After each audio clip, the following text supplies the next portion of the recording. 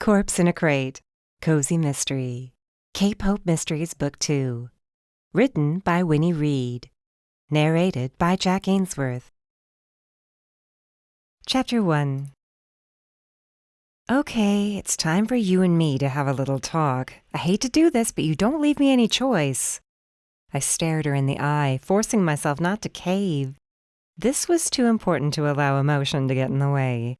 If I didn't grow a spine and stick up for myself now, I'd be lost, finished. There would be no hope of coming back from this. I should have done this before, I admitted, forcing myself to maintain eye contact. God, it was so hard to look into those cocoa-brown pools of light without whimpering like the weak-willed coward I was. I wanted to glance away.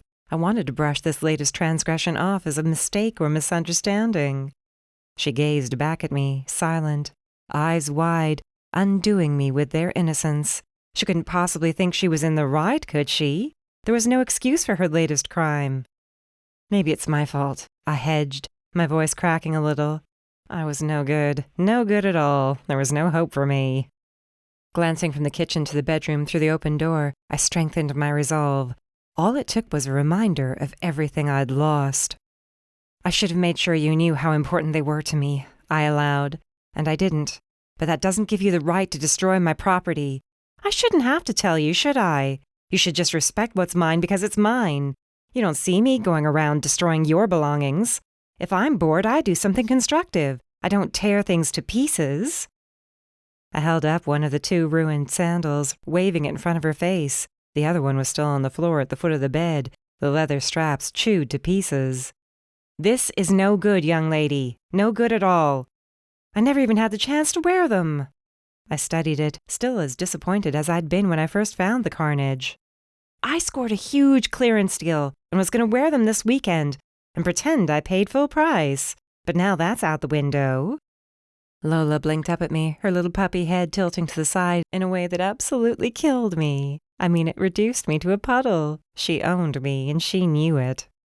I know you don't know what you did, but you're still a bad girl. Bad girl. I waved the sandal in her face, hoping to stir memories of her crime. To her credit, she ducked her head a little. Darn right you're sorry, and you'll never do it again. Did I sound stern enough? I hope so. And you'd better not act up when you're with Grandmom this weekend. It's one thing to ruin my brand new Steve Madden's, but it's another thing to ruin anything of hers. She'll start in on the whole, if this were an actual grandchild and not a 10-pound dog, we wouldn't be having these issues thing, and my head might explode. I picked her up, nuzzling the top of her cotton fluff head. And then who would give you treats, huh? At the mention of the T word, Lola scrambled out of my grasp and turned rapid circles on the floor, her ears flopping, her mouth open, and what I tried to tell myself was a smile. Truly, the dog owned me. All I could do at that sort of reaction was shrug, reach into the bag, and toss a treat her way. Who was I to deny that sort of joy? I wasn't a monster. While she feasted, and as such received the message that her bad behavior was something worth being rewarded for, God, I was a dope for that dog. I went to my room and kicked the ruined sandal aside in favor of checking my bags. It was only a weekend away with Raina, but anything was possible while traveling with her. She had a way of throwing such a wrench into the works. But in a nice way.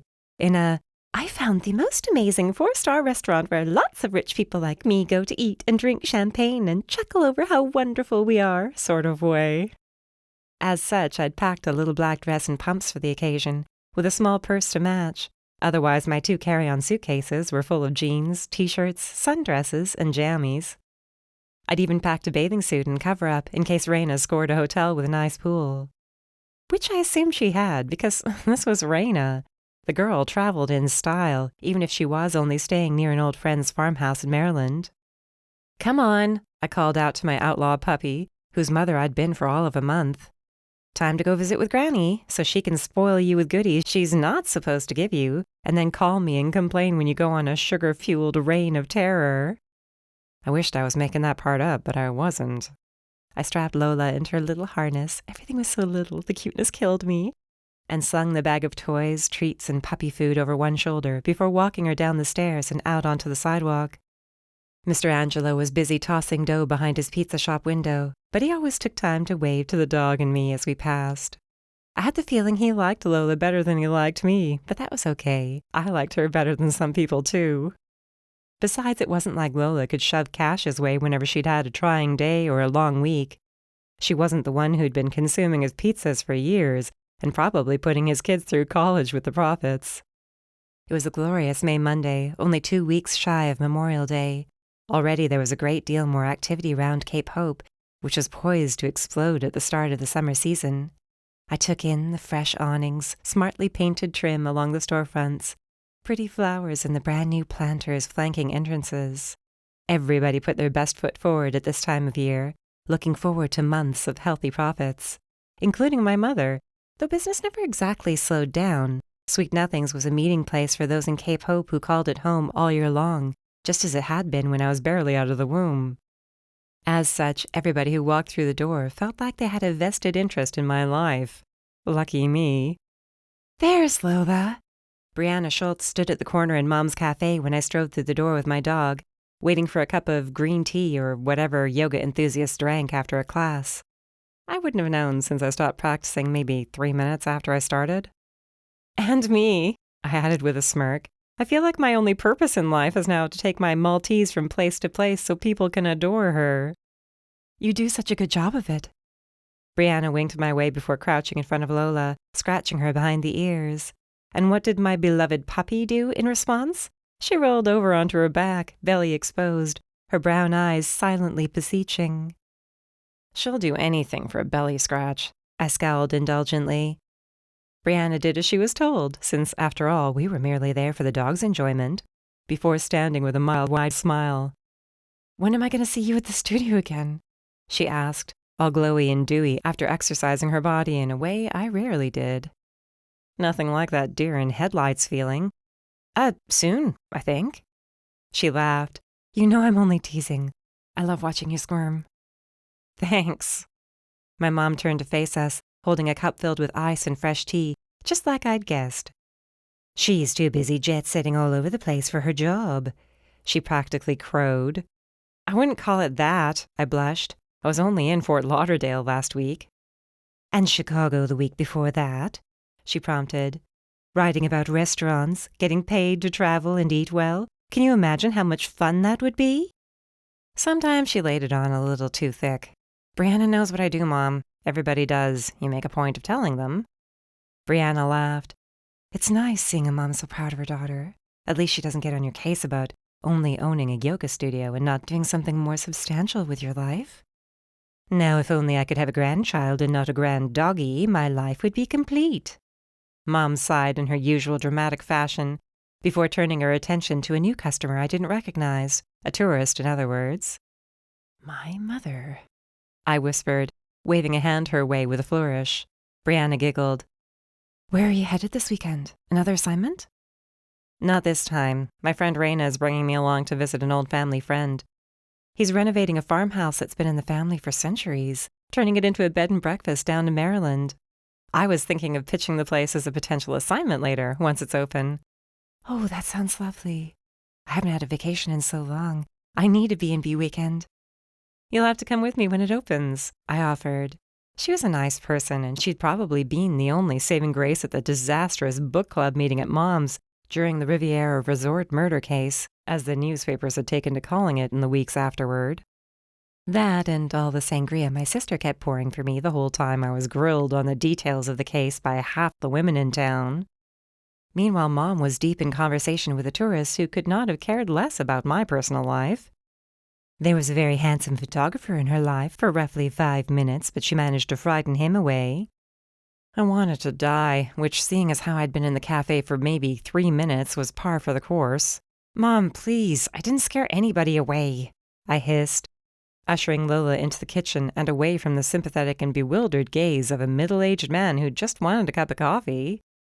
"Then why hasn't he called in weeks?" she asked, shrugging, the very picture of motherly innocence, only concerned for her daughter's happiness, despite the fact she'd just finished complaining about having no grandchildren.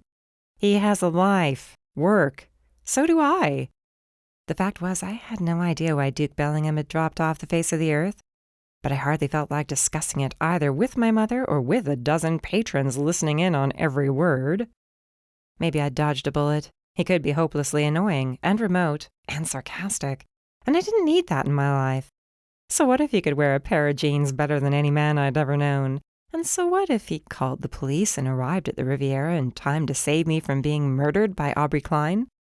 For that matter, so what if I'd consumed my weight in Mr. Angelo's pizza and my mother's blueberry muffins in the weeks since Deke decided he didn't have time to return a phone call? Life went on, and I was about to embark on a weekend away with my best friend. Things could be worse. Even so, I dropped to a crouch in front of Lola, who waited patiently for me to set up her doggy bed in one corner of the kitchen. "Be on your best behavior this weekend, young lady," I whispered, kissing her fluffy head. "If she starts quawking at me about you not being an acceptable replacement for a grandbaby, I don't know what I'll do." Chapter 2. Oh my gosh! I stepped out of the car, blinking hard. When you called this a farmhouse, I was expecting a farmhouse, like something big enough to eventually be a bed and breakfast, but modest at the same time. I should have known better. In Raina's world, anything was possible. This farmhouse happened to sit in the middle of hundreds of acres of absolutely idyllic land, full of orchards and covered in the color green, so green it made my heart ache with its beauty. There was even a winding little brook cutting diagonally through the land, and stone footbridges spanned it here and there. "This is stunning," I breathed. "They'll make a fortune." "Once it's finished," Raina allowed, swinging long dark hair over one shoulder as she typed a message out on her phone, while I stared slack-jawed at the glory around us. Yes, once she mentioned it, I took notice of the ramshackle condition of the house. While it was staggeringly impressive from a distance, up close was another matter. Now I could see the peeling paint, the shutters hanging at an angle. There was a bird's nest on the roof, nestled in a nook beside a chimney where the bricks were starting to fall out. Okay, it needed a lot of work, but it had a ton of potential. It also had a ton of workers walking around, shouting orders and carrying things and getting dirty. I felt painfully out of place as we wandered the weed-choked front gardens. I could imagine them blooming with colorful roses, trellises full of them. "I just texted Nathan to tell him we're here," Raina explained, her nose wrinkling as she sidestepped a pile of what appeared to be rotting leaves. "Look out!" I pulled her out of the way, just as another handful came from nowhere and landed with a wet plop at our feet. "What the—" Raina was on the verge of tearing someone a new one as our heads snapped up to see where the offending mess had come from. A tall ladder leaned against the side of the house, and a man in stained jeans and a t-shirt which might have been white in another life cleaned the gutters while holding on to the rungs. "Hey!" I called up. "Watch where you're throwing that stuff!" That got his attention, as he clearly hadn't noticed us before then. He glanced down, shielding his eyes against the sun with one gloved hand. Raina's laughter rang out in the spring air. "Nate, what are you trying to do to me?" So, this was Nathan Patterson, owner of the land and the man behind the renovations. The sight of him on that ladder, elbow deep in God only knew how many years of muck and filth, catapulted my respect for him into the stratosphere. This wasn't a guy content to sit on the sidelines. He wanted to be part of his creation. Nate laughed as he climbed down the ladder. "If I'd known you were there, I would have at least given you the heads up." "Thanks so much." But she was giggling as he approached, with his arms outstretched like he was seeking a hug. And to my endless, jaw-dropping surprise, she accepted that hug with what seemed like eagerness. The man looked like he'd just slithered through a swamp on his belly, yet she was all about hugging him. Not only that, but she was beaming when she introduced us. "Nate, this is my best friend, Emma Harmon." "It's so nice to meet you." I settled on a handshake and was glad he'd at least removed his work gloves before he went for it. "This is going to be incredible when it's finished. I'm already impressed as is." "I can hardly wait until it's done," he admitted, rubbing an arm across his forehead. His sandy blonde hair was a bit on the long side, mussed and a little sweaty. Raina reached out and picked a random leaf out, tossing it to the side. Again. I made a mental note to grill the ever-loving daylights out of my best friend once we were alone. He turned around, thumbs hooked into his belt loops, and glanced up to where he'd just been digging rot out of the gutters. "It's definitely been in need of maintenance for years. Way too long." I wanted to ask why it had fallen into such disrepair when he knew it needed work, but Raina interrupted me. Not that I would have ever put such words into a question. I might have had trouble keeping my thoughts to myself, but I wasn't flat out rude. Your uncle wasn't in a place to maintain it. He wasn't in a place to do much of anything. Nate mused, nodding. And my hands were tied. I cleared my throat. If you don't mind my asking, Raina tells me you just acquired ownership recently. Was it something you've been trying to accomplish for a long time? Too long, he agreed.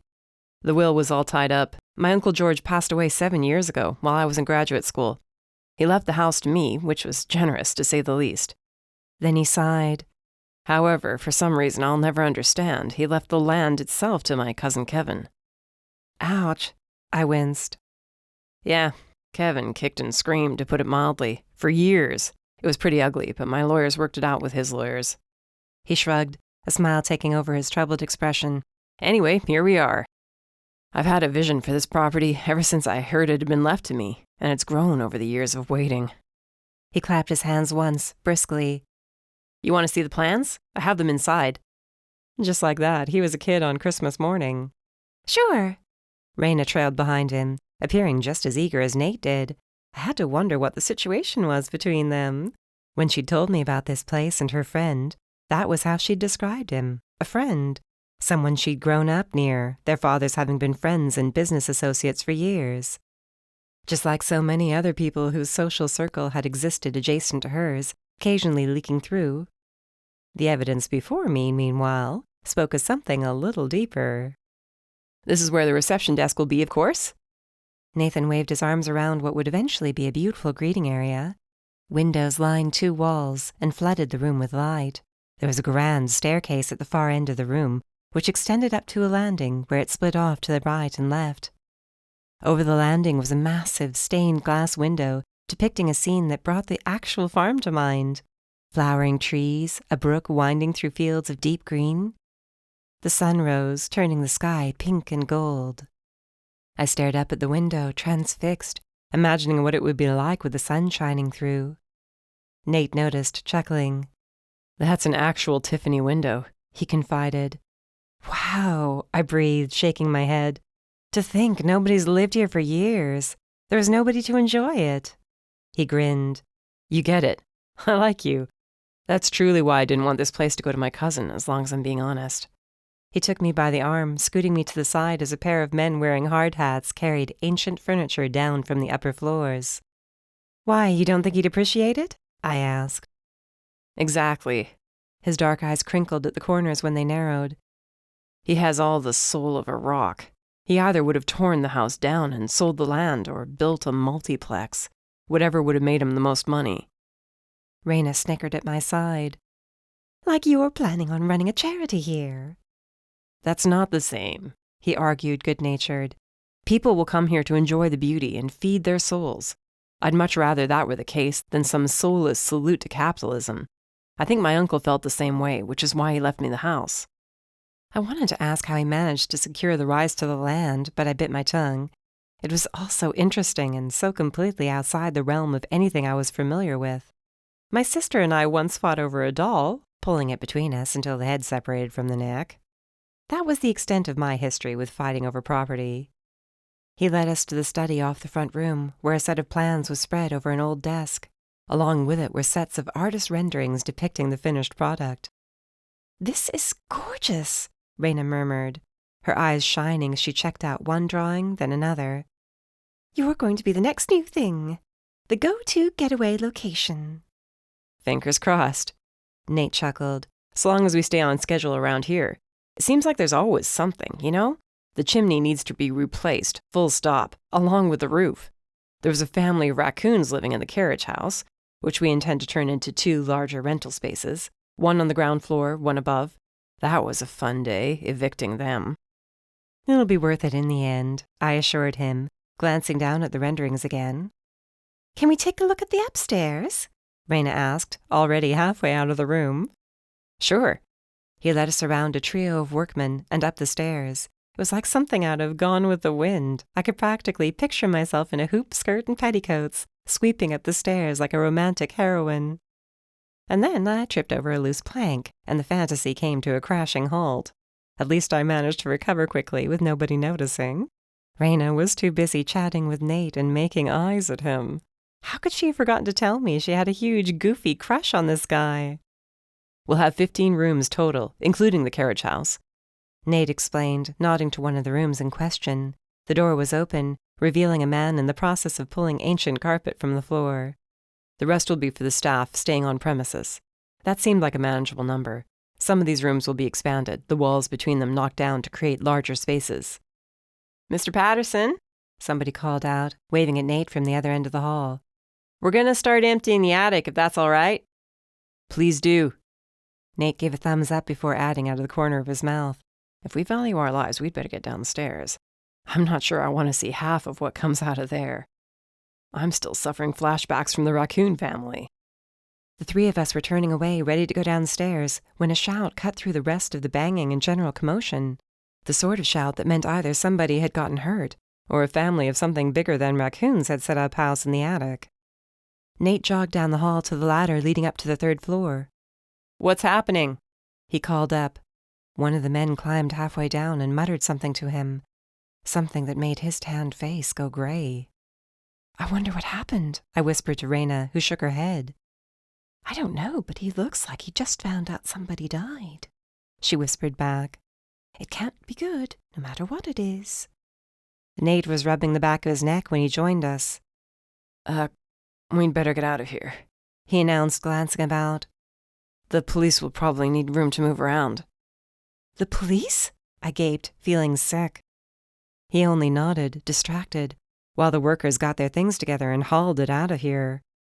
"Yes, it seemed somebody died and ended up in my attic." Chapter 3. "I'm telling you, I have no idea how the body ended up in the attic. I didn't know it was there until the workers found it in that trunk." Nate's gaze flicked from one detective to the other, helpless. "That's the truth, I swear it." The detectives exchanged a look I'd seen before on the face of other cops. It had been just over a month since I got involved with a Riviera Resort murder case, in which James Flynn was killed by the wife of an old friend of mine. Joe Sullivan, the detective on that case, had looked at me more than once with that skeptical expression all over his annoyingly handsome face. The female detective, an attractive young woman in a fitted pantsuit, cleared her throat. "The house has belonged to you for the last 7 years, Mr. Patterson. You mean to tell us that you owned the property for all this time but had no idea there was a body rotting under the roof?"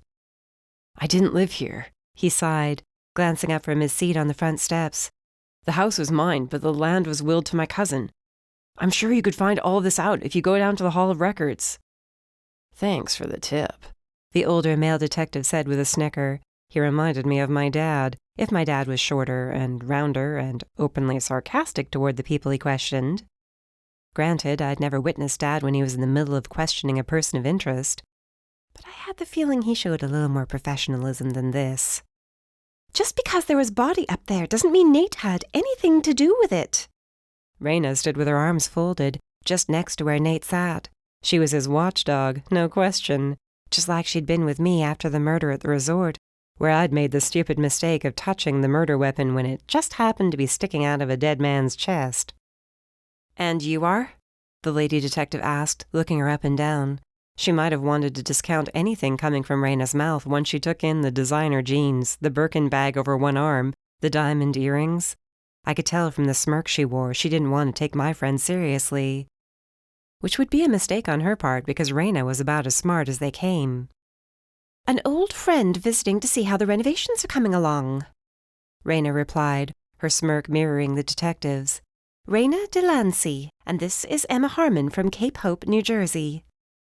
I wiggled my fingers in a wave, content to be in the background of a situation for once.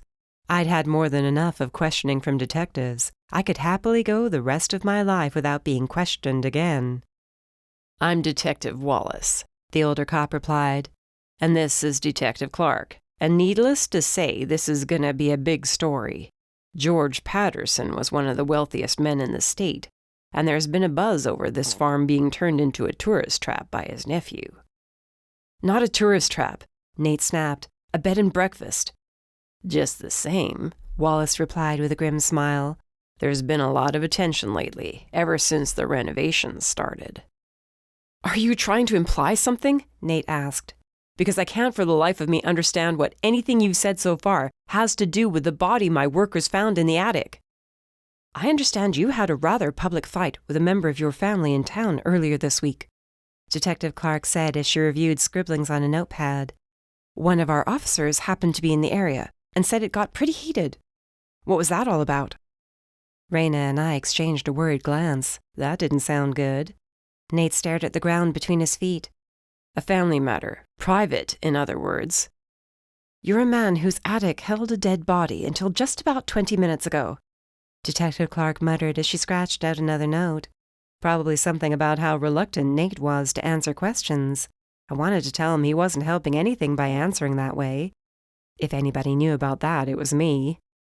Are you implying I killed the person whose body is in the attic just because I had a public argument with a member of my family? Nate snorted. If that were the way life went, you'd have to inspect a lot of attics. Imagine there wouldn't be an attic anywhere that didn't hold a body or two. He made a good point, but that didn't seem to impress either of the detectives. In fact, they seemed fairly disgusted with him. Why was that? Did they think it would be easier to get information from somebody if they glared at him with open contempt? Or did it go deeper than that? Was Nate not the sweet, happy-go-lucky guy he'd seen when I met him? Raina had called him an old friend, sure, but she'd never mentioned him in the years since we were roommates in college. People could change over time. Maybe these cops knew something about him we didn't know. There I went, making up stories and getting myself emotionally tangled up in matters that had nothing to do with me. Was this how my mother felt all of the time? I hope you weren't in any sort of hurry to get this place open.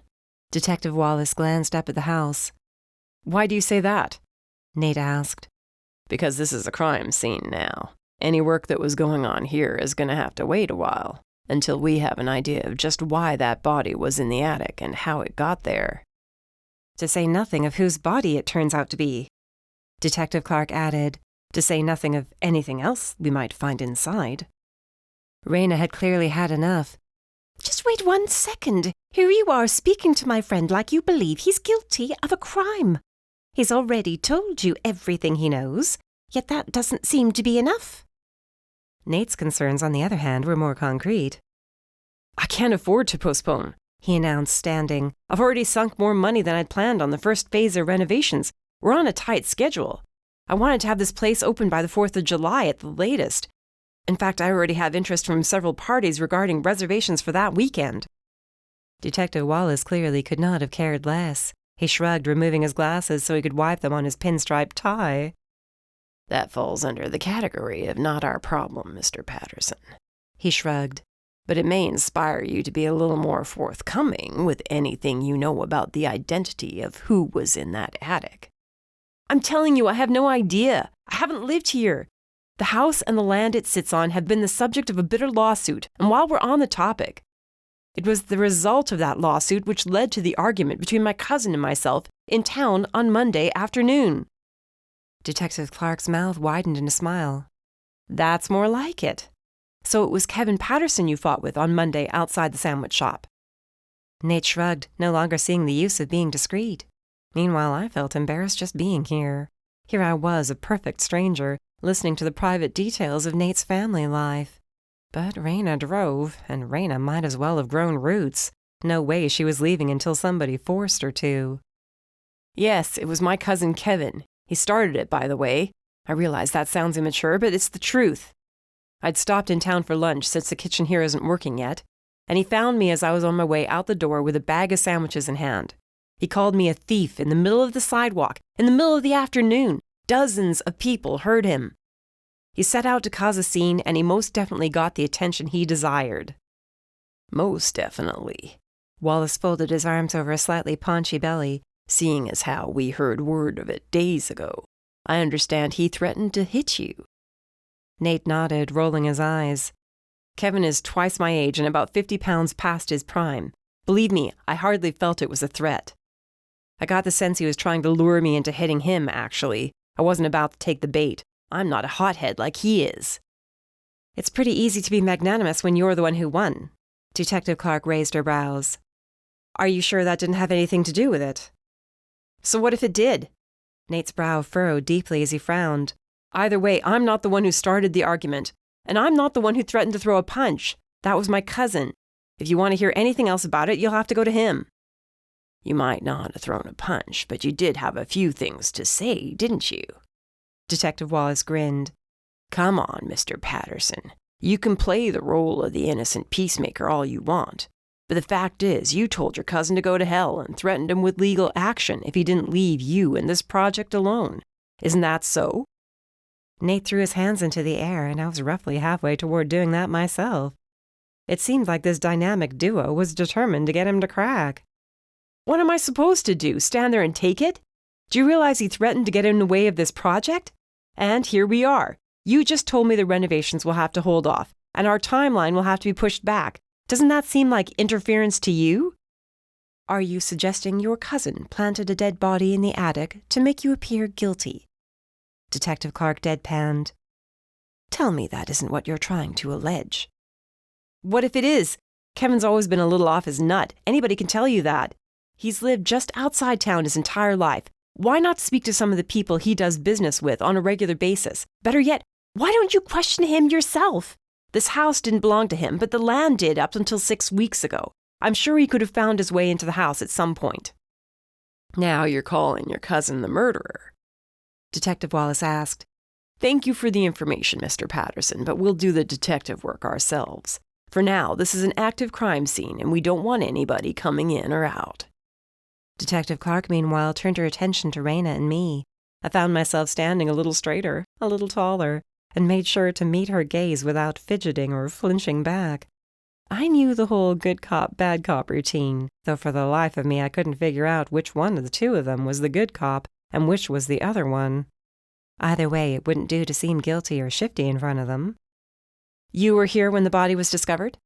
She looked me up and down. That's right. All things considered, I was proud of myself. I hadn't asked any inappropriate questions. I had kept my curiosity to myself, and I hadn't jumped in and tried to defend Nate. Maybe my time with the Paradise City Police Department had taught me a few lessons after all. Detective Joe would be so proud. And this is your first visit to the property? She asked. It is. We were just stopping by to take a peek around before going to our hotel, I explained, while Raina was busy worrying over Nate. Maybe the two of you shouldn't go far in the next few days, in case we have additional questions relating to anything you witnessed today. Detective Wallace nodded to his partner, and the two of them appeared ready to head into the house. Forensics teams were having a field day in there, it seemed. Poor Nate. The word crestfallen didn't come close. The expression on his face was that of a man watching his hard work and his dreams built up over the course of 7 years, crashing down around him. It'll be okay, I whispered, feeling like it was going to be anything but okay. What did a person say to a stranger in a situation like this, though? Sorry your house had a dead body in it? Sorry you didn't know there was a corpse in your attic? Raina managed to wait until we were in the car before letting out a long, shuddering breath. You all right? I rubbed her shoulder. The pain etched into the lines between her eyebrows alone was enough to make me feel sorry for her. We have to help him, she murmured, eyes fixed on Nate as he ushered the detectives into the house. Somehow, we have to help him. I had a feeling she would say that. Chapter 4. Let me get this straight. I glanced up from my laptop to where Raina rubbed her hands together as she paced in front of my bed. The Pattersons are basically a bunch of weirdos. Rich weirdos, she corrected. George was one of the worst. Nate's uncle. Right, the one who didn't think twice about leaving the farm to one relative while leaving the house to another. That's the sort of thing you do when you're playing with a full deck, all right. Exactly. The word used to describe the family is eccentric. That's a word only used to describe rich people, I chortled. Yeah, it is. She heaved a sigh, running her hands through her hair for maybe the 100th time. Clearly the humor was lost on her. My heart's aching for him right now. It really is. I know, I murmured in sympathy. How did I know? Because I went through the same sort of emotions when Robert Klein, a.k.a. First Kiss Robbie, was arrested for murder. I knew he couldn't possibly do anything like that since he didn't have a violent bone in his body. But knowing something and being able to prove it were two different things. I turned my attention to the articles I'd pulled up almost as soon as we'd finished checking in. Wasn't this supposed to be a relaxing weekend getaway? I should have been oohing and aahing over the soaking tub in the bathroom, the gorgeous toile wallpaper covering the accent wall and the exposed brick of the other three, the view of the bustling street which cut through the heart of the town's commercial district. This was where Nate had been when his cousin instigated the fight. At least this was the general area. I could imagine there being lots of people to witness a commotion like that. How embarrassing. Instead of squealing over the ridiculous charm of our hotel room, however, I was cross-legged on the bed with my laptop open, researching the farm which sat 3 miles outside of town, while Raina filled me in on the particulars of the family. Nate's dad was probably the only one of them with sense. Frank, his name was. Dad did business with him over the years, but they met in college. Frank always did his best to steer clear of his family's messes. Nate obviously inherited that trait. She chuckled grimly. I remember when we were kids, one of Nate's cousins was getting married. Half the family wasn't invited since they weren't talking to the other half. Can you imagine? They have more money than God and can solve any problem with a quick phone call, but they can't manage to get along with each other. What was the fight about? I asked. The troubles of the wealthy always held interest for me, but not because I envied them. To me, they were like a science experiment. I observed them, took note of how they behaved, knowing I'd never be in their league. I was okay with that. She shrugged. Who knows, but surely you know what the best part was? I bet none of them remembered. That's always been the way of it. They hold grudges for years and years. I guess a 7-year lawsuit is enough to make all of Kevin's allies in the family resent the heck out of Nate, I mused, typing notes to myself as I spoke. I'm surprised the house is still standing, Raina admitted. I expected Kevin to burn it down just to prove a point. Wow, it's really that deep with them? Her head bobbed. It is. Kevin's the kookiest of them all. A live wire, my dad used to say, and he wasn't being complimentary. I bet if we kept an eye out tomorrow, we'd see him around town. He's the sort of person who likes his routines. Coffee and a paper every morning, that sort of thing.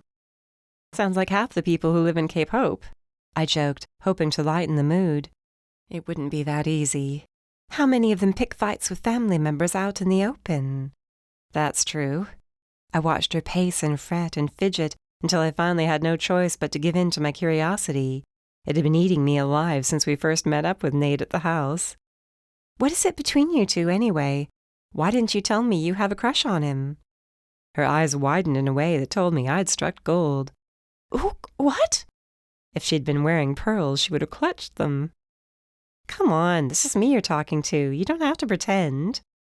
There's nothing to pretend, she sniffed. There was never anything between Nate and me. Just because nothing ever happened doesn't mean you don't have feelings for him. It's okay, childhood crushes are a hard thing to get over. Once again, I recalled Robbie's case. He was my first kiss, someone I had a crush on when I was a teenager, and he was an older boy. A girl didn't forget something like that. Sometimes it was enough to inspire a girl to put herself in danger to spare him a stint in prison. She wanted to fight me on it, I could tell. I wouldn't let her get away with it, though. Holding her gaze long enough, she had no choice but to melt under the weight of my sympathy. Sitting at the foot of the bed, she sighed. I had a crush on him when we were kids, sure. All the girls did. He was gorgeous, charming as heck. Athlete, straight-A student, president of his class. I mean, he had it all. Sounds like it. I could easily imagine him dazzling all the girls back then. He was still handsome, still skilled at making the people around him lower their defenses and be won over by his charm. So yeah, I was one of many girls who had a thing for him at one point. I used to run into him at events where his family was involved. Charity balls, parties. But I was barely 15 and he was already out of high school, so he was well out of my reach. Which only made him that much more appealing, I grinned. You have no idea, she groaned, giggling. I was so thirsty for him I pretended to turn my ankle while walking past him, just so he would help me to a chair. That's pretty thirsty. I considered swooning so then he'd have to pick me up and carry me, she confessed, holding her hands to her flushed cheeks. Oh, this is so embarrassing. On the other hand, I was loving it. Even knowing Raina as well as I did, I found it hard to imagine her being anything less than perfect and worldly. There was something touching about imagining her as a gawky teenager with a crush on an older boy. Some things really were universal. "It's clear he's fond of you," I offered. "Your chemistry is off the charts." "Oh, please," she giggled, waving a hand. "You're just saying that because I told you I used to like him." "I'm saying that because I felt like the awkward third wheel standing between you two. I wondered if I should excuse myself or something." "I'm not just saying that," I insisted, lifting a hand like I was swearing. "Honestly, but that's beside the point now. Suffice to say, you liked him, and you still do a little." "Emma," she cautioned. "What? I'm just saying. Doesn't matter one way or the other to me." "You know who you remind me of right now?" "If you say my mom, I'll slap you silly." My hand went up again, this time as a warning. She shrugged. "I won't say it then, but you're right. That's exactly who I had in mind." I rolled my eyes. "Whatever. That doesn't mean I'm wrong. But that's not the issue right now either. It seems like there's a ton of information on the farm itself, and tons about the family online. They've been around forever." "They came over on the Mayflower," Raina informed me, sounding bored. "Believe me, it's a point of pride. I can't tell you how many times I've heard a member of that family talk about their lineage, like they were the actual people who sailed over." I guess I'd be stoked if my family had such a prestigious history, too. My dad's side of the family was a bunch of mutts, coming from pretty much all over the world. One of my clearest memories from early childhood was of my mom joking that Dad's ancestors weren't at all particular about who they married. To which he'd replied, "I guess it runs in the family." Blank-faced, staring at her, ice cold. Their eventual divorce didn't shock me, in other words. "I guess we can hang around town this weekend and see what we can see," I offered, even though my heart wasn't in it by a long shot. I'd imagined driving the last few miles to the shore and lying on the beach, which was supposed to be beautiful, for much of Saturday. There wasn't even a pool at the hotel. I hadn't bothered to look it up, which was deeply out of character for me, since I was normally the sort of person who had a menu memorized before even making the first visit to a restaurant. There went my bathing suit. One would think that living in a shore town would give me ample chance to visit the beach, but that wasn't strictly true. Besides, the thought of sunbathing with thousands of tourists had never appealed to me. Maybe if I hadn't grown up with them my whole life, I'd feel differently. It would only be another 2 weeks before the beach exploded with them, and I wanted to enjoy myself before that time came. But this was more important. I'd never seen Raina so stricken, and Nate seemed like a nice guy. I wanted to see things work out for him, especially since he'd waited so long to gain full ownership of the property. When she turned to me, jade eyes full of hope, I knew I was making the right decision. "You'd be okay with that?" She chewed her lip. "Of course, goof. Besides, the town is pretty and interesting enough I don't need to spend the whole weekend at the beach. No biggie." I barely had the chance to get the words out of my mouth before she tackled me in a bear hug. I wasn't used to such intense shows of affection from her. Clearly, this meant a whole lot. "We'll help him," I promised, even though I had no idea where to start. Chapter 5. "Not another one?" I stuck my tongue out at the phone, not that my sister Darcy could see me, but it made me feel better. "What's that supposed to mean?" "I might have to stop spending time with you. I might end up dead." "Ouch, Darce. I'm just saying." You make it sound like I bring death wherever I go. This is only the second time something like this happened around me, and the person in the attic was dead long before I showed up. Was I actually being smug over a murder? Because it sounded like I was. "Just the same, I think it might be better if you don't hang around the cafe for a while. I'm just next door, after all." You're hilarious. But mentioning the cafe brought something to mind. Please, I beg of you, if you've ever loved me even for a second, you won't say anything to Mom about this. The entire town will be talking by the time I get home. "Please, you don't have to tell me." The teasing note dropped out of her voice. "How is Raina taking it?" I winced, glancing up at our hotel room window. I was out front, getting a little fresh air while talking with my sister. The light was on up there, and I had the feeling Raina was pacing up a storm as she talked on the phone with her father. There would be a hole in the floor by the time she finished if she kept that up. Not very well. I got the feeling she carried a torch for this guy. Not that I blame her. One of those childhood crush sort of things? No, you wouldn't know anything about that, Darcy replied, sounding as smug as I'd ever heard. Do you ever get tired of sounding like a big sister all the time? Nope. Darn it. Guess I'm stuck with you then. And you're lucky to be. Again, we got serious. The whole thing sounds so sketchy. I mean, how could a body be up there for such a long time with nobody knowing about it? And isn't it a coincidence that the guys doing the renovations just happened to find it when they did? I know, I was thinking the same thing. It seemed like the detectives were too busy seeking reasons to accuse Nate to give that any real thought. You don't know for sure what they were thinking. You know how it is. A detective can't show all their cards. They have to at least make it seem like they're checking into the case through neutral eyes, at least until they begin gathering evidence. It wouldn't do any good for them to start kissing up to this Nate person just because they feel sorry for him and he has a good family name. I saw the sense in that. And if they didn't rake him over the coals a little, it might seem like they were going easy on him just because his family is famous and wealthy. Exactly. The Pattersons are old money, aren't they? Yeah, they are. Even from this little bit of research I did, I found tons of articles and pictures and all sorts of things about them.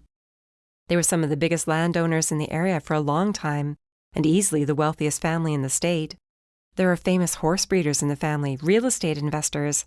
I think that's how Raina's family got involved with them in the first place. With her dad and his family being in real estate for so long, they're wealthy enough that none of them has to work, I think. At least that's the way it seems. Their great-great-great-grandfather, or whoever it was, set them up for life, for generations ahead of him. Ah, geez, we forgot. Forgot what? I asked my sister. We forgot to be born rich. I giggled. I don't know. From the things Raina tells me, I'm glad we're normal working-class people. There's too much baggage involved otherwise. Oh, sure, we're normal. Our parents waited practically 20 years to decide they shouldn't be married, and now our father is living with a woman who's practically young enough to be our sister. I asked myself how long it would take for my sister to finally get over what she saw as a betrayal on our father's part. You know, Darce, that sort of does make us normal. I know you don't want to hear it, but that's just the way life is. Lots of people end up with second families later on in life, and there doesn't have to be anything wrong with that. She huffed, clearly disagreeing the way she always did, but chose to let the subject drop. So what's your next step? I don't know that there is a next step per se. I eyed up a pair of tourists walking hand in hand, and one of them reminded me for all the world of Joe Sullivan. Maybe it was being reminded of him that left me hesitant. What was the first thing he would say to me if he had the chance? Easy. He would tell me to mind my business, to let the cops do their job. And in this case, maybe he would be right. I would never tell him that out loud, of course, since he would never let me live it down. But with Robbie, it was different. I knew he didn't have it in him to kill anybody, and it was the strength of my convictions that carried me through. Meanwhile, I didn't know this Nate guy from Adam, and I would end up with egg all over my face if he ended up having a dark past or something similarly unsavory. Naturally, I didn't think he would kill anybody and leave their body in his attic, for heaven's sake, but if I poked and prodded and demanded the detectives look into his life, who knew what would happen? Who knew what they would find? If they were determined to be hard on him so it wouldn't look like they were playing favorites, who knew what they might turn their findings into? Then again, there was Raina, my best friend, practically heartbroken for her old friend. I didn't want to let her down. Maybe I can call Joe and see if he has any advice, I mused. There had to be a reason why he was on my mind, why a random stranger who looked a lot like him happened to cross my path when he did. I wasn't one to ignore signs when they practically slapped me straight in the face. My sister, on the other hand, had ideas of her own. Ooh, Joe, we're on a first-name basis. I forgot. Shut up, I groaned. Detective Sullivan, there, is that better? Nope, you can't take it back. You called him Joe, she crowed. That's his name, dork. Emma and Joe, sitting in a tree. Now, see, if we were wealthy, I might take offense to that and buy your bookstore out from under you, then turn it into something you would really hate. Maybe a store that only sold DVDs of macho action hero movies and played endless loops of football games on the TVs mounted to the walls. Darcy burst out laughing. When you put it that way, I guess it's better we're not rich. Across the street, something caught my eye, or rather, somebody. Oh my gosh, I muttered, all thoughts of my action movie DVD store out the window when I realized who I was looking at. I'd seen his picture online. What? What is it? Darcy murmured, even though there was no reason for her to whisper. I doubted anybody would hear her from across the road, especially with Friday night crowds starting to line the sidewalks. Still, I kept a hand around my mouth to muffle my voice before answering her. Nate's cousin is walking around, the one he spent such a long time fighting with over their uncle's will. He's right across the street, looking like he's about to step into a cute little craft brewery or whatever it is. He hardly seems like the type who would do something like that on a Friday night. What makes you say that? I took in every detail of him, studying him from head to toe. For one thing, he's dressed in what appear like pajamas, plaid baggy pants, and a thermal long-sleeved shirt. It's a little warm for that kind of outfit, Darcy snorted. I know, right? He's wearing a stained baseball cap and glasses on a chain around his neck. And just like Raina said, he always has the day's newspaper under his arm. It's there now. Seriously, how long did it take the man to read the daily paper? He doesn't sound like a man on his way out for a night with friends, Darcy mused. Exactly. What was he doing? Maybe this was his Friday night ritual. He sounded like a man who relied a lot on rituals, his daily schedule. He didn't like to have it broken, from what I'd heard. Maybe it was about to be broken. By me. I just want to get a look at him, I hissed, jogging across the street and waving to an approaching car as I did to thank them for not running me over. Don't be too obvious, Darcy warned. People with that sort of money could snap their fingers and have a lawyer shoving paperwork down your throat before you knew which way was up. My older sister, always the sensible one. I would normally have rolled my eyes and done exactly what I wanted anyway, but she made a good point, and I wasn't stubborn enough to ignore it. This man sounded like a real piece of work, and from what I'd seen so far, what I'd heard about him was true. The last thing I needed was for him to decide I was an enemy. I'll take it easy, I promised. He doesn't need to know I know anything about what happened today. Sure, my sister snorted. You'll handle it in your normal, subtle way. You know, I'm going to start taking your quips personally if you don't cool it. I ended the call, tucking my phone into my dress pocket. I changed for dinner and stepped outside to give Raina some privacy while I waited for her to join me. It looked like she would be the one waiting for me. I hoped she wouldn't have to wait long. Chapter 6. The one word that came to mind when I stepped into the brewery was hipster. Not that I had a problem with that. In fact, I'd found hipsters to be some of the friendliest people in the whole entire world. Welcoming, accepting, intelligent, and normally ready to have a friendly conversation. Living in a community whose success was based on the tourist season, I knew how unfriendly people could be when they put their minds to it. I'd seen all types. The pair of girls behind the bar were both dressed in black, one of them with piercings all the way up both ears, and the other wearing a fedora and a really smart necktie. I always wished I could pull off that sort of look, but I never felt like I had the style for it. All around the brewery's dark interior were young people sipping beers, sharing plates of appetizers, and towers of nachos that made my mouth water just gazing at them. Maybe this was where we would have to stop for dinner. I wondered if they had decent desserts. After all, dessert was my favorite part of any meal. It wasn't difficult finding Kevin Patterson in the middle of so many young, hip, laughing customers. He stuck out like a sore thumb, bellying up to the bar with a flourish. As it turned out, he wanted to attract attention. I'd only just settled myself on the stool near him when he started talking. Did you hear about all the police activity at the Patterson farm this afternoon? He asked no one in particular. At first I cringed for him. Nobody was paying attention. Whether that was because they knew him and therefore knew better than to take him seriously, or because everybody was having too much fun to listen, I didn't know. Regardless, it didn't seem to bother him any. All he had to do was raise his voice a little bit. Yeah, from what I hear, they found a body in the attic. They think maybe my cousin Nate had something to do with it. Well, that was enough to bend a few ears. Just like that, the conversation around him went quiet, with several people turning to stare at him, or at least angling their bodies so they faced him. Still, most of them wore amused expressions, like they were used to seeing him around and knew he had to be taken with a grain of salt. But how much longer would that attitude last once he got started? Which is exactly why I did what I did next. Picking up a pint of the summer ale the bartender in the fedora had poured for me, the sign above the bar said it was light and refreshing with notes of grapefruit, which sounded good to me. I asked, "How do you know so much about it already, if it only happened this afternoon?" Though I had done everything in my power to sound casual and friendly, Kevin's deep-set eyes narrowed, taking me in. How do you think? He asked, sounding like he'd never talked to anybody so stupid in all his life. They contacted me, of course. I raised my eyebrows, watching him over the rim of my pint glass as I took the first sip of what was truly one of the better beers I had ever tasted. Oh, do they think you had something to do with it? I asked once I'd swallowed. I heard a few chuckles and soft snorts around me, but Kevin clearly did not find me so amusing. And who are you again? I didn't say, but it doesn't matter. Just somebody enjoying a nice beer. He scoffed, slapping his newspaper down onto the bar. Sure, you're just a tourist. Anybody worth their salt would know without being told why the police would contact me with this news.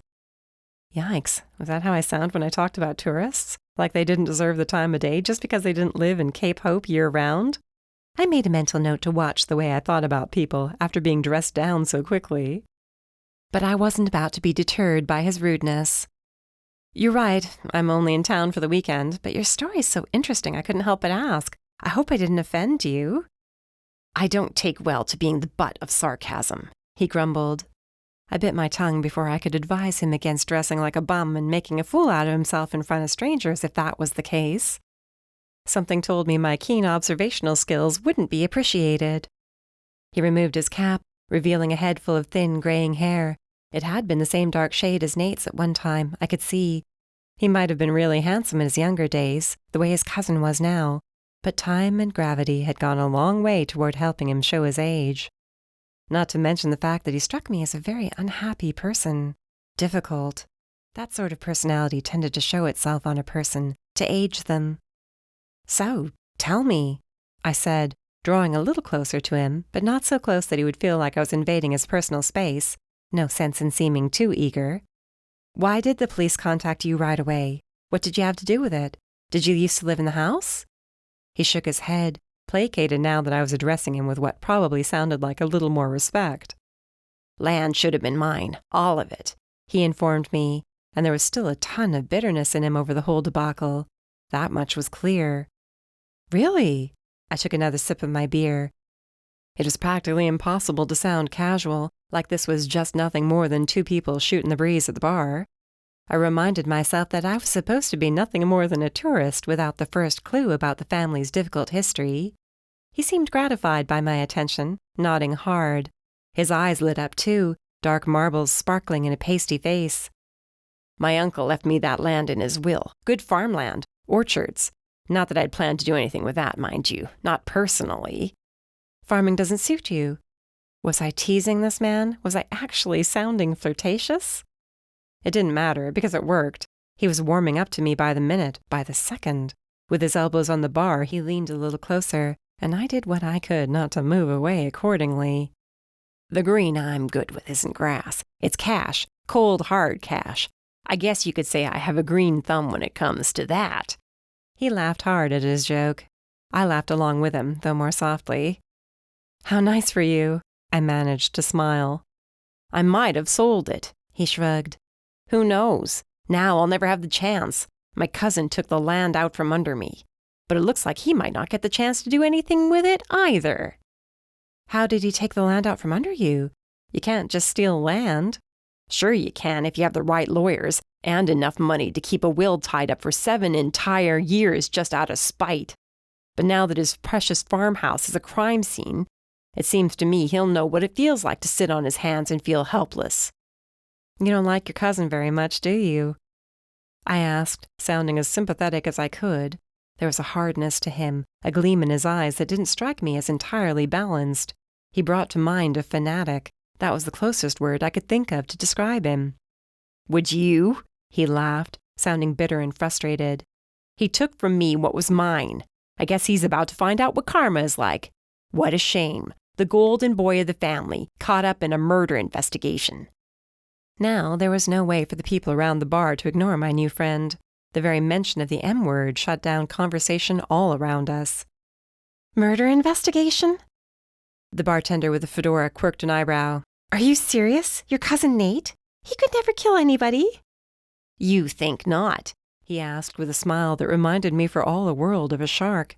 I could see this man murdering the competition in a boardroom, no doubt about it. He must have been something in his prime. Rather than wait for the confused girl to reply, Kevin turned to me with a smirk. "You see how it is?" He sounded disappointed, but resigned. "Nate can do no wrong. Nathan is the good one. Nathan's the one with all the potential. The only reason my Uncle George left me anything was to say he hadn't completely left me out of the will. That was his idea of a little joke, leaving me land that would ultimately be useless to me without the farmhouse sitting on it." He raised his voice, clearly wanting the entire bar to hear him. "You're all about to see that my wonderful cousin isn't as wonderful as he's made out to be all these years. You'll find out what he's capable of. Mark my words." "What's this all about?" A young man stepped out from the kitchen, one in a tight black t-shirt, with 2 arms full of really interesting and intricate tattoos. I knew it was rude, but I couldn't help admiring them, wondering if there was any meaning behind them.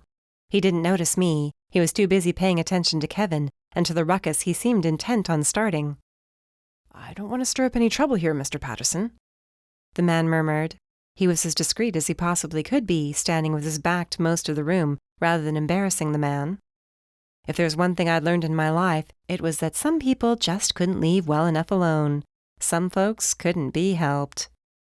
"I have every right to be here," Kevin insisted, lifting his glass from the bar and drinking deeply of the amber liquid inside.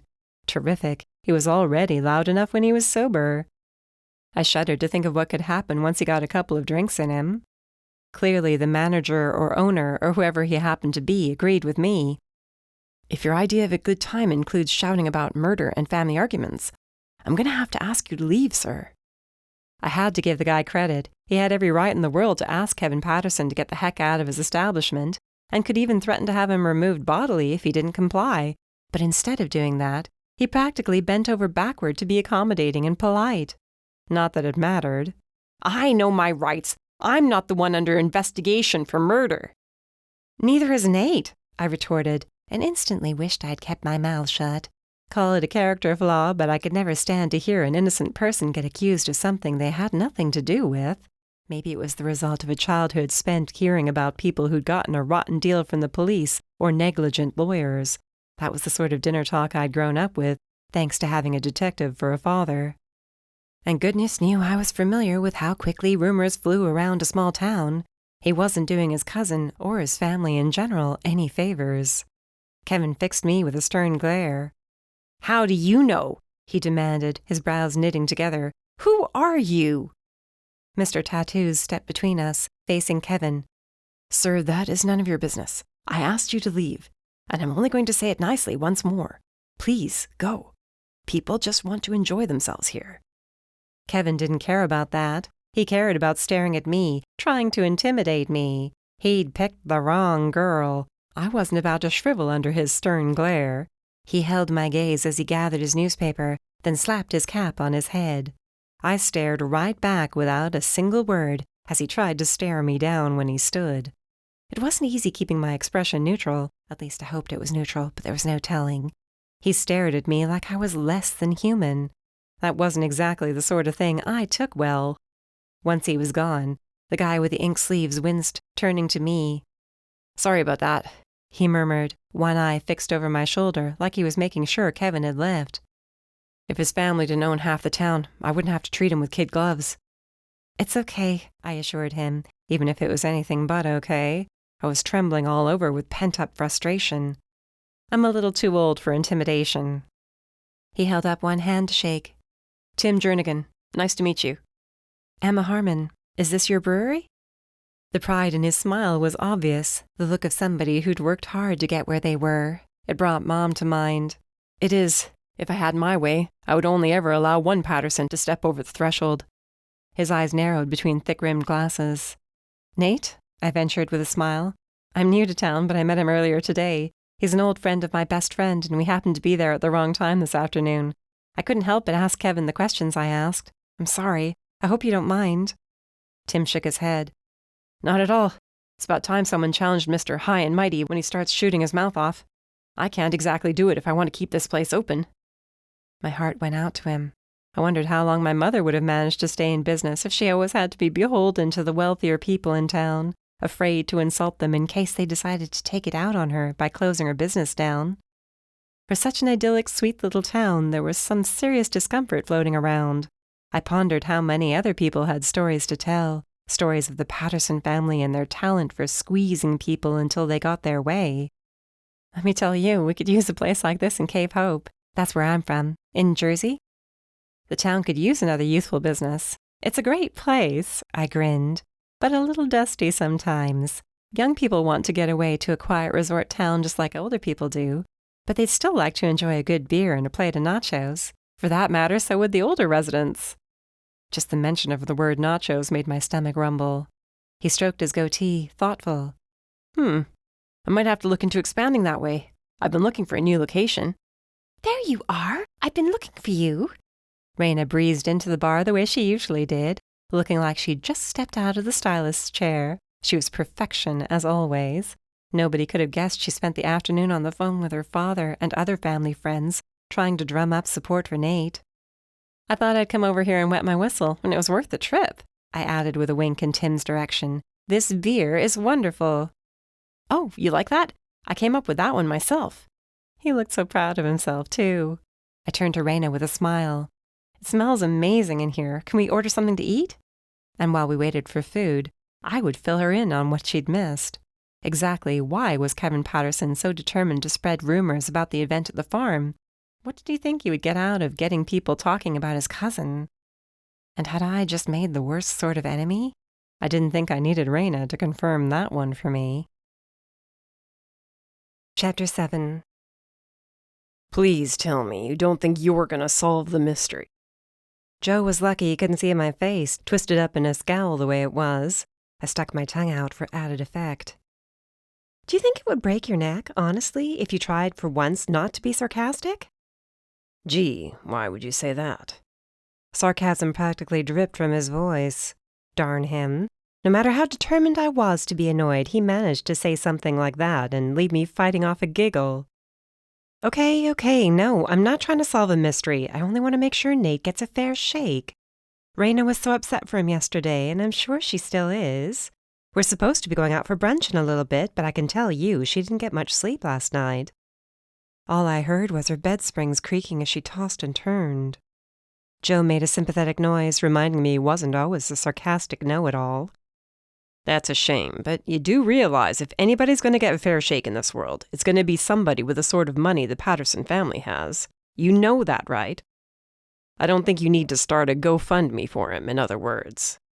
Don't get me wrong, I understand the sort of advantages his family has and what it means to him, but I'm telling you, those detectives did not like him yesterday. I mean, sincerely.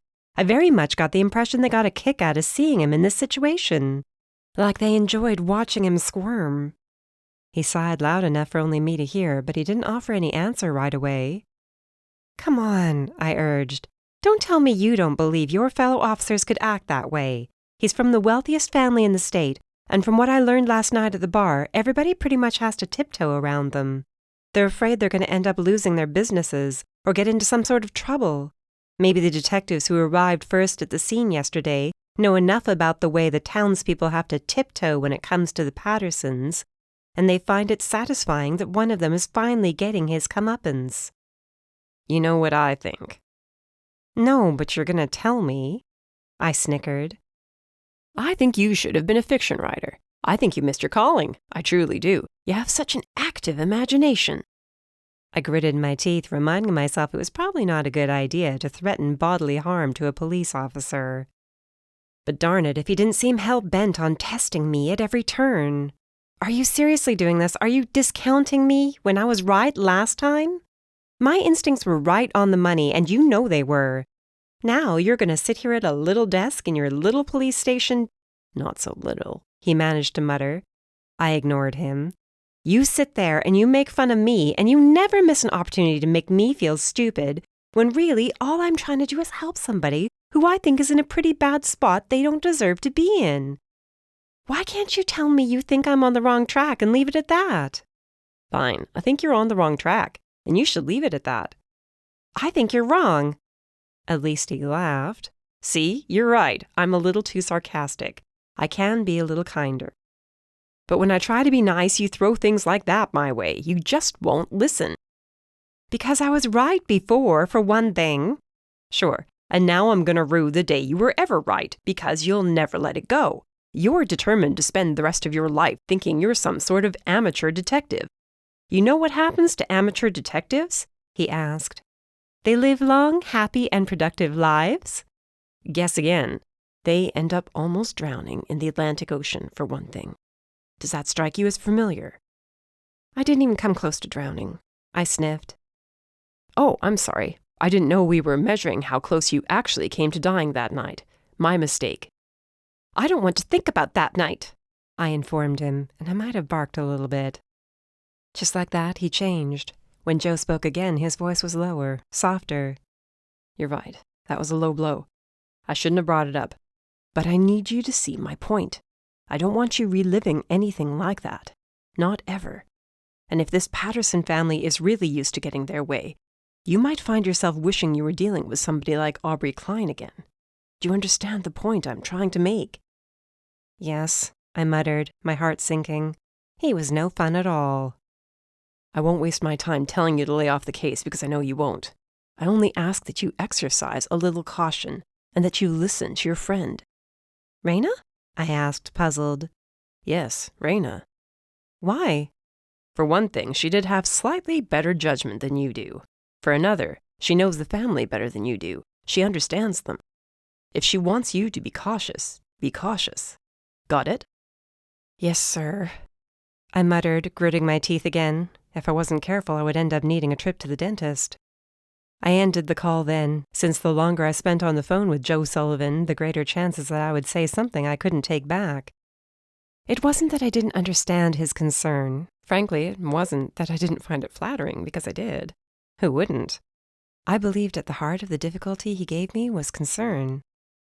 I would never forget how stricken he appeared as I stumbled my way up the beach after fighting for my life, or how sweetly solicitous he was as I waited in the ambulance to be taken to the hospital. I wasn't about to forget the little shiver that went up my spine when our eyes locked either. But he was just a man, and, like all men, could be disappointing and would probably end up hurting me in the end. Just like my cheating ex. Just like Deke, whose sudden disappearance from my life still stung. Maybe that was just the way it went. People suddenly became close due to extreme circumstances.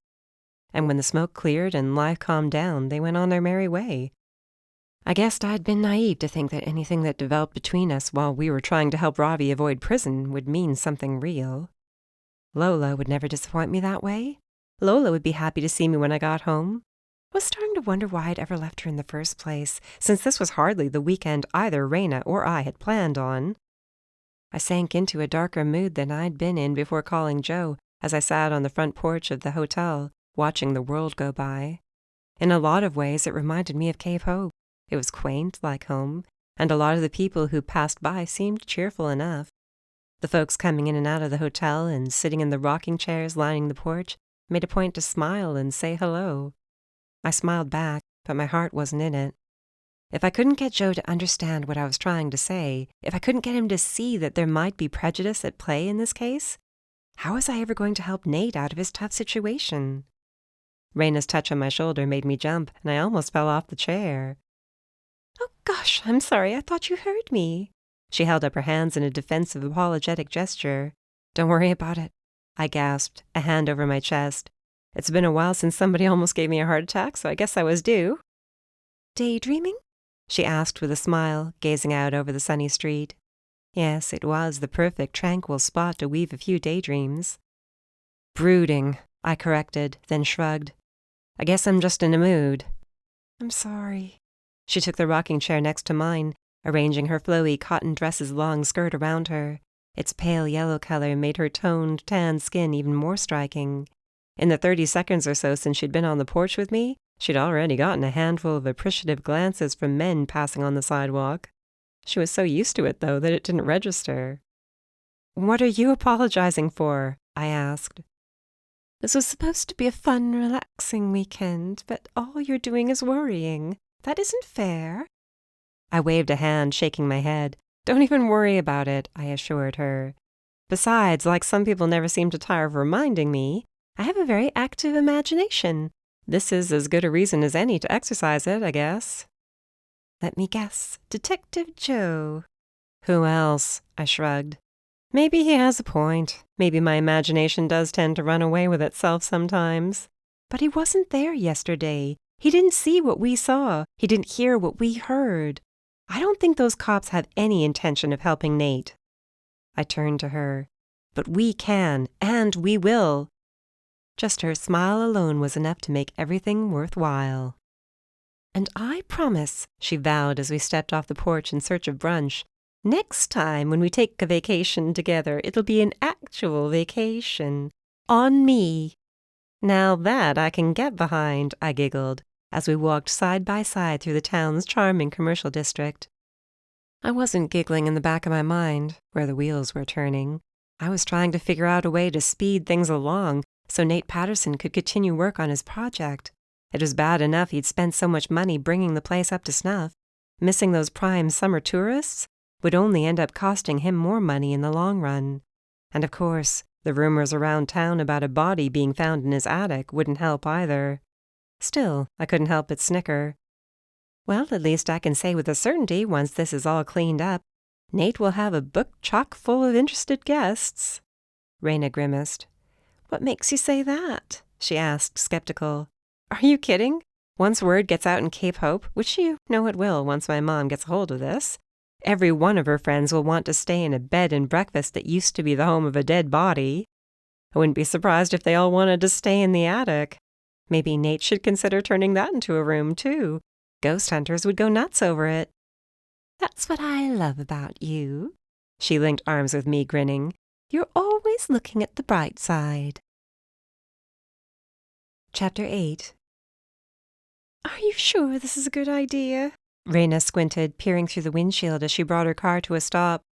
Of course, not too close to the house.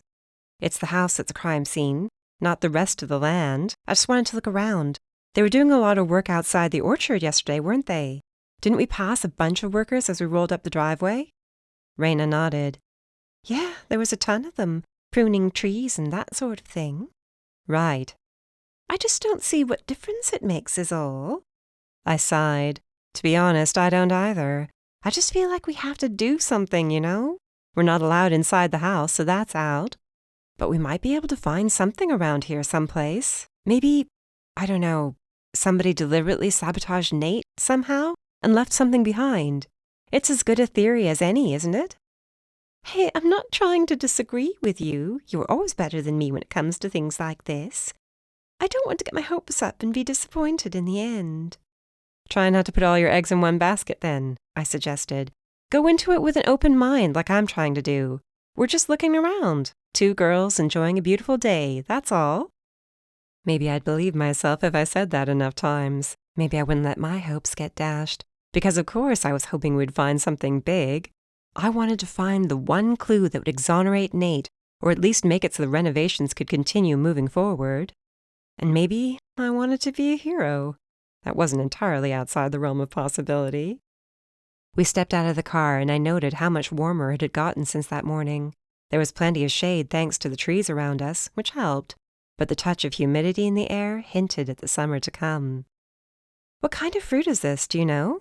I admired the beautiful new leaves on the branches. Apple, I think. They'll be blossoming soon, I guess. It's that time of year, isn't it? I think so, I shrugged. I'm the only person I know who's ever managed to kill a succulent, though, so maybe I'm not the best source of information. Funny, but I found myself thinking of Kevin Patterson, bragging that the only sort of green he was good at was money. I couldn't even brag about that, unless it had to do with writing or cooking. I wasn't good at much anything else. I could have used a little skill with money. The orchard stretched on for acres, and I could see why the workers had been busy here the day before. Even to my unskilled eye, the trees seemed overgrown. They needed to be cleaned up, freed of heavy, out-of-control branches that in some cases almost touched the ground. It seemed unfair to me that this beautiful land had gone neglected for so long, just because of a vindictive uncle who'd set up his nephews for years of grief. I wonder how right Kevin was about that, I mused as I wandered with Raina between the rows and rows of trees. About what? About the way their uncle set things up. He didn't want to make it seem like he'd left his nephew with nothing, but he didn't want to actually give anything either. He must have known Nate would never give up the farmhouse if there was any chance of keeping it. Could he really have been that vindictive? Do you think it could have been a deliberate dig at Kevin? I wouldn't put anything past that family, Raina grumbled in obvious disgust. Kevin was never exactly the favorite, that much I know. Gee, can't imagine why, I snickered. He's pretty difficult. Prickly, my mom would say. Prickly is a good word for him. I can think of a few more. I can't believe he was so nasty to you last night. It's a good thing I wasn't there.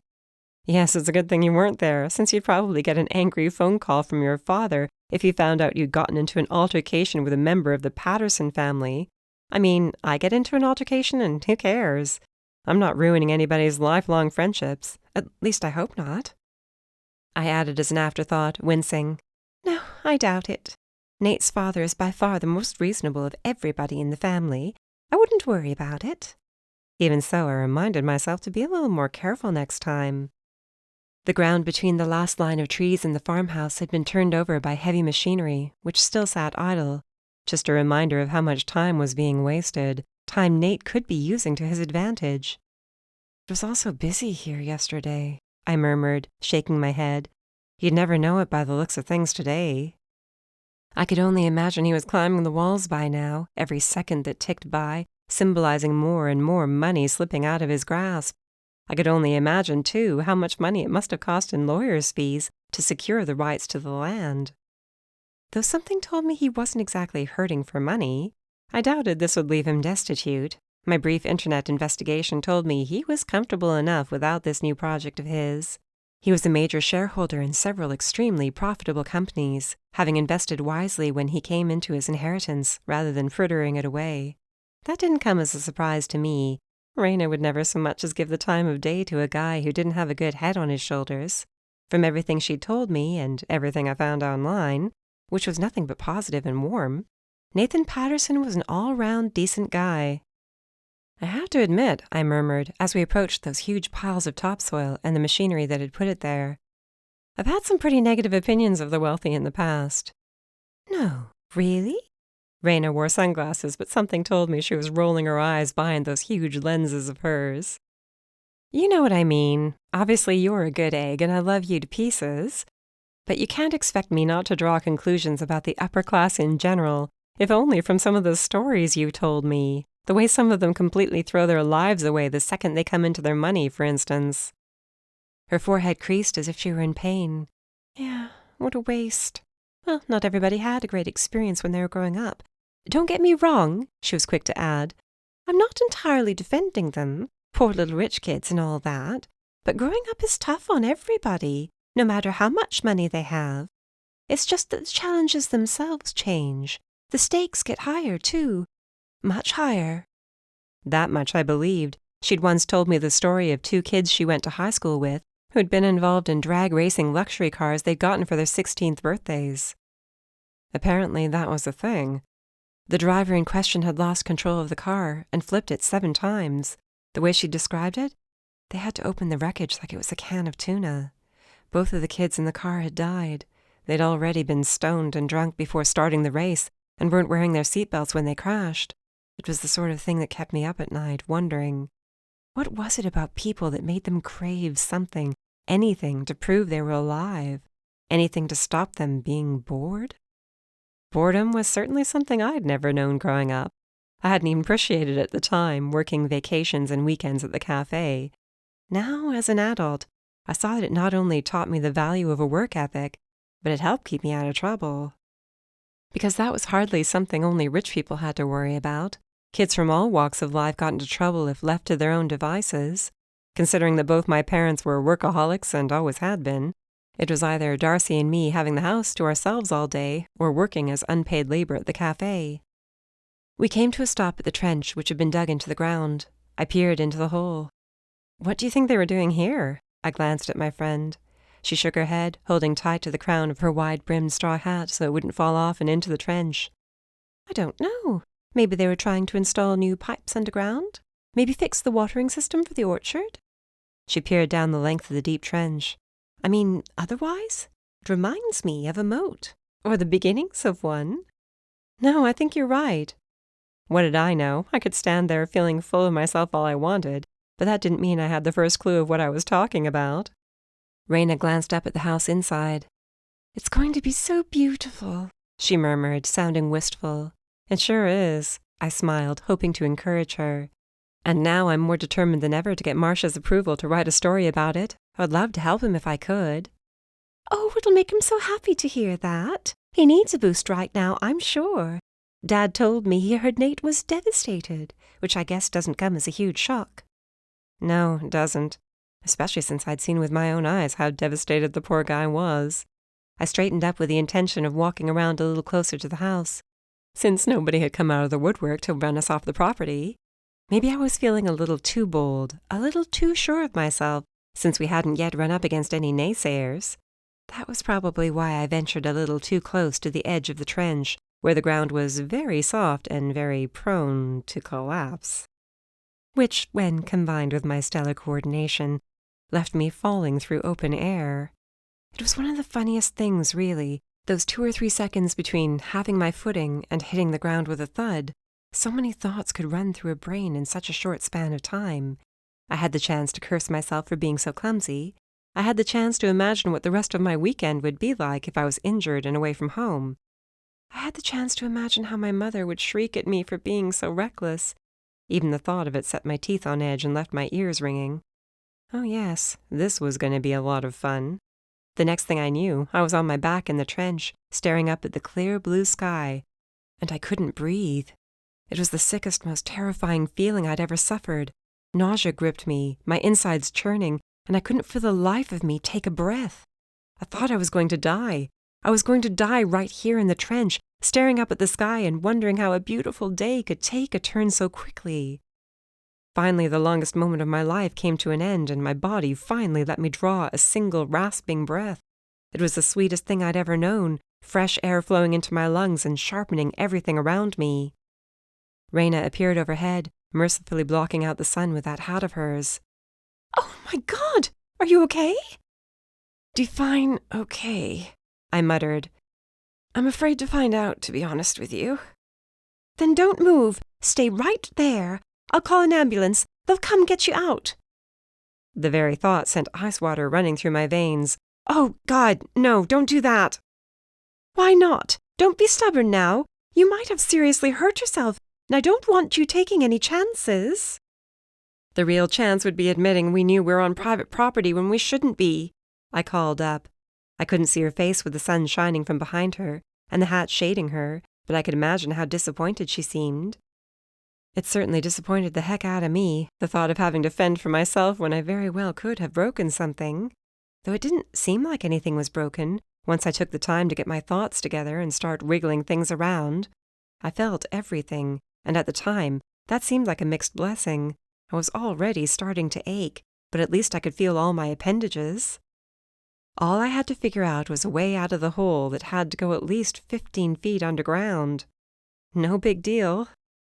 "Wait there," Raina called down. "I'll see what I can do."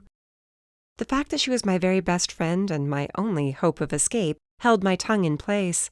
Otherwise, I would have asked her just where she thought I could possibly go. While she was away doing God only knew what, I worked my way into a sitting position. I was in one piece, though I would certainly ache for a few days. That was nothing compared to how much worse things could have been. I was in the process of brushing dirt from my legs and shorts when the sound of metal being moved around above the hole caught my attention.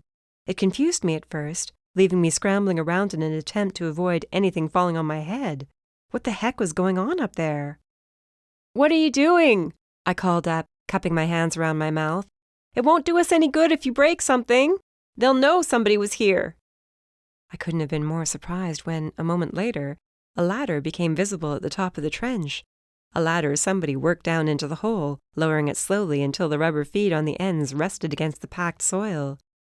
Leave it to Raina to think of something like that, though how she'd managed to move the heavy extendable ladder all the way from the house was beyond me. Maybe I needed to start going to the gym after all. And I kept thinking that until a face appeared overhead. A face I recognized instantly. A face which made me cringe under the weight of the stare coming from the deep-set jade-green eyes, which jumped out at me even from a distance. "You really are determined to break your neck, aren't you?" Joe Sullivan held on to the top of the ladder. Get your fool self up here and explain to me what you think you're doing. No, thank you, I called up, waving my hands. I think I'll stay down here for the rest of my life. I could be happy here. I could make it work. Now, Emma, he growled, or I'll come down there, throw you over my shoulder, and climb up the ladder anyway. It's your choice. Little did he know what an appealing prospect that was. Chapter 9. Can you bend your leg, please? I did as I was told, moving my left leg around, doing what I could to try to ignore the fact that Joe Sullivan's hands were on my bare skin. I was so glad I'd thought to shave my legs this morning. Having him touch my day-old stubble would have been the cherry on top of a crap sundae. He seemed satisfied with that leg, turning his attention to the right leg next. And this one? I bent that one too, then rolled and flexed my feet. You know, if something were broken or seriously injured, I wouldn't have been able to climb up that ladder, I pointed out. It seemed reasonable enough. He didn't bother looking up from where he crouched in front of me beside his car. I sat in the back seat with my legs hanging out through the open door. Adrenaline can do strange things, he murmured, moving his attention to my arms. I've seen people with serious, really severe injuries do things they shouldn't have been able to just because the adrenaline was numbing the pain. Well, good news. I'm in a ton of pain, so adrenaline isn't an issue right now. He sighed, gazing at me. I wasn't surprised by the disappointment etched all over his stupidly handsome face. I hadn't seen him in a month, and somehow he'd managed to get even more handsome during those weeks. His jaw was more chiseled, his mouth fuller, his eyes more captivating than ever.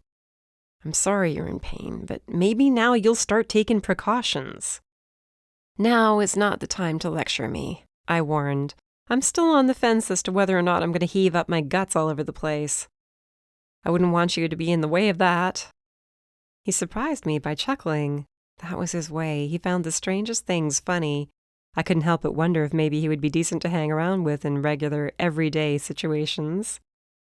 Situations in which I had a leg to stand on, where I didn't feel like everything I did and said was wrong. Situations in which he didn't treat me like a naughty little girl who couldn't keep herself out of trouble. Just what do you think you're doing out here anyway? He glanced from me to Raina, who stood next to the car, and watched him perform his perfunctory little examination to make sure I hadn't broken anything or damaged myself otherwise. We just wanted to look around, Raina explained, sounding about as lame as I felt. It wasn't often she was caught at a loss for words, and I watched with wonder as she stammered her way through an apology while blushing in embarrassment. It was like witnessing a unicorn galloping over a rainbow. There is no reason for either of you to be here right now, and you know it. He glared at me. I pointed to Raina. It was her idea too. Don't heap all the blame on me. Honestly, Detective, she's telling the truth. I feel awful because all of this has to do with me. Emma wouldn't have taken a chance like this and had that clumsy little spill if it hadn't been out of a sense of duty toward me. She could have left the part of me being clumsy out of it, but otherwise I thought she did a pretty good job. Joe seemed to think so, too. I am sorry for your friend, really. This is a tough situation, but it has nothing to do with either of you two. You would have done better today just to go to the beach and enjoy yourselves. Needless to say, I agreed with him wholeheartedly. So did every aching muscle in my aching body. Even so, to agree out loud would be the same as betraying my best friend, and I wasn't about to do that. Besides, it would also mean telling him he was right. And I tried to avoid that wherever possible. How can we go to the beach and enjoy ourselves knowing Nate is having such a hard time right now? It would seem callous if we did that. Joe shook his head. I didn't know whether he was annoyed with me or admired me in spite of himself. Maybe both. You can't save the world, Miss Harmon, he reminded me, and you'd do a lot better if you remembered that. I have now had to rescue you from a near drowning, then being stuck in a trench with no choice but to call the police or fire rescue to come and get you, neither of which would have been a very good idea since you would have had to admit why you were on the property. See, I looked to Raina. I told you so. Not the sort of thing to be proud about getting right, Joe sighed. He stood, wiping his hands on his jeans and, of course, drawing my attention to them. His ability to wear a pair of jeans had not suffered in the month we'd spent apart either. What was it with me and my penchant for men whose bodies were just naturally suited to pretty much any sort of clothing? It occurred to me this was the first time I'd seen him outside of dress clothes, the things he wore to work. Wait a second, what are you even doing here? You weren't on duty, or else you'd be wearing work clothes. Joe scowled. I was not aware that my clothes would be under scrutiny. I wasn't scrutinizing, I was observing. What was it about him that left me so defensive? It was infuriating was what it was. I hope this isn't taking time out of your vacation or anything like that. No, it's not my vacation, but it is my day off. So why are you here? Are you going to work on the case? I couldn't help it. The thought of having Joe on my side made my pulse flutter. At the minimum, he knew what he was doing, at least for the most part, when he wasn't giving me a hard time or speaking to me like he was my father. No, I'm not here to work on the case, but you intrigued me. He shrugged in a helpless sort of way with a what-can-you-do expression, twisting his mouth up at the corners. Something you said struck me earlier. Oh, what's that? I would have to make a mental note of the sort of thing to say to get Joe to come around and stop being so gruff and difficult to get through to. Instead of answering me, which would have been the normal and not rude thing to do, since I was the one who asked the question, he turned to Raina. Emma said something about the police in this town being unwilling to do much to aid the Pattersons. She said it seemed like the detectives weren't inclined to take him seriously. Eyes wide, Raina bobbed her head up and down. I got the same feeling. It made me sick to my stomach, I'm telling you. They didn't seem to care very much. Then again, I assumed it wasn't exactly their job to feel sorry for him. They have their jobs to do, too. Joe frowned as he thought about this, but eventually nodded in agreement.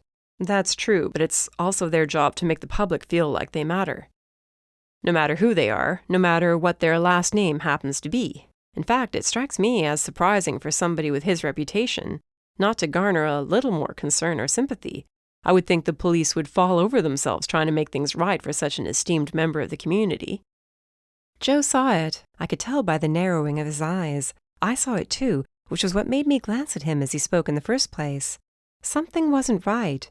Raina stared at the ground, her brows drawn together in concern. There was something she wasn't telling us, something that made her feel very uncomfortable. What is it? I asked her. No way was I about to let her avoid me. She could try to evade Joe all she wanted to, but not me. It was a long time ago, she murmured. A very long time ago, and nobody is supposed to know about it. He was a minor. His record was expunged when he reached the legal age. I wished Joe wouldn't look at me the way he did just then. I wished so hard, like he knew it all along and had only been waiting for the chance to say he told me so. Rather than tear him a new one, like I so deeply wished to, I turned to my best friend. What did he do? Do I want to hear this? Now Joe sounded like a cop again, Mr. Tough Guy. Raina shrugged. Do you really think it makes a difference? I'm asking you seriously. I don't want to hurt Nate's chances of getting what he needs, the help he needs to figure out this whole thing. But I guess if you were to ask the police anything about him, they would tell you themselves. I'm sure there were enough officers around to remember what happened. I tried to be as gentle and calm as I could so she wouldn't feel like she was being pressured. And what would they tell him if they had the chance? It's okay, you aren't betraying Nate or anything like that. We're trying to help, that's all. It was all so tragic and senseless and stupid. Raina sighed. She leaned against the car without asking Joe if he minded her butt resting against the trunk, and he didn't say anything. It seemed he knew the right time to let a person do what they needed to. Emma, you remember I told you about the sort of things the kids I knew got up to back then. They probably still get up to the same sort of thing, come to think of it. I nodded, glancing at Joe. The look on his face told him he didn't need much explanation. I guessed he'd seen pretty much everything there was to see in his line of work. I was a lot younger, you know. Most of what I heard about it I only heard through whispers and that sort of thing. But apparently Nate was once involved in a serious car accident. He was drinking, partying with a bunch of other kids. He got behind the wheel when he had absolutely no business being behind the wheel of a car. There was a girl with him. He crashed the car. I put my hand on her arm. I'm not sure she noticed. She tipped her head back, examining the cloudless sky. I know his family must have had the whole thing taken care of in the blink of an eye. They made sure it wasn't in the papers. They made a big settlement on the girl's family, with the condition that nothing ever be spoken of the accident. And once Nate turned 18, his record was swept clean. It was less than a year before that happened. And what about the girl? Joe's voice was tight, his teeth gritted. I could just imagine the sort of things going through his head. Mainly because they were going through my head, too. I was pretty sure I didn't want to hear how that accident turned out. I was pretty sure I already knew, considering the way Raina's eyes filled with tears. Chapter 10. I wasn't sure what to expect approaching Nate Patterson's home. I figured it would be big, of course. A mansion, maybe an estate even. Some sprawling thing with hundreds of rooms and housekeepers and what the heck, even a stable with horses. Rich people liked to ride horses, didn't they? It occurred to me that I needed to expand my understanding of the world a little bit. Though I was hardly in the right state of mind to expand my world just then. My entire body was one large, aching bruise. I just knew my back was black and blue, even if I couldn't see it. Everything hurt, making it difficult to get in and out of the car. All I wanted to do was climb into bed, preferably with some muscle relaxers, though of course I didn't carry a stash, and sleep the pain away for a little bit. Naturally, that would have meant admitting to Joe Sullivan that I'd really hurt myself, and I wasn't about to do that. Plus, there were more important things to take care of. I hope he doesn't think we're coming to attack him or something, Raina fretted as we turned up the wide, winding driveway leading to Nate's home. Gravel crunched under the tires as we passed through open iron gates. Clearly we aren't, I assured her, and he'll know that. We're only coming to help. I know that if I were in his situation, I would want all the friends on my side that I could possibly gather. I caught sight of Raina glancing into the rearview mirror, where Joe's car could be seen following us. I knew what that look meant. He's a friend too, I assured her, even if I wasn't quite so sure myself. He's a cop. And from what I can tell, a cop would be the best sort of friend a person could have in this situation, right? You want somebody on your side who knows the ropes, somebody who understands what the detectives are going to be looking at. It's like having the answer key to a big exam. Like cheating, you mean? She snorted. Not exactly reassuring. Sorry, I'll be more reassuring when I don't feel like curling up into a ball and crying.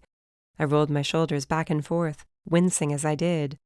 I have to tell you, it's a real shame you couldn't see Joe taking the ladder from the side of the house and carrying it over to the hole, Raina giggled. It was really hot. I mean, granted, he startled me. I didn't know he was there. I thought we were completely alone. You and me both, I agreed, catching sight of his car in the passenger side mirror. He must have parked behind the house, someplace we couldn't see him from the orchard. He was very take charge and extremely concerned. I could see it all over his face. He's a cop. It's his job to be concerned about people. That wasn't professional concern, Raina assured me with a knowing smile. So which is it? Is he a bad guy who won't give Nate a fair shake? Or is he my knight in shining armor? Because he can't be both. Who says he can't be both? She challenged, cocking an eyebrow. I'm hardly thinking about romance right now, and even if I was, he would be the last person I would consider. I gazed out the window, chewing my lip.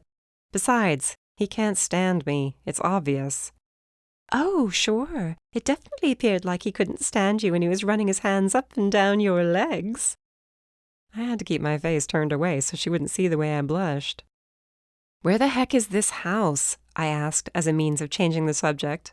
It was a legitimate question, too, seeing as how we were still going up the driveway, but hadn't even come close to anything resembling a house. This driveway stretches on forever. It should be coming up soon. I remember visiting here once or twice when the house belonged to Nate's parents. Sure enough, within moments the house came into view. If it could be called a house. Needless to say, it looked like something out of a reality show about billionaires.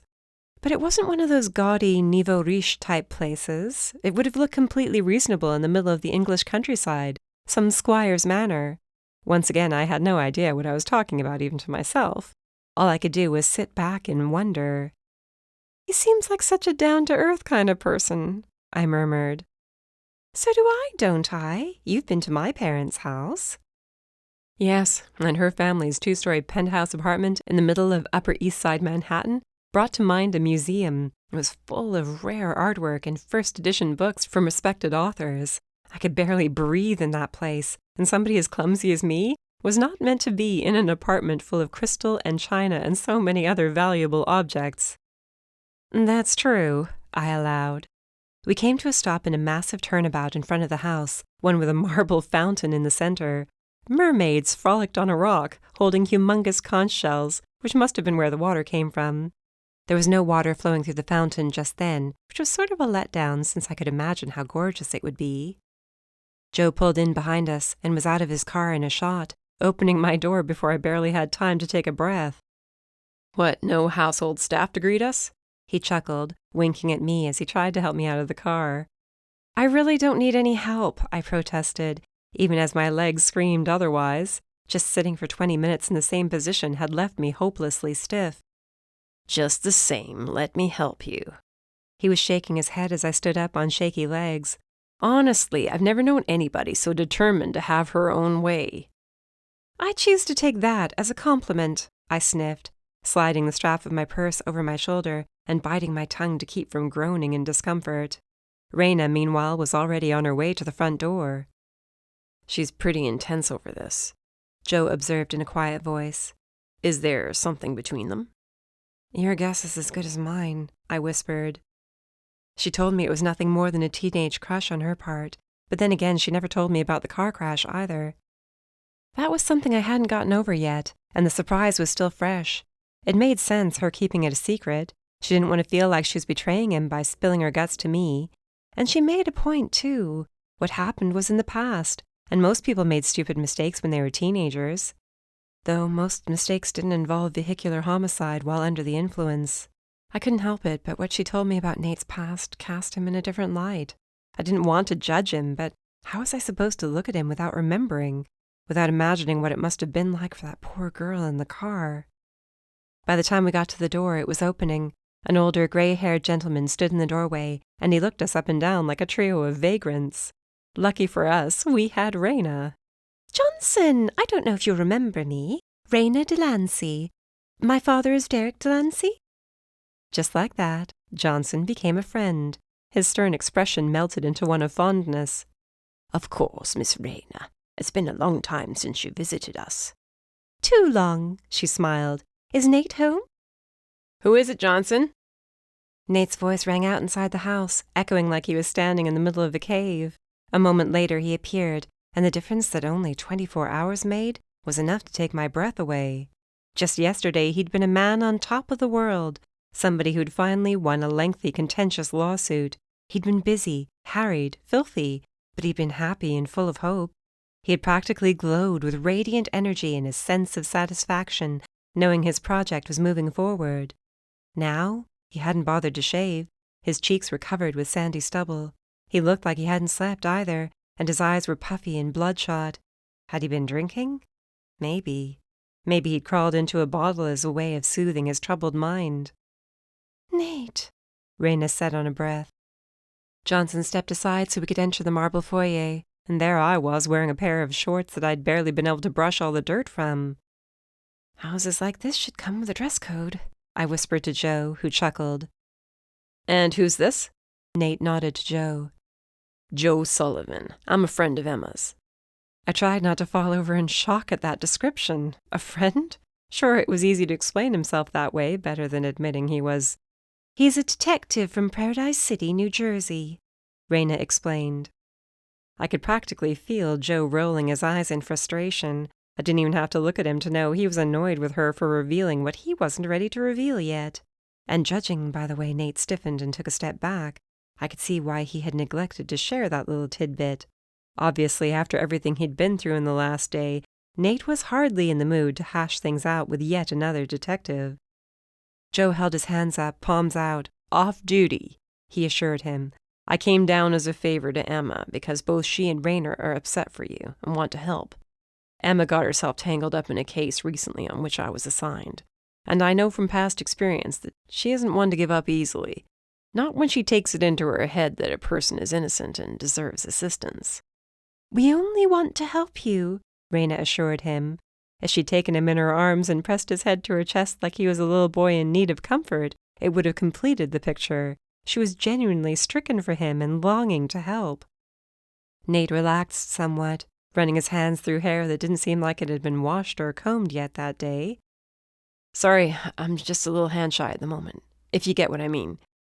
Nobody could blame you for that, Joe assured him.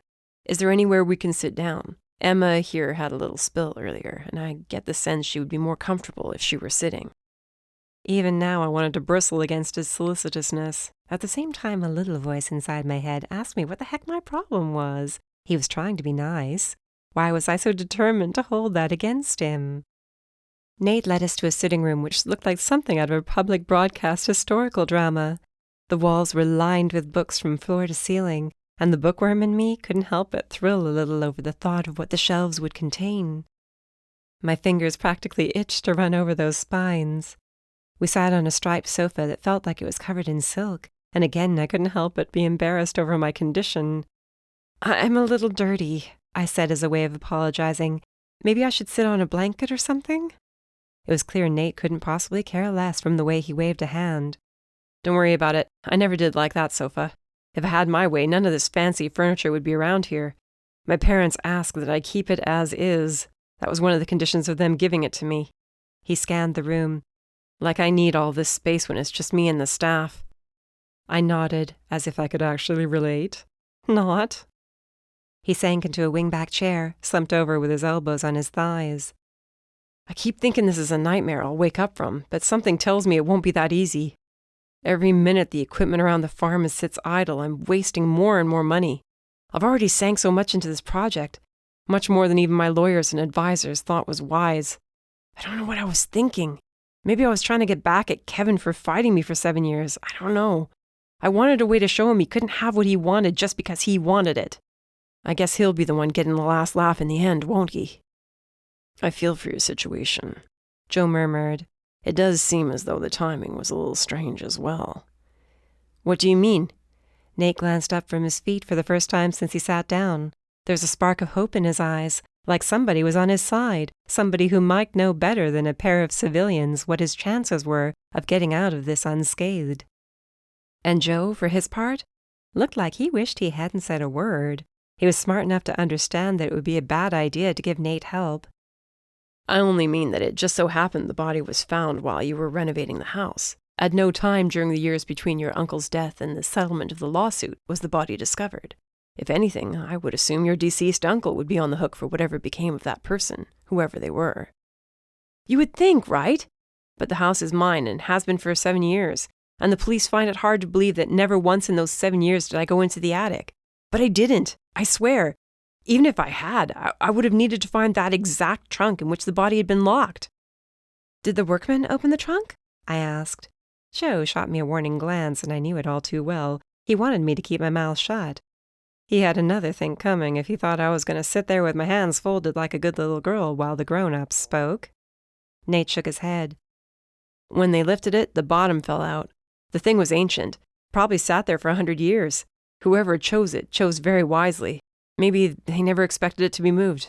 I couldn't tell you. Raina looked a little green. I mean, I'm no forensic expert or anything, but wouldn't the body, ooze or something? Her lips pulled back in a grimace, and I was pretty sure mine did too. I felt all creepy-crawly just thinking about it, like I needed a hot shower, which, in fact, I did. It was Joe who broke the uncomfortable silence. Not if the body didn't decompose in the trunk. What do you know? I asked Joe, elbowing him in the side. Are you holding out on us? He rubbed his ribs, even though I didn't elbow him all that hard. I'll remind you, Emma, this isn't your case. It's not yours either, I reminded him. Immature? Maybe. But that know-it-all tone of his got under my skin. He blew out an exasperated sigh. I am a detective. I heard about the case. That still gives me more reason than it gives you to know the details. And I'm under no obligation to share anything with you. That being said, I spoke with the police department today. I inquired as to what they'd found out since yesterday afternoon. And Nate leaned so far forward I was surprised he didn't tip the chair over. And it appears as though the body was moved. It didn't decompose in the trunk. Somebody placed it there well after the fact. Chapter 11. I practically had to pick my jaw up off the floor. You knew that and you didn't say anything until now? I asked in a tight whisper. He'd infuriated me before, but this was a whole other level. You didn't ask. He shrugged. And once again, Emma, this isn't your case. I don't owe you anything. And the police, I'm sure, would have told Mr. Patterson on their own time. As it is, the reports only came through early this morning. How can they tell something like that?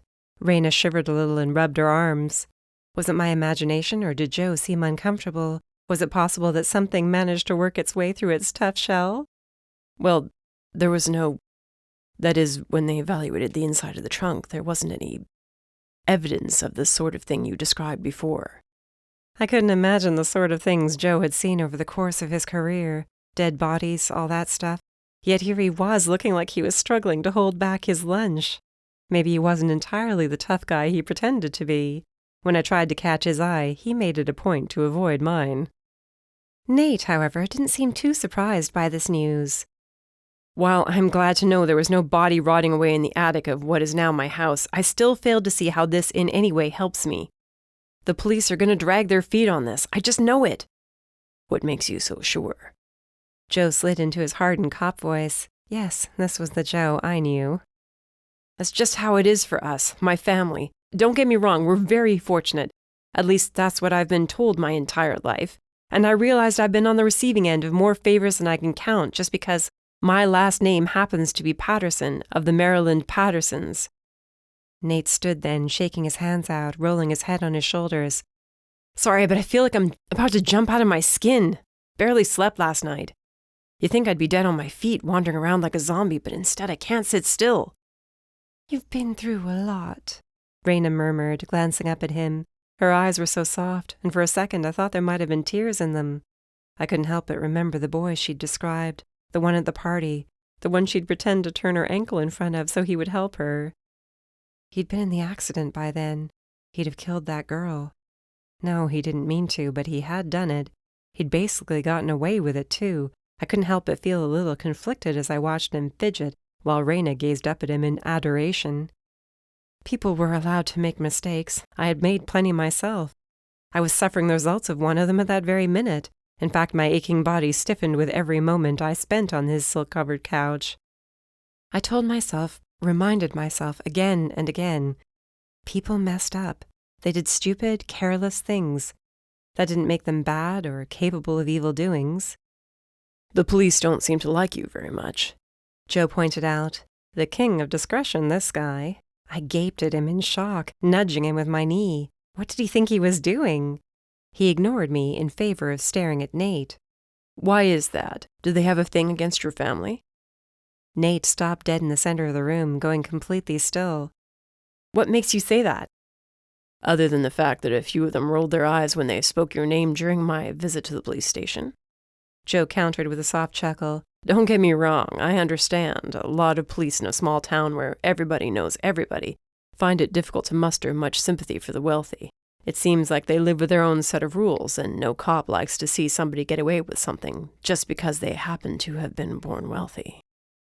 I guess they told you about the accident. I could hardly believe he came out with it like that, so openly. The way Joe's eyes went wide told me he hadn't expected it either, but he managed to recover quickly. I heard word of it.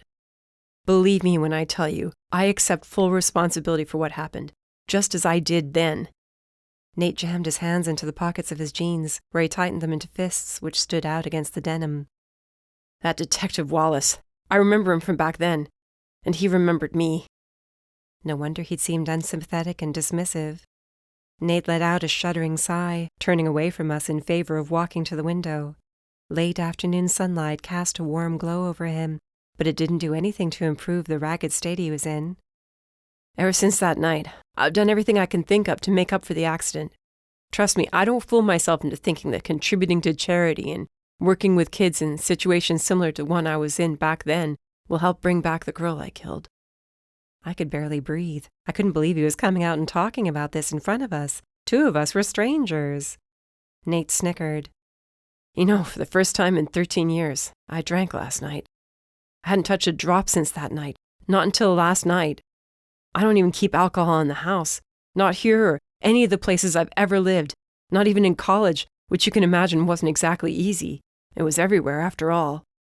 I was always the designated driver, the one who looked after my friends to make sure they didn't get into the sort of trouble I had. He ran his hands through his hair again. I feel like hell. He chuckled. Hangovers are a lot worse as a 35-year-old, especially when you haven't been through one in a long time. Do you think the police will treat you badly because of what happened? Raina whispered. Do you think maybe you're not getting a fair deal from them? He shook his head, turning towards us. No, honestly, Wallace is a real pain, but in the end, I'm not afraid for myself. Truly, I'm not. Whoever that poor person was in the trunk, I don't know anything about them. I made a terrible, horrific mistake when I was 17 years old. That's the only such mistake I ever made. I can promise you that. I think Wallace was just putting the screws to me yesterday to make himself feel a little better. He's wanted to for a long time, I'm sure. Raina appeared relieved, and I felt slightly better, but Joe didn't seem to agree with us. Did he know something we didn't? Was he still holding out on me? What about your family? Joe asked, taking a total left turn out of nowhere. From what I understand, there's a lot of animosity between the different branches of your family tree. Nate laughed, and for the first time he sounded like he had when we met him at the farmhouse. That's probably the most generous way to describe it, he allowed. He sat down, and this time he didn't seem quite so hopeless. Maybe Joe had managed to take his mind off the money that was slipping through his fingers with every passing minute he spent not working on the renovations. It's a complicated situation, Nate explained. My great-grandfather was married twice, you see. His first wife bore him 8 children before she died in childbirth with a 9th. He married again when he was 60. His oldest child at that time was in his mid-30s, so it was considered sort of scandalous, I guess. He already had plenty of heirs, sons to take over the family business. But he wanted another wife, somebody to run the household and that sort of thing. The second wife, my great-grandmother, was only 22 when they got married. She bore him another 5 children. By the time my grandfather was born, the youngest child in the family, his oldest brother was turning 42. That's why there's such a huge generational gap. That's why my cousin Kevin is twice my age. He shrugged, glancing around. Messy. Maybe that's part of it, the fact that there are so many different generations in the same family. There's very little for any of us to agree on coming from the different eras the way we do. Kevin was a member of the me generation, swinging his briefcase as he walked the streets of Manhattan's financial district back when he had offices up there. He looked up to Gordon Gekko as a sort of god, and I was just being born. He sat back in the chair, staring out the window like he was staring at something far away. I'm the only child, and he's the only living member of my branch of the tree in the area. Some of them live overseas. Some of them are on the West Coast doing their own thing. We're the only 2 who stayed around here, kept it local. That's why we're the ones who are always butting heads. The uncle who left you the farmhouse, he was childless, wasn't he? Joe asked. I wished I were taking notes. He'd clearly done his homework. Nate nodded. And he very deliberately left a great many of my cousins and other relatives out of his will. The word most often used to describe him was cantankerous, but he always got along with my father, probably the only relative he did get along with. He saw him as a baby brother and mentored him in a way. He looked favorably upon me, I guess, because I was his favorite brother's son, which strikes me as odd, Joe mused, since it was George Patterson who raised Kevin, as though he was his own son. Isn't that so? Nate whistled through his teeth. You've done your homework, Detective. Great minds thought alike. It's what I do. Joe shrugged. You're right. I always wondered if that's why they didn't get along, because they were so alike. Kevin has always been difficult, argumentative, marching to the beat of his own drummer. He likes things a certain way, and good luck if you make a mistake. Those of us who've ever cared to theorize on him agree it probably had something to do with his parents' death. He was young. It was a shock for him. How did they die? I couldn't help but ask. Maybe it was morbid, but I couldn't control my curiosity. Aunt Winnie died when Kevin was a toddler. A fall, or so they said. She liked her drink. No judgment here, and fell down the stairs. It's always been quietly assumed she was drunk at the time. For Uncle Matthew, it was a boating accident. Kevin was maybe 10 years old then, and the 2 of them went out on a sailboat. They got caught in a storm, and Matthew went over. The Coast Guard found Kevin 2 days later, drifting, in shock. 2 days spent drifting on a boat with nobody to help. I thought about that little boy and how terrified he must have been. then thought about the man I'd met. It was easier to see how he might have developed strict habits and a prickly way about him. He'd been through something excruciating. I would imagine since Uncle George raised him, Kevin assumed he would get full ownership of the property, the land and the house. And I guess, I don't know, I understand to a degree, but the man has 3 homes and doesn't need another. Neither do I, mind you, but at least I intended to make something of it. And it's not as if I didn't pay a pretty penny to settle things up with my cousin, believe me. I came nowhere near stealing anything. His lawyers saw to that. It occurred to me then that Nate was probably in worse financial trouble than I'd considered. Granted, all he had to do was sell off a few of the lovely pieces of furniture in this one single room alone, and he might have made more money than I would make all year. But that wouldn't be enough, would it? The property taxes on this piece of land alone must have been astronomical. The driveway was a mile long at least, and I doubted the property ended at the back of the house. And now he had a farm on top of it. "We've taken enough of your time." Joe surprised me with the abruptness of that statement, along with how suddenly he stood. "Emma ought to be resting in bed with a couple of aspirin and a good book." If I hadn't stiffened to the point of practically ossifying, I would have jumped to my feet and given him an earful. Silly me, I didn't realize I'd brought my father along on this trip. I simpered with a sweet smile. Nate laughed, then at least had the decency to look embarrassed. "I'm sorry, I shouldn't be laughing, but you have no idea how nice it is to sit and talk with people and hear them joking. I've been in my own head ever since yesterday, and it isn't exactly a fun place to be right now." Nate walked us to the door, and we were almost outside before Joe had one final thought. He turned to Nate, frowning. "Give it to me straight.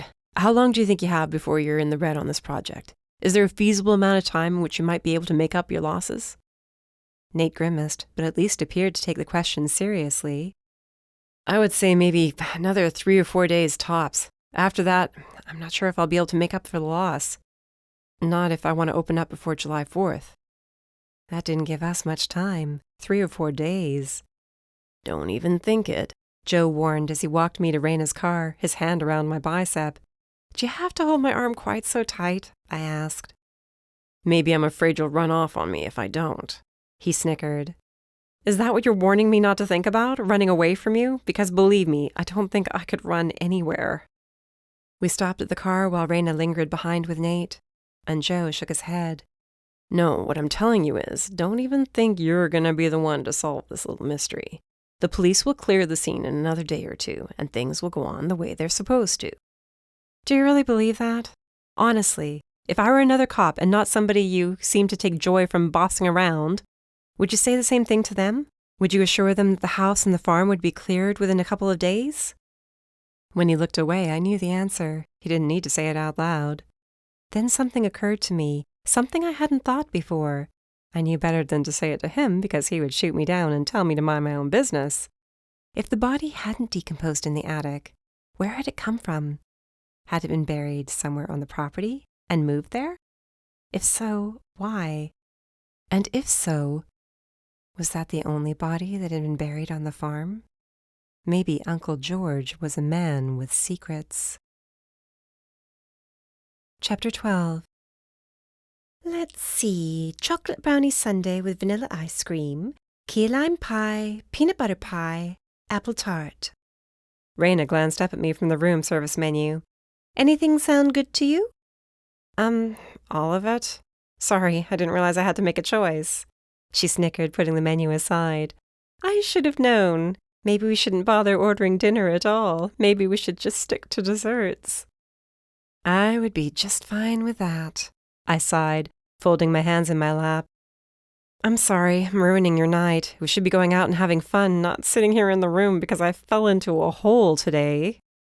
"A hole you never would have fallen into if I hadn't dragged you into this business with Nate." She stretched out on her own queen-sized bed, separated from mine by a sleek nightstand, and exhaled. "I know Joe doesn't want us getting involved in this, but I feel like there has to be something to be done. Some way to, I don't know, expedite things or something." "I know, I completely hear you. But even I'm starting to think there's nothing we can do, and you know me. I'm always the first person to demand we at least try. But I'm feeling so low, so hopeless about this." I snickered. Neither of us is very good company right now, are we? I could eat an entire cheesecake by myself, I'm so depressed. Raina burst out laughing. Okay, I'll call downstairs for it. Only desserts. What the heck? Let's go all out. While she made the call, I ventured off the bed. The aspirin we'd picked up at a corner store not far away from the hotel had helped considerably, and I was able to walk around the room without shuffling or groaning or otherwise sounding like I was in my death throes. It was a busy night out there, with plenty of people entering and exiting the brewery across the street. There was a restaurant at the corner, 2 doors down from there, and several little shops, a cute art gallery, a wine bar, several couples sitting at tables set up outside and sipping their Chablis. I wanted to be down there with them. Maybe I could have been if I'd been a bit more careful. The sight of a familiar ball cap caught my eye. Kevin. I didn't say anything to Raina, who was still on the phone with room service anyway. Sounded like they didn't believe she only wanted desserts, but chose instead to watch silently as he worked his way down the sidewalk. He looked like he'd slept in his khaki pants and plaid button-down shirt, left open over a white undershirt. As ever, he carried a newspaper under one arm, like it was a weapon, a shield he could put up in front of himself if anybody came too close. I remembered the little boy who drifted all alone for days, probably wondering what would happen to him without his father, wondering if he would ever be able to get home, or if he would die too. It was easier to look at him with compassion when I thought about it that way. He wasn't just a strange, prickly man who didn't care much for the tourists all around him. He was a man who'd been hurt deeply when he was a child, whose father figure had left him with practically nothing to show for all the years they'd spent together. Well, not nothing. Acres upon acres of farmland could hardly be considered nothing. I didn't even want to imagine how much money so much land could go for if Kevin chose to sell. I wondered how much Nate ended up paying for the right to take over Kevin's claim. Maybe it was a symbolic thing, I mused aloud once Raina was off the phone. Kevin finished elbowing his way through one group of people after another and was already crossing to the next block. Even if she joined me at the window, she wouldn't see him. Where did he live that it was so easy for him to walk around town like that? His house had to be nearby. A symbolic thing? What are you talking about? The land Uncle George left Kevin. It was all Kevin had from the man who raised him from the time he was 10 years old. No wonder he wanted so badly to hold on to it. I glanced over my shoulder to see what she thought, and wasn't surprised to find her frowning and chewing her lip. Yeah, now that you put it that way, I sort of feel bad for him. But that's still no excuse to walk around acting like an idiot in public. I completely agree with you on that. Don't forget, I'm the one he got snippy with last night. I turned toward the window, gazing down at a bunch of people enjoying their vacation time. Or maybe just having a little fun Saturday night. Either way, they were unaware of Nate's troubles. And they certainly didn't know anything about the poor person whose body was found in the attic. I wonder who it could have been. In the attic, in that trunk. I faced Raina. Do you know of any strange cases in that family? Missing people, that sort of thing? Geez, I don't know. Not that I can remember. She drew her knees to her chest, resting her chin on top. You're not saying you think it was somebody in the family, are you? I guess I don't know what I'm saying. I rested against the wall between the window and the dresser, barely keeping myself from sliding down until I was on the floor. I was so tired, so sore. Only the thought of having to get up kept me on my feet. I mean, is it possible? Raina shrugged. I guess so. After all, there are so many family members. Nate's great-grandfather had 13 kids, and they all had kids of their own. I suppose with that many people floating around, somebody can fall through the cracks. But they're very wealthy people, I pointed out. The wealthy don't fall through the cracks, do they? Besides, it doesn't have to be somebody in the family. It could have been any random person, a worker maybe, somebody from the house or the farm. Or it could have been some stranger who decided to bury a body on a property where nobody lived. They'd assumed the body would be safe there. That's true. We're in the hunt for a needle in a haystack. No, I corrected her, feeling more than a little sour. The police are seeking that needle, not us. If Joe reminds me one more time that I have nothing to do with the case, I growled, baring my teeth. You like him, admit it. Will not. But you do, and he likes you too.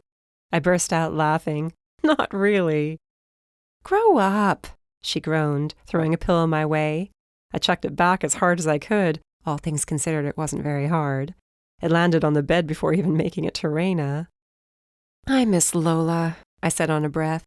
She doesn't tell me to grow up. She just eats my sandals. We'll head back tomorrow morning, Raina promised, crossing her heart. Wait, what? I sat at the foot of the bed. You think I'm going to go home now? You have to. You have your dog and your life. I have my life too, and it can't sit and wait forever for me to get back to it. I'm supposed to be flying out to LA on Wednesday for a job. My heart won't be in it, that's for sure. What about Nate? Since when was I the one so concerned about him? Shouldn't it have been the other way around? The police will free up the house for the renovations to go forward. I mean, what else can we do? Even I know when it's time to stand back and let other people handle things. She leaned forward. Emma, I don't think there's anything we can do. Nate didn't do anything wrong, and the police know that. They'll clear the house for you soon. Do you actually believe that? She sighed, studying the bedspread with its tiny flowers. I have to believe it, or else I'll cry my eyes out until I can't cry any more. He'll bounce back from this, I assured her, with as much certainty as I could manage. Good thing our cart full of desserts showed up just then, or else we might have been crying on each other's shoulders in another second or two. If there was one thing I believed in, it was the restorative power of sugar and chocolate. They had never steered me wrong. Chapter 13. We had quite the weekend here.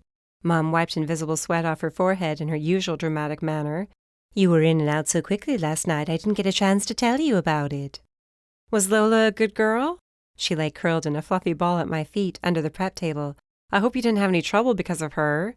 Oh no, she's just as sweet as pie. Mom crouched next to me, reaching down to pat the dog's head.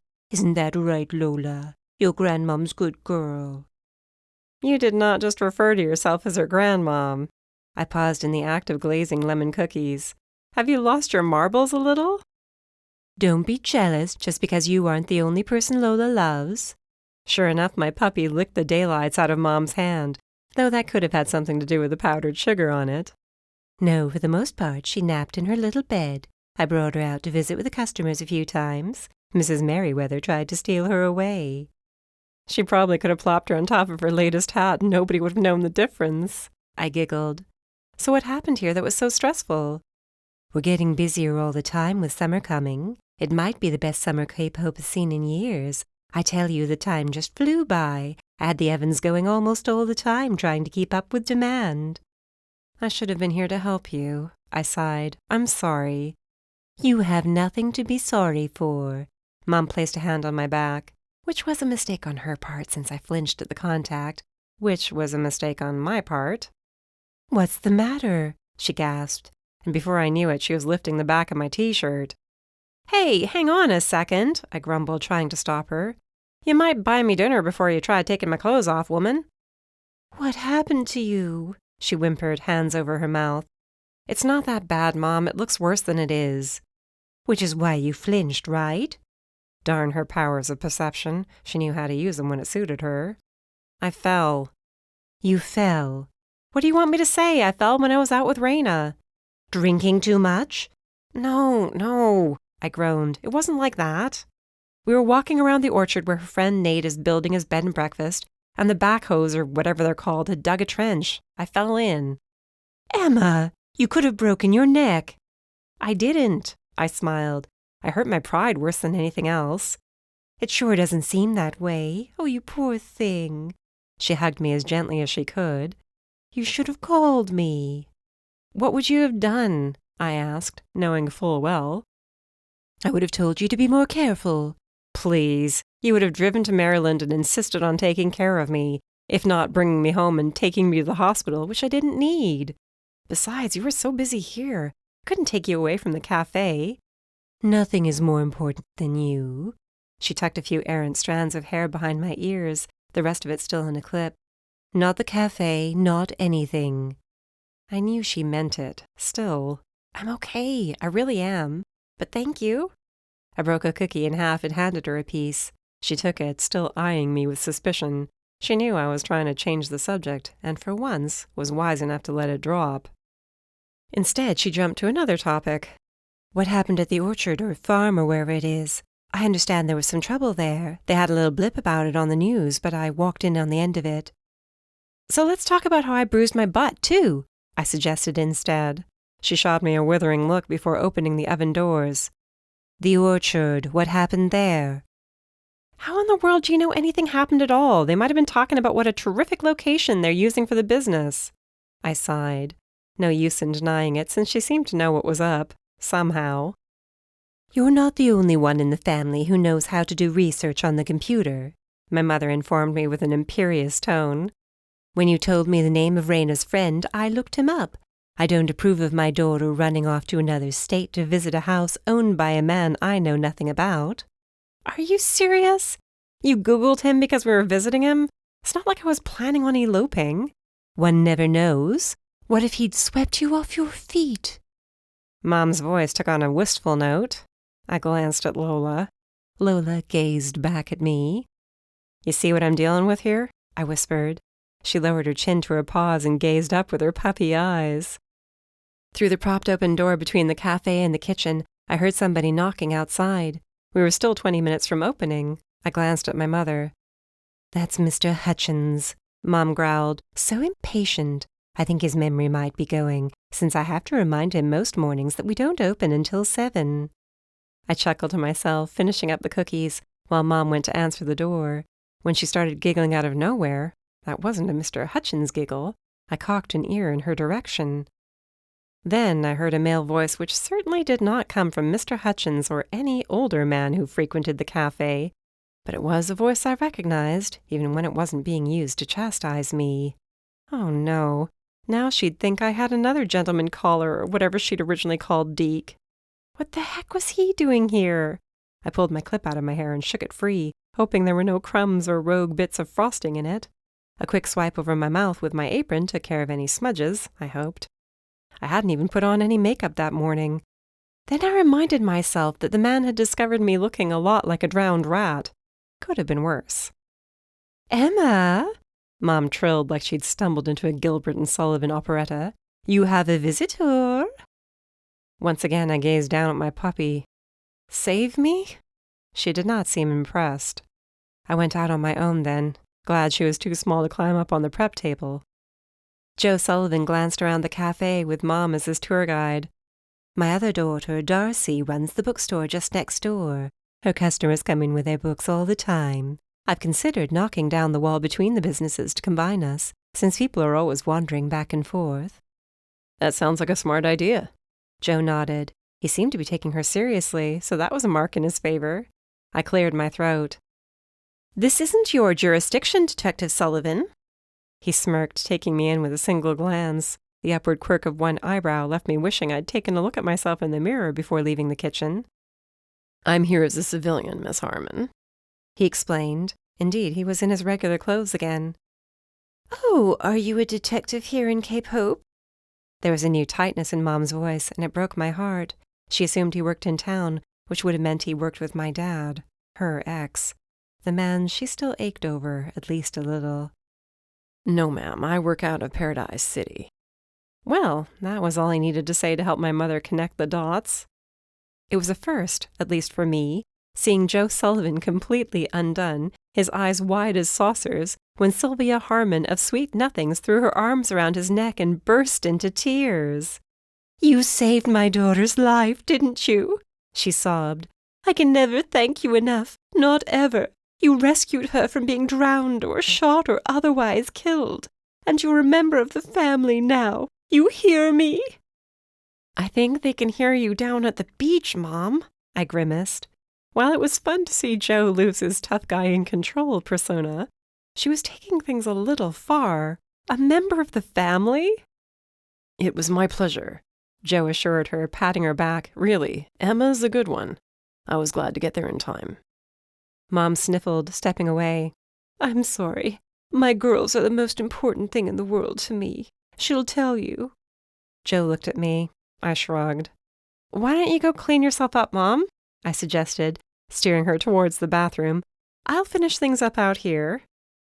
That woman could turn on a dime. Oh, yes, that would be good. You stay out here with Joe and I'll clean my face up.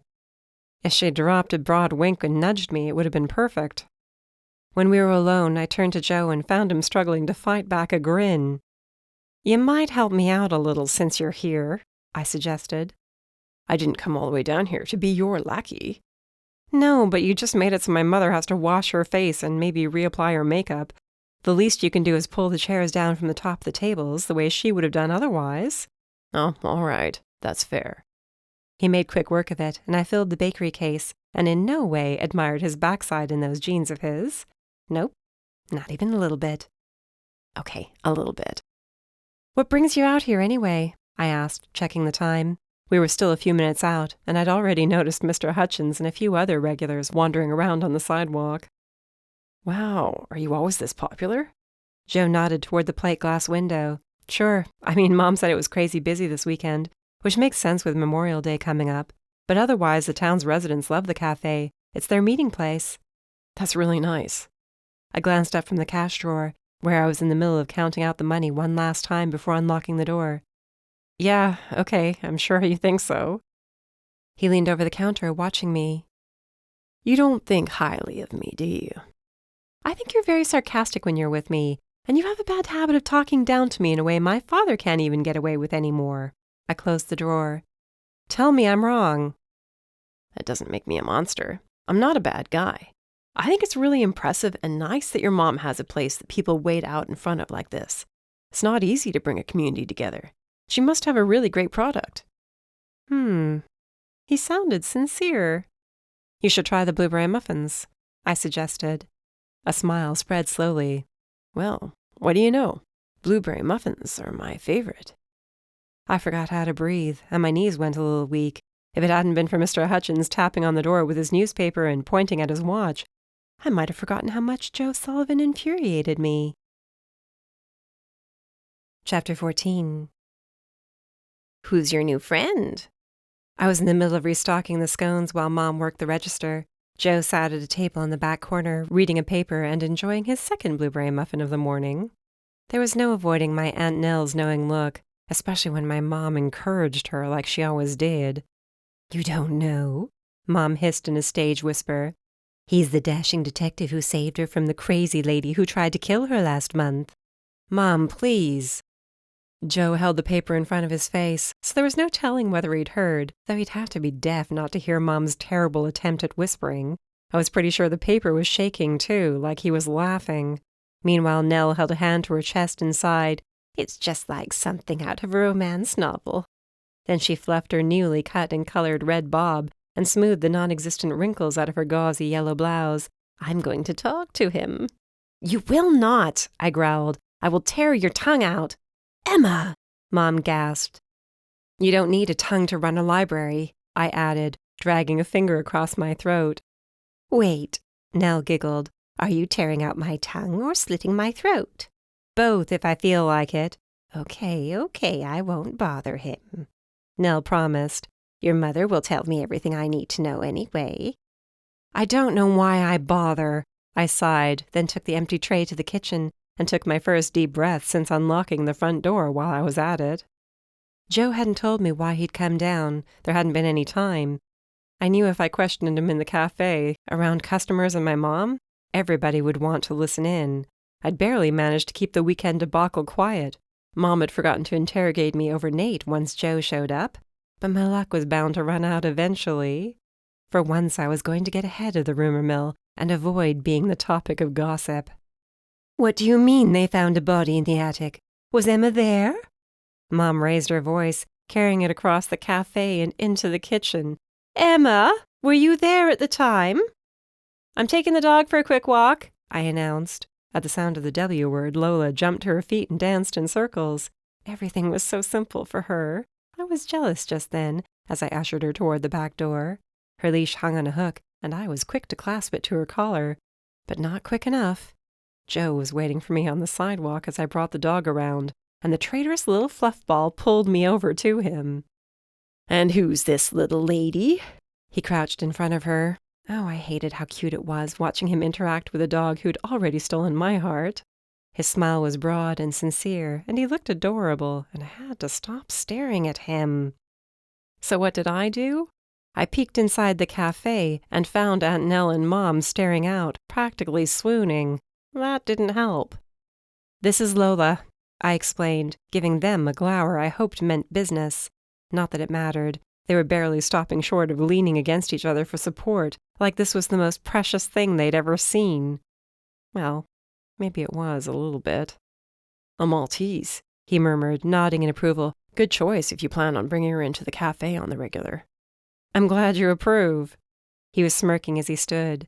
They don't shed, that's what I meant. I was trying to give you a little bit of credit, Miss Harmon. You make it difficult for me to do even that. I held a hand to my chest. You were giving me credit for something. No wonder I didn't recognize it. You know a lot about dogs, then? Enough to know which dogs are good for people with allergies. Are you allergic? A shadow passed over his face. A little bit of tension touched his forehead, his jawline. I knew somebody who had allergies. Cryptic. Clearly he was determined to be a closed book. He looked down at the dog, who pranced about and generally basked in the wonderfulness of herself. Yes, now that I think of it, a Maltese is the perfect sort of dog for you. Frisky, energetic, usually acting without thinking too hard. At least she's cute. I bit my tongue before the natural impulse to ask if he was trying to say I wasn't cute got the better of me. He clearly wasn't about to leave me alone, so I grumbled, Well, come on, you might as well walk with us. What a treat for me. But he was laughing genuinely, not snarkily, as we started down the street. A plus. You know, you never did tell me why you came down here. I tried to ignore the fact that having him at my side was actually pretty neat. Sure, I could have done without his pitiful attempts at being funny at my expense, but he was pleasant enough company. And while it might have made me petty and maybe even childish, I didn't mind the thought of people in town seeing me walking around with a hottie. Landon, my traitorous ex, had no problem walking around with his new girlfriend. I had seen them a few times, always in the periphery of my vision. For once, it wouldn't break my heart to be the topic of gossip. Joe heaved an exasperated sigh. You're like a bulldog, I swear. Which is it? Am I a bulldog, a Maltese, or maybe a mixture of both? He laughed. Tenacious, all right? You're tenacious. Frustratingly so. Unless you're going to tell me you came down here for a mere social call or because you heard my mom's baking is so good, I'm going to assume this has something to do with Nate. It is Monday after all, and I would imagine you're supposed to be at work. I'm not supposed to be anywhere. In fact, my CO has been on my back for a while about taking some vacation time I have coming to me. You're not much on vacations? I love the idea of a vacation, he allowed, but not when there's so much work sitting on my desk, and there's always work sitting on my desk. You sound like my father. Seems like I have a habit of that, doesn't it? I couldn't help blushing a little, since I did accuse him a lot of talking to me like he thought he was my father. Because he did. A workaholic, I mean. Even now, when so many people his age are looking at retirement, it's the last thing on his mind. So long as there are bad guys out there, he feels like his job is never done, like it's up to him to save the world. He takes a lot of responsibility on his shoulders, and he doesn't deserve it. We came to a stop while Lola nosed around in a grassy patch near the curb. I knew better than to disturb her when she was that interested. What was that about? I asked Joe instead. What was what about? You made a thoughtful sound. I did? When I pulled my arm back like I was going to take a swing at him, playfully, of course, he held up his hands in self-defense, chuckling. It's just that the way you describe him reminds me a lot of you. You have a bad habit of taking the world's problems on your shoulders, and you don't deserve that. That's all I meant to say. The kindness of his voice was disarming, and it left me at a loss. What was I supposed to say to that? Was I supposed to thank him? No, it didn't seem like that sort of a situation. Joe solved the issue of what to say next, or rather, Lola did. He cleared his throat, glancing down at her. I think she's finished, he murmured, looking away with a barely suppressed grin. Had my life truly fallen so far that I was grateful to my dog for doing her business at the right time? Good girl, good girl. I patted her on the head before embarking on the decidedly undignified task of cleaning up after her. At least she was a very small dog, and thus her messes were equally small. Before I straightened up, I asked him, Why did you come? Did you learn anything about Nate's case? If you did, I wish you would just tell me so. The suspense is killing me. We continued walking, turning the corner and making our way up Main Street. Come on, I prompted. There isn't much time before we get back to the cafe, and there's absolutely no chance of speaking privately there. You've been there. You saw it yourself. You do have a lot of colorful people around here, he mused with a grin.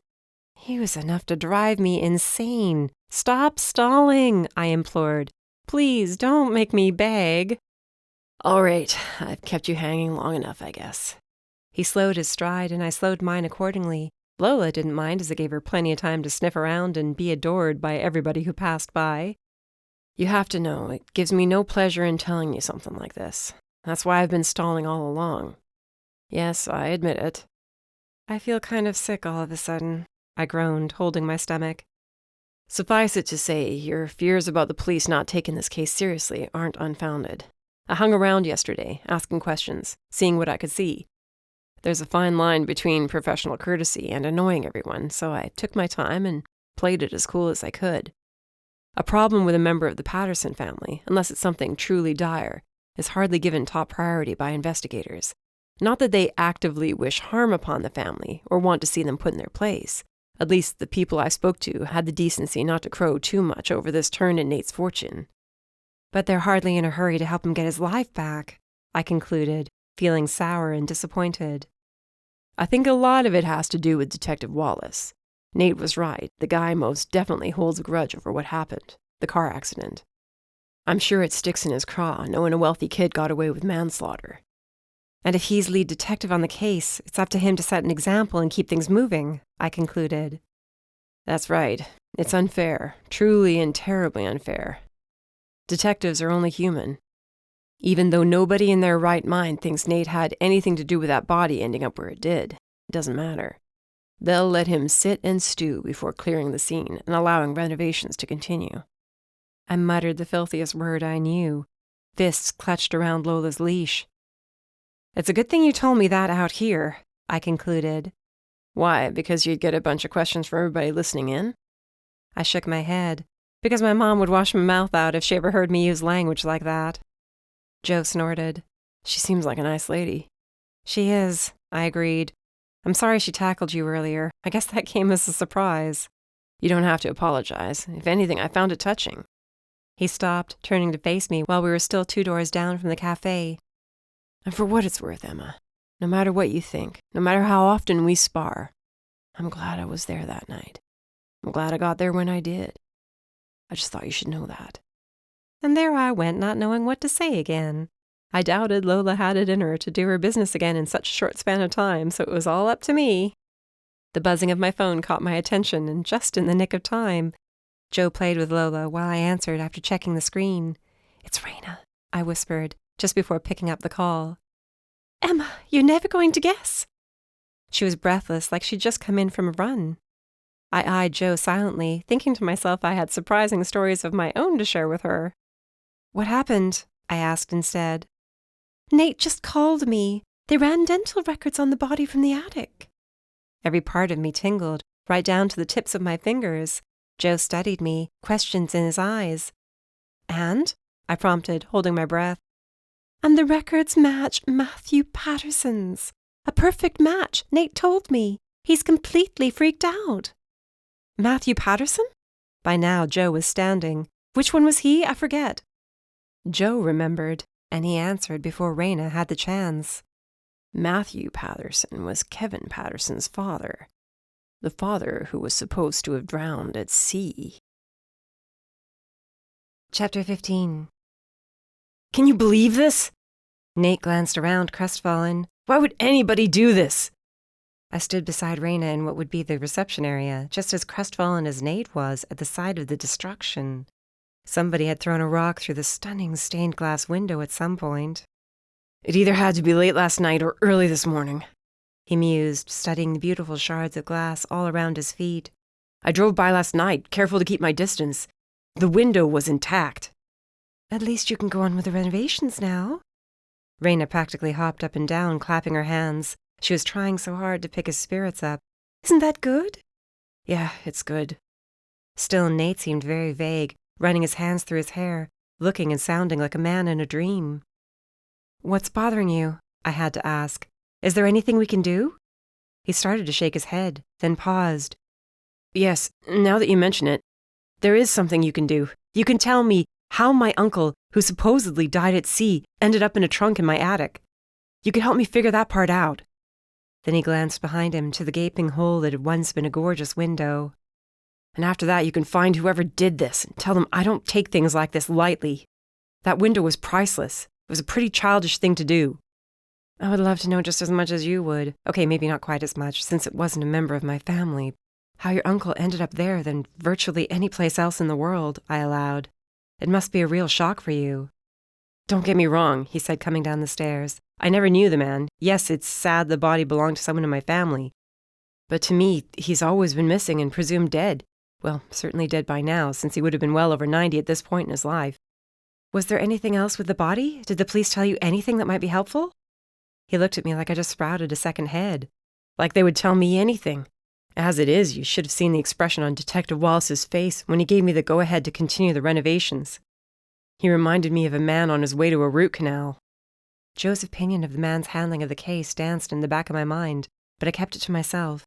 Instead of spilling my guts, I turned to Raina. "Maybe we should go and ask a few questions," I suggested.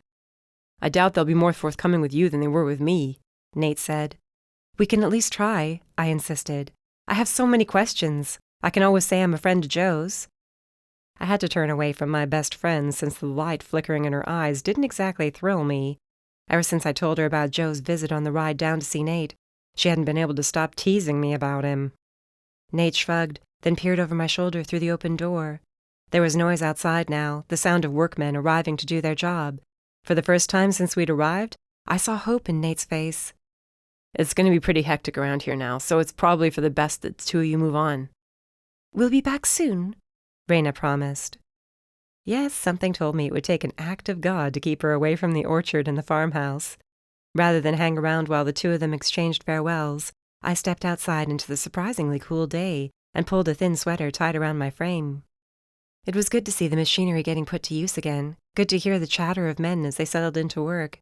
One of them played music on an old radio, cranked up probably as loud as it would go, and there was a feeling of hope and excitement in the air.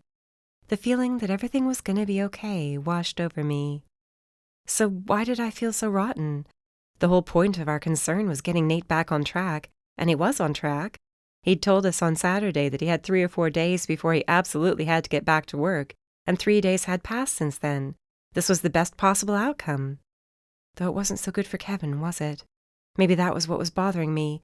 I couldn't help but feel sorry for him. And that was when everything finally crystallized in my mind. I hadn't been thinking clearly, was all. When Raina joined me, it took all the self-control I possessed to wait until we got into the car before I almost jumped on her. "He was supposed to have died at sea." "Matthew Patterson, yeah, I know. It's bizarre, isn't it?" "More than bizarre, it's fishy. If Kevin and Matthew went out on the boat together, and only Kevin was found drifting, what really happened to Matthew?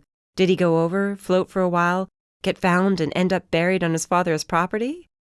Does that make any sense to you at all?" Now she was getting it. Her eyes lit up, and her mouth fell open. "Oh my God, you're so right. It doesn't add up at all." "Whoever killed Matthew Patterson thought he was going to get away with it forever," I concluded. "I mean, 50 years. It's been 50 years since he died. Well, maybe not quite that long. Maybe he didn't die that day at all. Maybe he went into hiding or something. Maybe he was on the run. And all this time, Kevin must have known something wasn't right. What do you think? Maybe his father forced him into pretending? No matter what he did, it was rotten. Leaving his child alone on a boat like that? Drifting along all by himself? Even if they had worked it out in advance and he'd told his 10-year-old son to pretend he went overboard, it's still awful. It was still taking a chance. What if nobody ever found him?" "No wonder he's as strange as he is," Raina mused, shaking her head mournfully. "The poor kid never had a chance." And then he was raised by somebody who didn't even see fit to leave him much in his will, outside of land that was useless to him without the house sitting on it. The more I thought about it, the more Kevin Patterson seemed like a victim in this situation. What a completely messed up family. You can say that again. I feel like I need to call every member of my immediate and extended family and thank them for being who they are. I mean, sure, it was a mess when Mom and Dad split up, but neither of them left me floating on a sailboat by myself at the age of 10 to pretend they were dead. What if he was involved in some shady business deal and had to disappear? We could sit here all day and come up with one theory after another, but it wouldn't do any good. Raina stared at the house, where Nate stood in front talking to a group of men. The only way we're going to find answers is if we start asking the right questions of the right people. Don't you have a flight tomorrow morning? It was a 3-hour drive back to Cape Hope, then another 2 hours to Manhattan, and she'd already made the drive down earlier today. Yeah, but that's tomorrow morning. I have the whole day, babe, and plenty of coffee shops to keep me awake if I get tired. This was a reversal of sorts. Usually I was the Lucy to her Ethel. She was normally the one talking me out of what she considered a crazy, harebrained scheme. Now she was barely taking time to buckle her seatbelt before putting the car in gear and kicking up dirt as we sped down the driveway in the direction of town. She was behind the wheel. It was I to argue with her. The fact was, I didn't want to argue. The more we learned about Nate's family, the more I needed to find out. So, what did your mom have to say about Joe? Raina giggled. I can just imagine. Then why do you need to ask? I chuckled with a roll of my eyes. She hugged him half to death for starters and thanked him for saving my life. Oh, right. I never thought about that. I figured she'd ask whether he had any intentions toward you. No, that came later, when she and Aunt Nell practically bounced him back and forth between them like a basketball. The poor guy didn't know which way was up by the time he left. Now the detective knows what it feels like to be interrogated, she laughed. Good. Let him sweat it out a little. He handled it well, I allowed. You know as well as I do that Mom is difficult enough on her own, without bringing her best friend into the mix. Is that how you and I will be someday? I snorted. Someday? I thought we already were. The fact was I couldn't stop thinking about him, and I didn't know how that made me feel. It didn't help that Lola liked him so much, and that he liked her just the same. How was I supposed to resist a man who liked my dog? Not to mention one who looked so good while he was doing it, all smiley and sexy and such. There was next to no traffic on the roads in the middle of the workday, making what would have already been a quick trip into town even quicker. I couldn't help but wonder if we'd get any answers at all, or if we would simply be shown the door. But it was worth a shot. I almost wish we were still staying here, I admitted as Raina pulled up in front of the police station. It'd be so much easier to poke around and ask questions if I didn't know we had to leave so soon. If we don't have any success today, we can always come back. I'll be home by Saturday. It's a short little trip this time round. If our curiosity is still burning by then, which of course it will be, I interjected, and so will mine, so we'll come back. It's not technically tourist season yet, so we might be able to get a room, if not in the same hotel, someplace else in town. Knowing that we could come back if need be gave me added confidence as I climbed out of the car and joined Raina on her way up to the police station's front door. As usual, I marveled at her ability to move with such poise and grace, like she expected things to go her way and would speak to the manager if they didn't. Me, on the other hand, I was practically shaking in my boots, or would have been if I were wearing boots. That Detective Wallace gave me a bad feeling. I didn't think he would take too kindly to anybody wandering in and questioning his detective work. I would just have to be nice, that was all. I knew how to talk to detectives and get on their good side. After all, I'd been dealing with my father my entire life, and he was hardly what anybody would call a pushover, even when facing his daughters. Raina muttered out of the side of her mouth. What do you think we should do? Ask to speak to somebody about the case? Is that how this works? I looked at her, puzzled. How the heck would I know? Well, you were all up in Robbie's case last month. I just thought if anybody knew, you would. I hate to disappoint you, but I have no idea how to navigate this. Just as I finished whispering, a uniformed officer approached the desk closest to the entrance. She had a kind smile, which I thought boded well for us. Can I help you, ladies? She glanced from Raina to me. I hope so, Raina smiled. I understand from my good friend Mr. Patterson that the body found in the attic has been identified as his uncle. I just had a couple of questions relating to the case. A shadow passed over the cop's face. It was gone just as quickly as it had appeared, but I hadn't imagined it. She was unsettled by us, or annoyed. It didn't matter which. Neither option was a particularly good one. I took that as my cue to jump in. We're just curious. We were there when the body was found, you see, and the family is close with my friend Raina's family. Is there any indication where the body was stored before moving up to the attic? Maybe, I don't know, traces of soil from the surrounding land? Before the officer could reply, a voice boomed out from farther into the room. Just what business is it of yours? I knew with a sick feeling in the pit of my stomach who I would see when I turned to find who had hollered at us.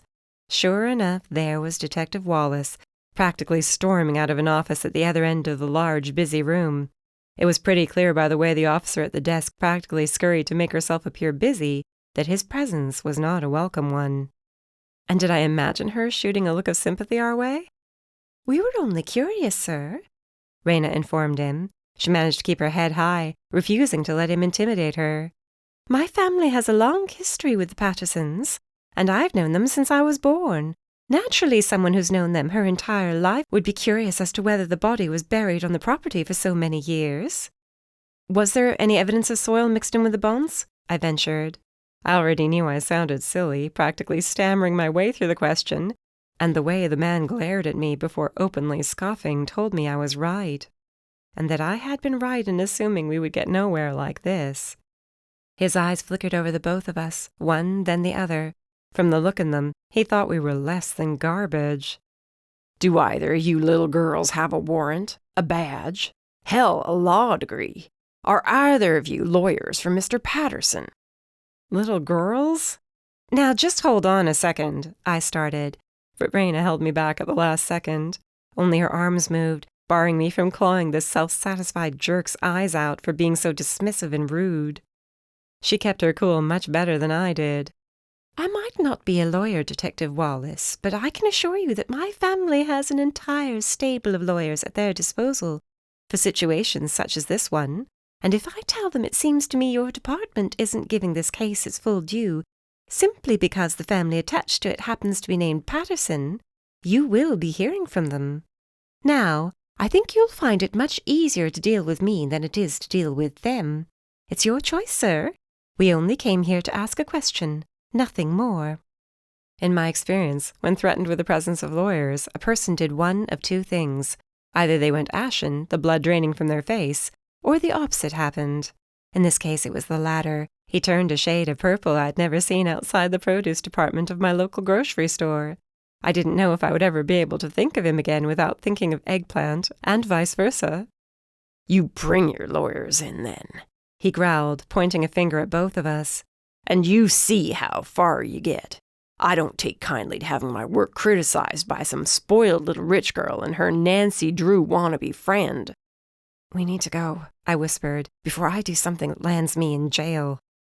And so we left, and I was grateful my cheeks waited to burst into flame until our backs were turned, and we were already partway out the door. Unexpressed rage stemming from deep shame and the embarrassment of knowing we'd been called out in front of so many witnesses left tears stinging my eyes. That was the way of it with me. If I couldn't lash out and scream, I cried. Raina, on the other hand, was stormy. "I guess we know the answer," she snarled as we got into the car. I doubted the engine even had time to cool much in the few minutes we'd been away. "The answer to what?" I asked in a tight voice, glaring at the station and wondering if Wallace was watching us.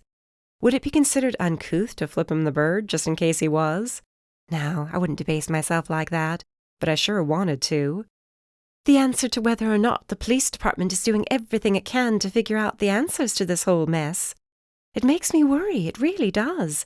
What if this guy decides to make Nate's life miserable once he opens his bed and breakfast? I wouldn't be surprised if he was the one who threw that rock through the window.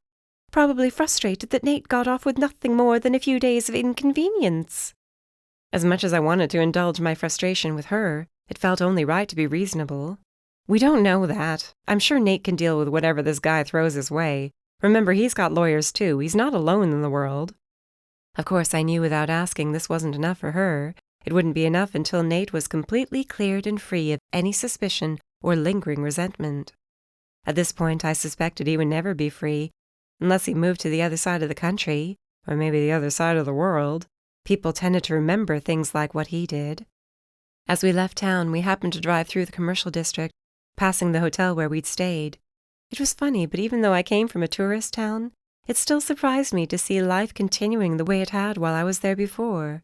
Tourists still came and went, sitting on the front porch of the hotel, wandering into the art gallery and the brewery. A brewery which at that very moment Kevin Patterson happened to be walking into. Raina didn't notice him, and I chose not to point him out. Maybe I would have to find a pet-friendly place in the area, and pay a visit while Raina was out of town. Maybe Kevin would talk to me if I was nice enough. Chapter 16. What do you think? I looked up from the salad I was putting together at my father's kitchen counter in time to find him scowling. Something told me he had plenty of thoughts and was just waiting to unleash them on me. I wish I hadn't asked. His voice came out as a protective growl I recognized all too well. For one thing, I think it's a bad idea, the two of you snooping around. I'd been ready for that one, so it didn't hit me too hard. Aren't you insanely curious? Doesn't it strike you as beyond bizarre? I mean, he was supposed to have drowned years ago, but ended up buried. At least that's what we're assuming right now, since that awful jerk wouldn't tell us anything. My father placed a carving knife on the butcher block counter, maybe a little harder than he needed to. Emma Harmon, I don't want to hear you talking about a police officer that way again, you understand? That one made my jaw drop. Dad, I didn't mean to be insulting. His blue-gray eyes, so like mine, snapped fire. Well, you are. You're being very insulting to a man who's probably overworked, underpaid, and doesn't have time to field questions from amateur detectives like you and Raina. You think it matters to him or any cop that she has a personal relationship with the family? I'm sure that's the last thing he cares about. And do you have any idea how often people wander into the police station and decide they're going to threaten a lawsuit? If I had $1 for every time that happened, I'd be well on my way to retirement by now. No matter how old I got, my father would always have a way of getting to me. Since he put it that way, I was ashamed of myself. You're right. It's wrong of me to speak that way. He grunted. That being said, that guy better hope I never cross his path in a dark alley. That's all I have to say.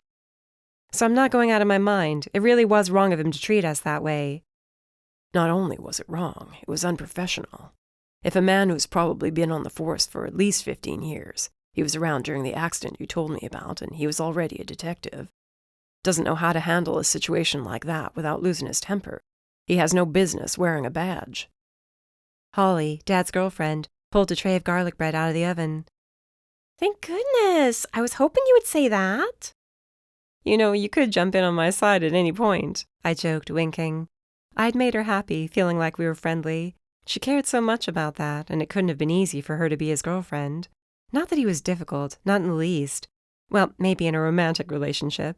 He was just about as stubborn as I was, and could be just as blustery as the next guy when he decided to be, although under all that bluster was a heart of gold. The problem came with my beloved father being the ex-husband of my beloved mother. Their divorce came as quite a shock to the town, the both of them so well known, and after having been married for more than 20 years. Anyone who came after my mother would be the subject of scrutiny. The fact that Holly was young and pretty hadn't worked in her favor when the town gossip mill started cranking. Once she placed the piping hot tray on the stove, she brushed dark curls back from her forehead with a sigh. Hey, I don't want to get in the middle, but I do think it was pretty rotten, the way he spoke to you. He sounded pretty defensive, I agreed. That I can understand, Dad insisted. Like I said, no detective wants a couple of inexperienced young women questioning his work.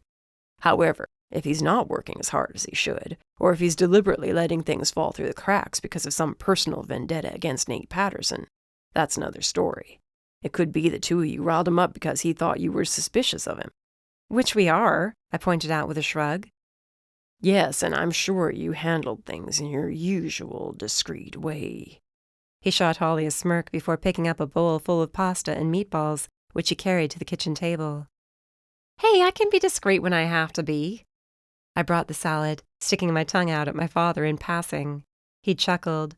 Sure, it's one of your finer qualities. You make great decisions in the heat of the moment, too. Well, I am sure glad I came over here for dinner so I could be the brunt of your jokes. Holly clicked her tongue as she joined us with a bowl full of steaming, crusty bread. The scent of garlic and butter wafted my way, making my stomach rumble. George, take it easy on her. She's your daughter after all. She's only trying to do what's right, even when there's nothing in it for her. That sounds like you. I should have known you'd be on her side, he joked. Really, he loved it, feeling like Holly was becoming part of the family. Something told me she could have said just about everything to stick up for me, and he would have been thrilled to pieces we were getting along so well. But his happiness could never be complete until Darcy came around. I wondered how much longer it would be before she did. If I'd inherited my father's drive to fix things, to help people, she had definitely inherited his stubbornness. The girl had stubbornness to spare. We sat down then, with Dad saying the blessing before we dug in. I'd already enjoyed Holly's red sauce more than I probably should have.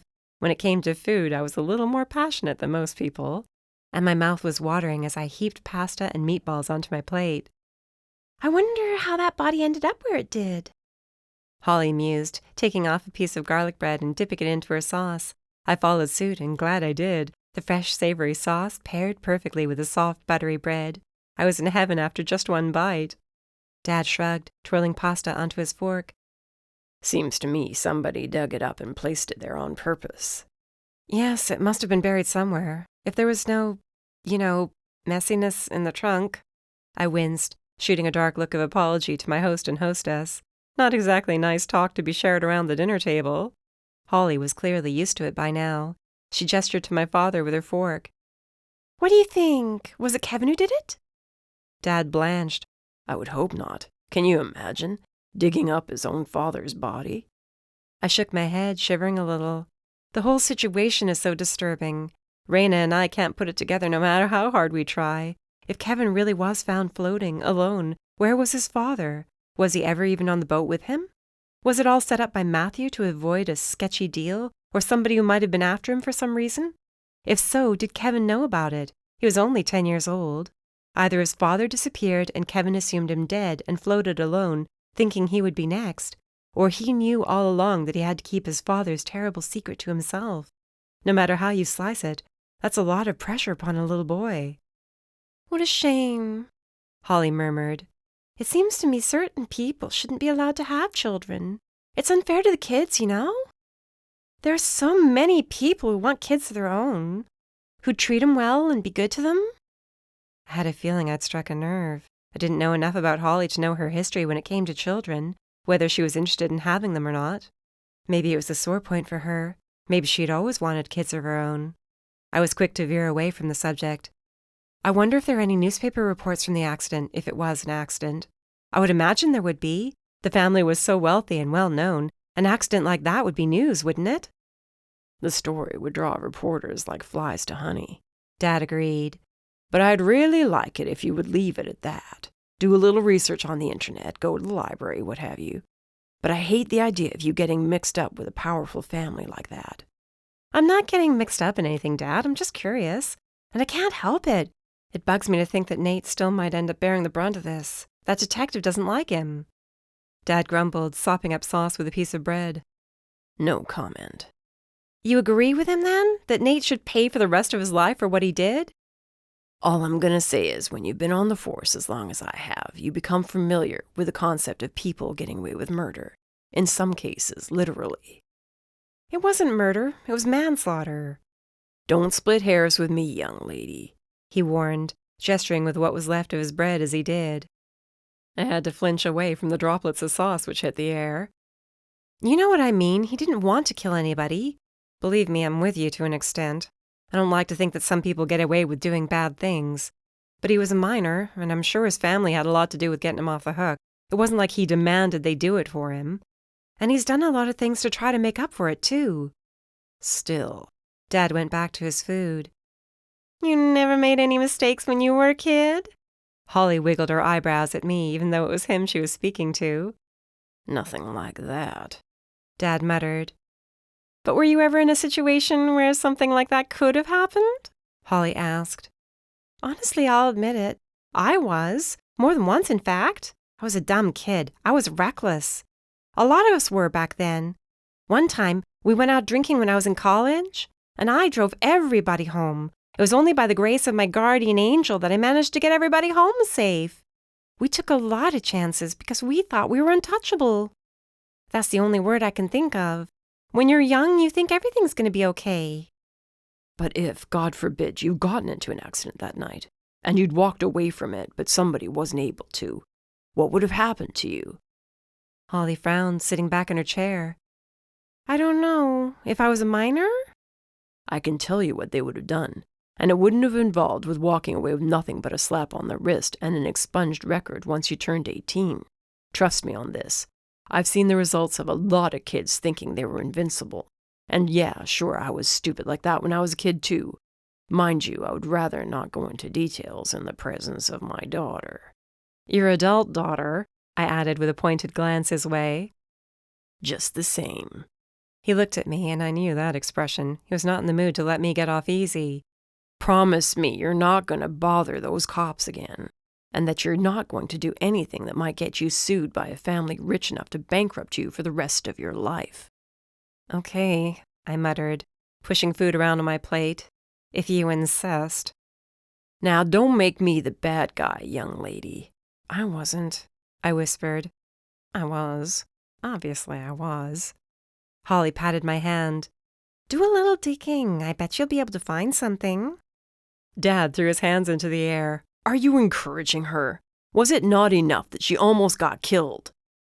Will anybody ever let me live that down? I did not almost get killed.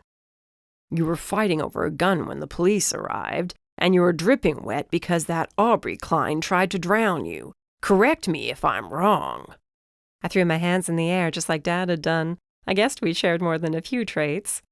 But I didn't almost die. I had things pretty well in hand. Sure, having the police show up when they did was helpful, but it's not like I was moments away from death. Gosh, nobody's ever going to let me do anything again without reading me a laundry list of reasons why I shouldn't do it. All because of that one night.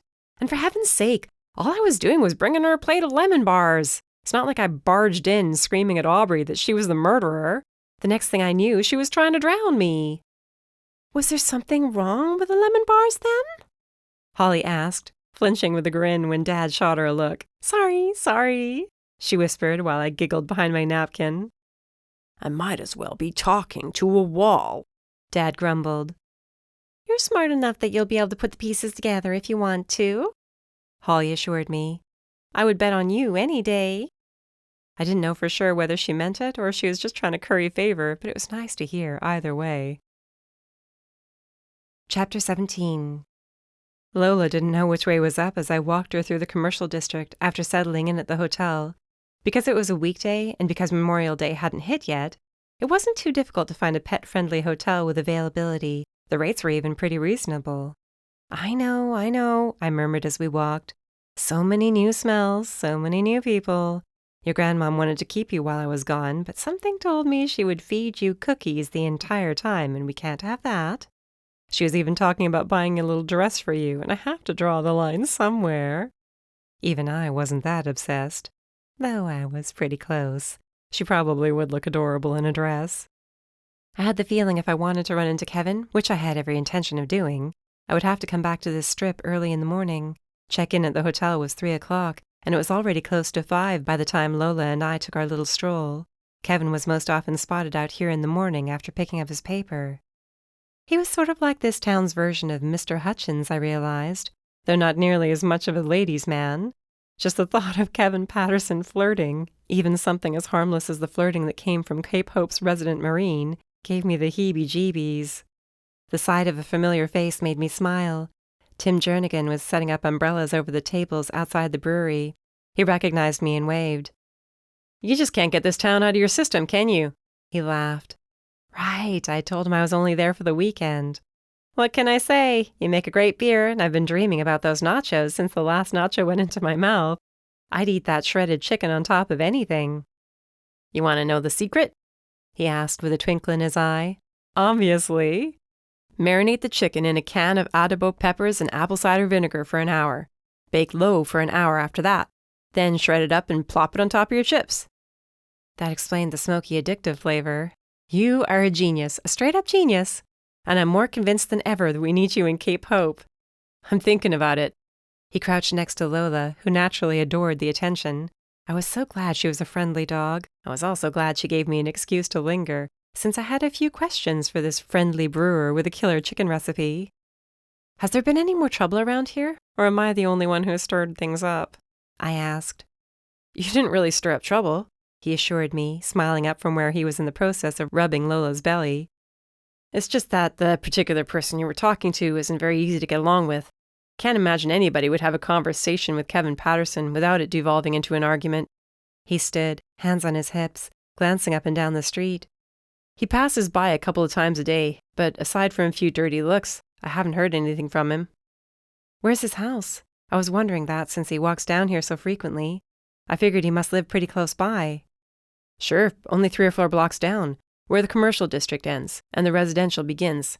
It's an old Victorian, red brick with white trim on a corner lot. You can't miss it. Most days he sits out there reading and probably telling kids to stay off his lawn. I chuckled. He seems the type. Then I felt bad for laughing, since I knew things about him which Tim Jernigan probably didn't know. As far as I was aware, the police hadn't announced the identity of the body in the attic. I wondered what Tim's opinion would be if he knew Kevin's father had been found, if he knew what Kevin must have suffered as a child. I was starting to become more aware as the days went on of how quick I was to jump to judgment before knowing the full story of a person's life. It didn't make me very comfortable with myself, frankly. And I reminded myself to take care of the things I said. Tim gave me a funny sort of look. Are you a reporter?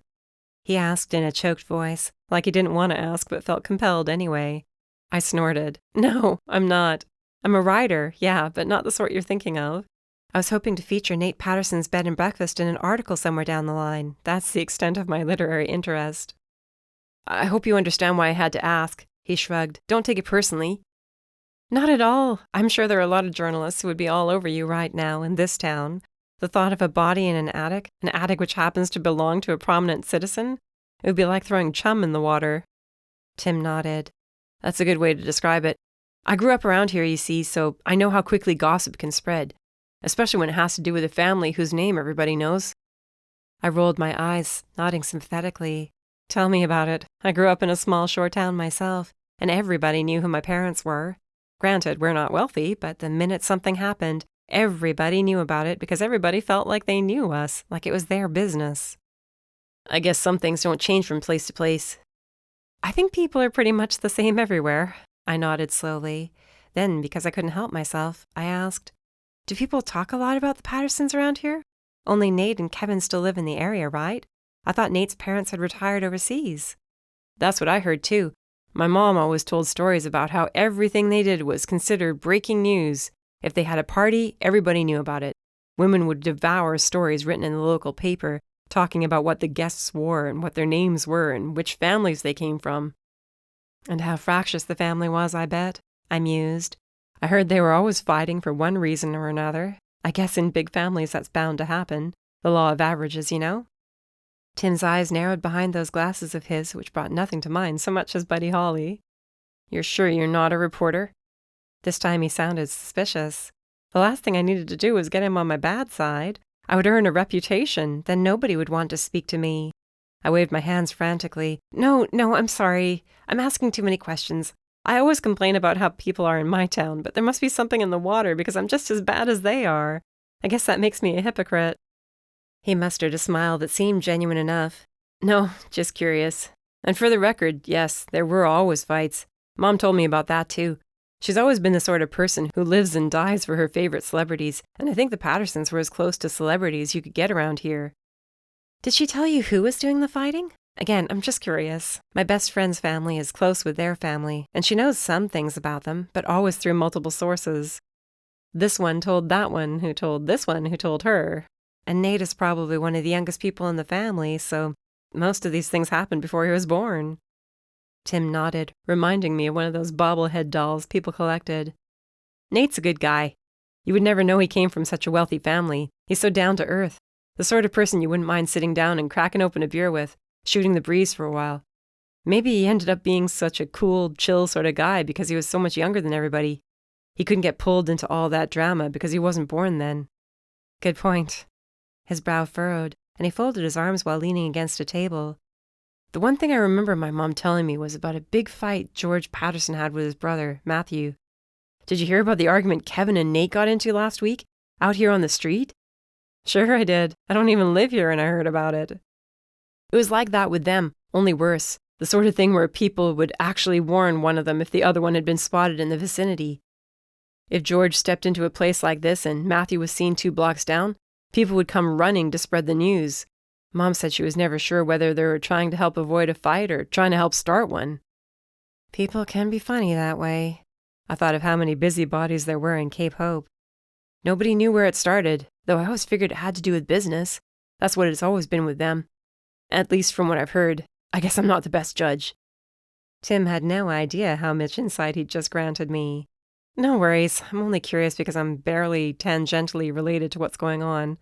I'm always on my mom's case for being such a busybody. Maybe I need to start looking at myself a little more critically. We left it there with me promising to pay a visit for some more nachos, because, let's face it, they were the stuff dreams were made of. In Lola's estimation, we left not a moment too soon. There were so many places for her to go, things to sniff, people to adore her. Though there was one person in particular who I had the feeling would not have adored her if she laid golden eggs on the daily. Kevin didn't strike me as a dog lover. The thought of him left me wondering if I should take a stroll to his house or not. I glanced down at Lola. What do you think, Fluffy? Should we extend our walk a little bit? Give you more of a chance to explore? There I went, rationalizing my questionable decisions. My mother would be so proud. Just as Tim had described, there was a red brick Victorian sprawling its way across a corner lot, just 4 blocks from the commercial strip. I'd grown up around such houses and typically tended to overlook them because they were so familiar to me. But this one was special. There was a stateliness to it, a romance. It was the sort of home that made a person stop and stare. Pink and white roses climbed trellises along one entire wall, and an arched trellis covered in more of the same sat at the gate. To get in or out, one had to walk underneath them. It was like something out of a fairy tale, a dream.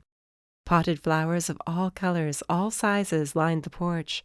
More flowers and ferns hung from the basket, spaced at even intervals along the underside of the porch roof, like one big magical garden. And this was where Kevin lived? I would expect a lady like my Aunt Nell, who always looked for the romance in everything and preferred the color pink over any other color. She would look right at home seated on the porch swing, drinking lemonade and reading a good book while the world passed by. I sank so deep into this little fantasy of mine that I forgot myself. Lola and I came to a stop so I could stare in wonder at the beautiful house with its gabled roof and a turret at one corner with a stained glass window behind a shallow balcony. That was my mistake, forgetting myself. What do you think you're doing here? I barely had time to register shock and recognize the voice before Kevin was practically on top of me. His eyes were wild, his face a shade of purple that would have been pretty if it weren't the color of an actual human face. In his haste to rush to me, he didn't notice the dog at the end of the leash in my hand. She yipped as he nudged her with one leg. His surprise told me he hadn't done it on purpose. Still, I bent to pick her up. "What are you doing?" I turned partway away from him to shield the dog. He sputtered, his jaw clenched along with his fists. I didn't see." "No, because you were too busy trying to attack me. And you could have hurt a defenseless animal." I stroked Lola's head, trying to be calm for her sake, when all I could do was shake with rage. "Maybe you shouldn't have been on my property, staring at my house. I remember you from the brewery, missy." He actually went so far as to shake a finger in my face. "Good for you! Was taking my dog for a walk and admiring your house. Is that a crime?" Meanwhile, why was there no one walking by who might save me from this? The man had me backed against his white picket fence and was leaning in only a few inches from my face. He was lucky Lola wasn't the type to bite. Naturally, if the man were having a fight with his cousin, there would have been dozens of eyewitnesses, but harass me and there was nobody in sight. "I want you off this stretch of sidewalk now. And if I hear about you snooping around again, asking questions about me, yes, I know you did," he added with a triumphant smile at my surprise. "You think people don't talk around here? Somebody saw you chatting with that Jernigan person and heard my family's name mentioned." Jeez Louise, not 20 minutes had passed since my conversation with Tim, just when I thought Cape Hope cornered the market on gossip. "Let me by then," I huffed. "I'll be out of your way." "I want your word," he snarled, eyes darting over my face. "You won't come back here. You'll clear out of town and I won't have to see your face again." "What? Wait a minute!" "Your word." Lola cowered in my arms when he sandwiched her between us, and I was roughly a breath away from breaking down into tears, when suddenly a knight in shining armor called out from the street. "Hey, what do you think you're doing?" I never thought I'd be so happy to see Joe Sullivan climbing out of his car, especially considering how furious he looked. Chapter 18. Kevin fixed Joe with a skeptical stare. "And who were you?" he asked. At least he stepped away so I could take a breath without him in my face. He stank of stale coffee and cigars. Not my favorite combination. I'm a detective in Paradise City, New Jersey, and I happened to be driving past in time to see you harassing this woman. He took me by the arm, which of course Lola took as an invitation to lick his hand. Harassing this woman? Good. I'm glad you're a member of law enforcement. She was trespassing on my property after trying to lure me into an argument at Tim Jernigan's brewery on Friday night. There are plenty of witnesses who can back me up. Just how was she trespassing on your property? Joe asked. I had to give him credit. He managed to keep his temper in check. Maybe because I'd already heard frustration throbbing in his voice before, I recognized it now. Frustration and anger barely held back for the sake of keeping the peace. Kevin sputtered, waving his arms. She was standing here, staring at the house. I just happened to be coming out to pull weeds when I saw her staring up. Joe frowned. She was on this side of the fence? Kevin nodded. Then she wasn't trespassing. She was standing on the sidewalk. I might have known you would be at her side. You see blonde hair and blue eyes, and right away you take her part in my harassment. The only person being harassed around here is this woman, and by the looks of it, her dog. It would be best if she came with me so I can see to her safety. Oops. Something told me the last thing I wanted to do was be alone with Joe right now, but I wasn't about to hang around with Kevin either. Remember what I said, girl. Kevin called out to the back of my head as Joe ushered me into the car. Joe growled in my ear. Don't say a word. Don't even look at him. I wasn't that much of a fool. The last thing I needed was to antagonize Kevin any further. He was not an enemy I wanted to have. Once I was inside the car, Joe peered at Kevin over the top of the roof. Now, sir, I'm sure you know better than to verbally threaten someone while in the presence of a police officer. I'm sure you didn't mean for that to come out the way it sounded. I sneaked a peek at a chastised Kevin as we pulled away, barely catching him out of the corner of my eye. I was more concerned with Lola, who trembled hard enough that her tags jingled. I tried to ignore the absolutely murderous scowl on his face in favor of comforting my poor baby. I'm sorry, she licked my chin, telling me all was well. All was not well, however, with Joe. He practically slammed himself into his seat, and most certainly slammed the car door. What were you thinking? He muttered as we pulled away. I was taking Lola for a walk. How the heck did you even know I was here? He grumbled, a deep rumbling sound. I called your mother's cafe this morning, and she informed me of your impromptu trip. I had the feeling I'd better follow you in case you got yourself into trouble. Look what I found. Trouble. I was just standing there admiring the roses in the house. That was it. You just happened to be admiring roses in front of Kevin Patterson's house. It just so happened it was his house you stopped in front of. I could have been flippant with him. Lord knew I was good at it. I could have pretended that, yes, it was all coincidence. But I was too tired, and still a little shaken from my run-in with the esteemed Mr. Patterson. Okay, I was walking past because the owner of the brewery told me where he lived. I've been wondering all this time. That said, it's not like I was going to bang down his front door and start asking questions. I would have been on my way in a couple of minutes, if that. He exhaled hard through his nose, reminding me of nothing so much as an angry bull. You just don't know with people like that. People who are used to getting their way their entire lives. They don't take well to snoops and conspiracy theorists and all that. I'm not a conspiracy theorist. Oh, no. This coming from the woman who insisted the town's police force isn't giving the case its fair share of attention. I was right about that. You said it yourself. Please, Emma, I can't spend all of my time off following you around from state to state. Could you please try and make a promise and keep it? Could you please steer clear of that man? I couldn't help but bristle at being told what to do, but I wasn't out of my mind. This was not the time to argue with him, not when he'd just saved my butt. Okay, I'll make a point to stay away from him. I'll mind my own business. No reason to start exaggerating on me. I know you have no intention of minding your business. Could you just at least fly under the radar? Can you do that much? Is that really why you came down here? Because my mom said I was here? You drove for 3 hours? Why can you never just answer a simple question? Before I had the chance to reply, he sighed. No, that's not the only reason I came. But I did travel faster than I normally would have, now that you mention it. Call it a sixth sense when it comes to you. You have a way of finding trouble. Why did you come? What's going on? I guess I wouldn't get anywhere if I told you this wasn't any of your business, would I? He asked. No, probably not. Rather than continue driving, Joe pulled over at the nearest empty spot and put the car in park before turning to me. I had a theory. Something occurred to me overnight. One of those things that floats into your head just as you're on the verge of falling asleep. The last thing I needed to be thinking about was Joe in the process of my falling asleep. What did he even wear when he was in bed? Sweats? Shorts? Nothing at all? Oh my. He continued, unaware of what that simple little statement had done to my pulse. I haven't found out anything concrete from the police department, but it seems to me that the presence of all that heavy equipment around the farm can't be a coincidence. I don't follow, I murmured with a frown. What if whoever dug up that body, and yes, I'm assuming it was dug up since there was no evidence of decomposition inside the chest, did it because of the activity at the farm? What if they knew that body had been buried there, and they knew it was only a matter of time before someone found it? At first, my heart skipped a beat. This was by far the most logical theory I'd heard. Still, but they put it in the attic. I mean, obviously someone was bound to find it at some point. Maybe not. Nate said it himself. Whoever chose that chest chose well. There was no guarantee they were going to clear out the attic, not then or ever.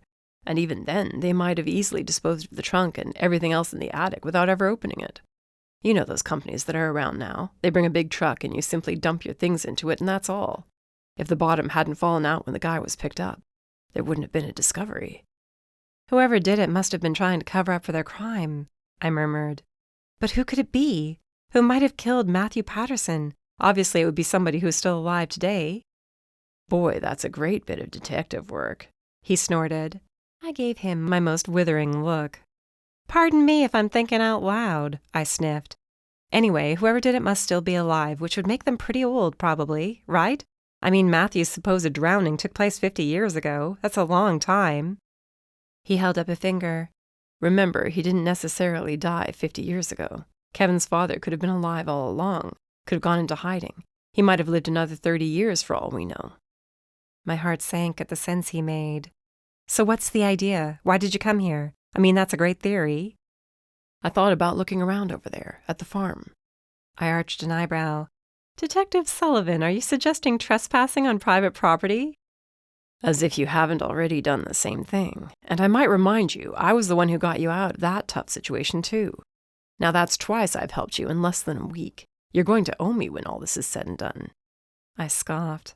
I don't know if I like the sound of that. Okay, maybe I did a little bit. Maybe more than a little bit. I kissed the top of Lola's head. I would need to get her back to my room and put her in a crate. I'm supposed to have her in the crate if I plan on leaving her alone in the room. Wait, who said I was planning on taking you with me? Am I ever going to learn my lesson and stop cluing you in on my ideas? No, probably not, but that's okay with me. Listen, I'm just going to walk around with you, that's all. What's the harm in that? His jaw worked, and I noted the way his hands tightened around the steering wheel. I never said I needed anyone to come with me. I swear, I won't be any trouble, but I'm insanely curious. I can agree with one of those two words to describe you, he muttered, then reached out and patted Lola's fluffy head. Tell me he didn't hurt the dog. Not intentionally, and I think she's okay. He's lucky, Joe grunted. I thought the tightness of his jaw might have grown worse as he put his car into drive and pulled away. How was I supposed to keep a guy who liked my dog at arm's length? I wasn't made of stone, for heaven's sake. Chapter 19. I thought we were going to the farm. It came as a surprise when, instead of continuing down the tree-lined road which led to Nate's farm, Joe made a quick right turn into the parking lot of an old diner. I know you're in a hurry, but I always work better on a full stomach. He glanced my way. I guess I should have asked first whether you're hungry or not. Oh, I could eat. I didn't know how hungry I was until we pulled in. The aroma of fresh burgers, which I would have sworn on a stack of Bibles they must have been pumping through the diner's ventilation system, made my mouth water and my stomach growl. There I was about to share a meal with Detective Joe.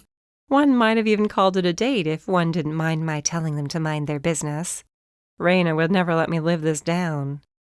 Besides, he added as we walked along the gravel lot, I don't want to be seen walking around the farm. The closer we are to darkness, the better. It's mid-May. It's not going to be dark until after 8 o'clock. And it was just past 6. He shrugged. We'll have to take our time then. Oh, goodness gracious, nothing good could come of this. I didn't know half the time whether I wanted to tell him off or kiss him until it hurt. Hours spent together wouldn't make things any better. The diner did a good business, it seemed, with scads of happy, sunburned customers ordering burgers, fries, and hot dogs. I passed one table where a mom shared a banana split with 2 eager, freckled kids. Lucky them. I wondered if Joe would be willing to share one. We slid into a booth facing over the lot, and I checked out the menu. It seemed they took their business seriously, offering only a handful of dishes. I like that, I murmured, nodding. Like what? I don't know about you, but it irks me when a diner's menu has like 10 pages. How many things could you possibly have in your walk-in, and how fresh is it? How much of what I'm about to eat was frozen before you popped it into a microwave to thaw it out? I thought for a second he would give me grief for being a snob. Instead, he chuckled with a wry grin.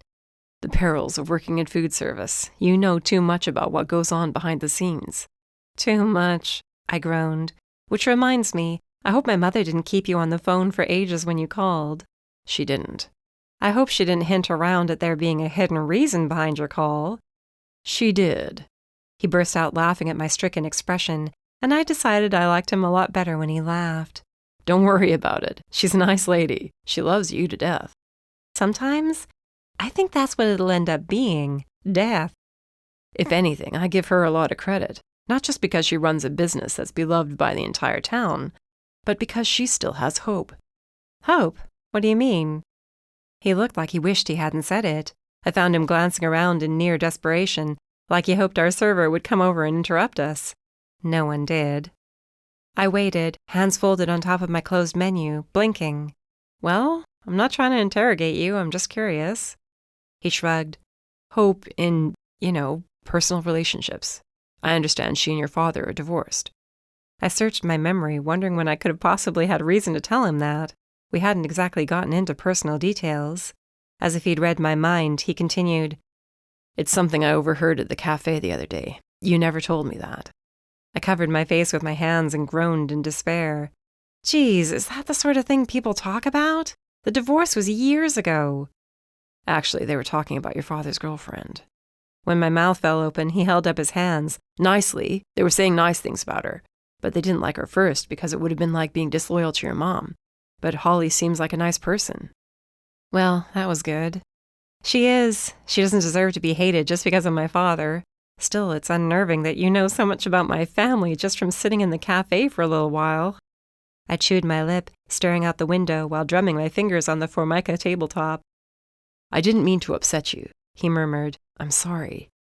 No, it's more than that. I mean, these last several days, I've heard so much about a family I'm completely unrelated to. They have nothing to do with me, and I have nothing to do with them. But I practically know their entire life history, and it makes me wonder how stressful that has to be for them. You walk down the street, and everybody already knows your business. It's not like back in Cape Hope where everybody means well. It's nice to feel like there's a community around me. Here, it sounds more like petty gossip. A bunch of people with nothing better to do than dissect the lives of the wealthy. It makes me uncomfortable. That's how people will always be. They would rather worry about the lives of other people than take a good long look at themselves. I guess it's easier that way. It's a diversion, entertainment. Somebody else's life should never be entertainment. Look around. The lives of the wealthy and the famous are always used as entertainment. You hear about them on TV, on the news, while listening to the radio. We can mind our own business and never actively look for gossip, but it lands in our lives anyway, simply because it's so readily available. I snickered. Well, this got dark pretty fast. He snickered along with me. You're right, and that is so unusual given our history. When the server popped by to take our order, I was laughing. She looked upon us favorably, winking at me. That's what I like to see, a happy couple enjoying each other's company. I didn't have the time to flush from head to toe with embarrassment before Joe burst out laughing again. Maybe I didn't like his laugh so much on second thought. Oh no, we're not a couple. I stared holes into the side of his head. Don't hurt yourself tripping over your tongue to make sure everybody knows we're not together that way. Like it was such an insult, the thought that we were a couple. The well-meaning server put a hand over her mouth. Oh, I'm sorry. It's just you look so nice together. I wanted to ask her if she enjoyed rubbing salt in open wounds. Maybe it was a hobby, something she did on her days off. I settled for ordering a burger, fries, and a shake. Joe did the same, minus the shake, and barely waited a second once we were alone to lean in. Sorry, I have a bad habit of getting flustered at times like that. I say the wrong thing.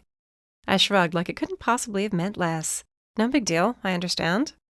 He tilted his head to the side. Oh, sure. Sounds like you understand perfectly. You aren't peeved with me at all. And what else is new? I gave him a sweet smile. He pursed his lips, studying his hands. They were folded on top of the table, his thumbs twirling one over the other. So what does your friend the photographer think about all this? For a second there, I was sure I must have misheard him. The photographer? You mean Deke? If that's the name of the guy who was working with you at the Riviera opening, then yes. You know his name. I sighed. I know you do. Remember, you spoke with him too. Fine, Deke. Is that better? Oh, much, I snickered. But I don't see what he has to do with anything. I haven't talked to him in almost a month. Oh, really? Interesting. What's so interesting about it? I just think it's interesting. What's so wrong with finding something interesting? It's the tone of your voice. It's the way your eyebrows practically lifted off your head. That's the expression of a man who has something on his mind. Right, I forgot you're a criminal justice minor. Darn skippy, I replied. I'm also a grown woman who doesn't appreciate your attitude. What did you major in, smart guy? Don't worry about that, he murmured. I find it interesting that you haven't talked to Deke in so long is all. The way he was acting that night on the beach. It looked for sure like there was something more between you two. So it wasn't just my imagination, thinking there was something more between us. Somehow that didn't make me feel much better. Well, it doesn't matter. He dropped off the face of the earth. What if something happened to him? I mean, geez, you're the one who always assumes the worst right away. Not that I'm trying to upset you or make you paranoid, but it's reasonable. Let me ease your mind. There's never anything between us. We weren't together in that way. He doesn't owe me anything, and I don't owe him anything. What's done is done. I made a big deal of rubbing my hands together like I was washing them. He kept his thoughts to himself, whatever they were, and he was smart to do it. Deke was not exactly a topic I felt like getting into. I didn't want to even talk about him with Raina, much less Joe. In fact, maybe it was time for Detective Joe to get a taste of his own medicine. What about you? You never really talk about yourself, but you made a comment earlier about my mom still believing in relationships after she's been hurt. You sounded like you knew what you were talking about. There's that journalism major to boot, he snickered, his brows lowering. I should know better than to try to interrogate you. I didn't know this was an interrogation, Detective. His mouth quirked up in a smirk. I've been single for a long time. I would like to leave it at that. Our eyes met, and there was something in his that stole my breath. I would appreciate it if you would respect my wishes on that. All I could do was nod. There were times when even I knew it was better to keep my mouth shut. Our food arrived, and we settled on bland topics of discussion after that. Lola, mostly, how we both felt about living in shore towns. I grew up in Paradise City. He dunked a bunch of his fries into ketchup which he'd salted and shoved them into his mouth. In a family of cops, in fact. Well, we do have some things in common after all. Yes, except in my case, there was never a question of what I would do for a living. I would be a cop. End of story. Are you unhappy about that? I couldn't help but ask. He shook his head. Of course not. I love what I do. It's just what I grew up around. I used to beg to go on ride-alongs with my dad, my uncle, my older brother. It's just what my family did. And I wanted to be part of it so I could be part of them. He nodded to me. Kind of like you. Sure, you didn't become a cop, but you worked a long time at your mom's cafe, and you write about food. It's what you know. That's true, I admitted. I wonder how much of our lives is choice and how much is chance. His green eyes twinkled. The only chance I'm wondering about is whether there's a chance of getting the sip of that milkshake of yours. I should have ordered one myself. I pulled my glass away, protecting it like I'd protected Lola earlier. I laughed. Get your own. Chapter 20. The presence of clouds in the sky helped darken things up considerably by the time we reached the farm. Joe's instincts had been right on the money. The equipment was quiet now. There were no lights on in the house. The chances of our being seen were slim to none. I wish I had a good feeling about this, he muttered as he brought the car to a stop behind the house. I guessed he must have parked there on Saturday before saving me from the trench. No wonder I hadn't seen him. From this angle, the orchard was completely hidden. What's there to have a bad feeling about? There won't be any trouble. We're only looking around. I am looking around, he corrected me, not you, remember? That was one of the prerequisites for you coming along with me. You will not do anything but trail behind me. If I ask you to hold a flashlight, you can do that. Oh, gee, can I? I smirked, rolling my eyes. You don't know when to leave well enough alone, do you? Nope, I guess I missed school the day they were teaching how to leave well enough alone. I got out of the car before he could threaten to lock me inside. From where we'd parked, I could see the broken window, which was now boarded up. Such a shame, I murmured, shaking my head. Yeah, I agree. It is a shame. Joe joined me, folding his arms as he looked up at the boarded window. I admired it when I came over here that weekend. It was really something.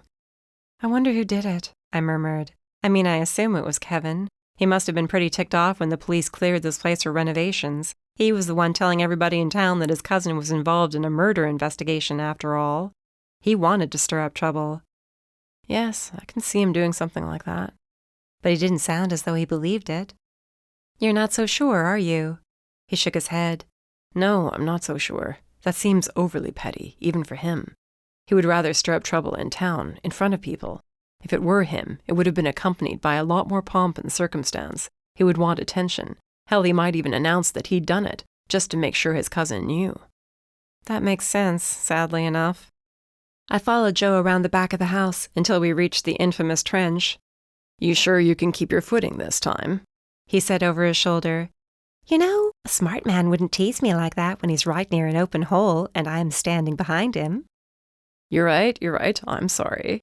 But he didn't sound sorry as he chuckled to himself, dropping into a crouch and shining a flashlight around the area. What are you looking for? I whispered, following the flashlight beam over the ground. Anything that looks out of the ordinary. They've extended the trench since the weekend, but I'm wondering if there might be a disturbance someplace else. It would be near here, I guess. Whoever did this would have been afraid the digging was getting too close to where the body was buried. I've never buried a body before.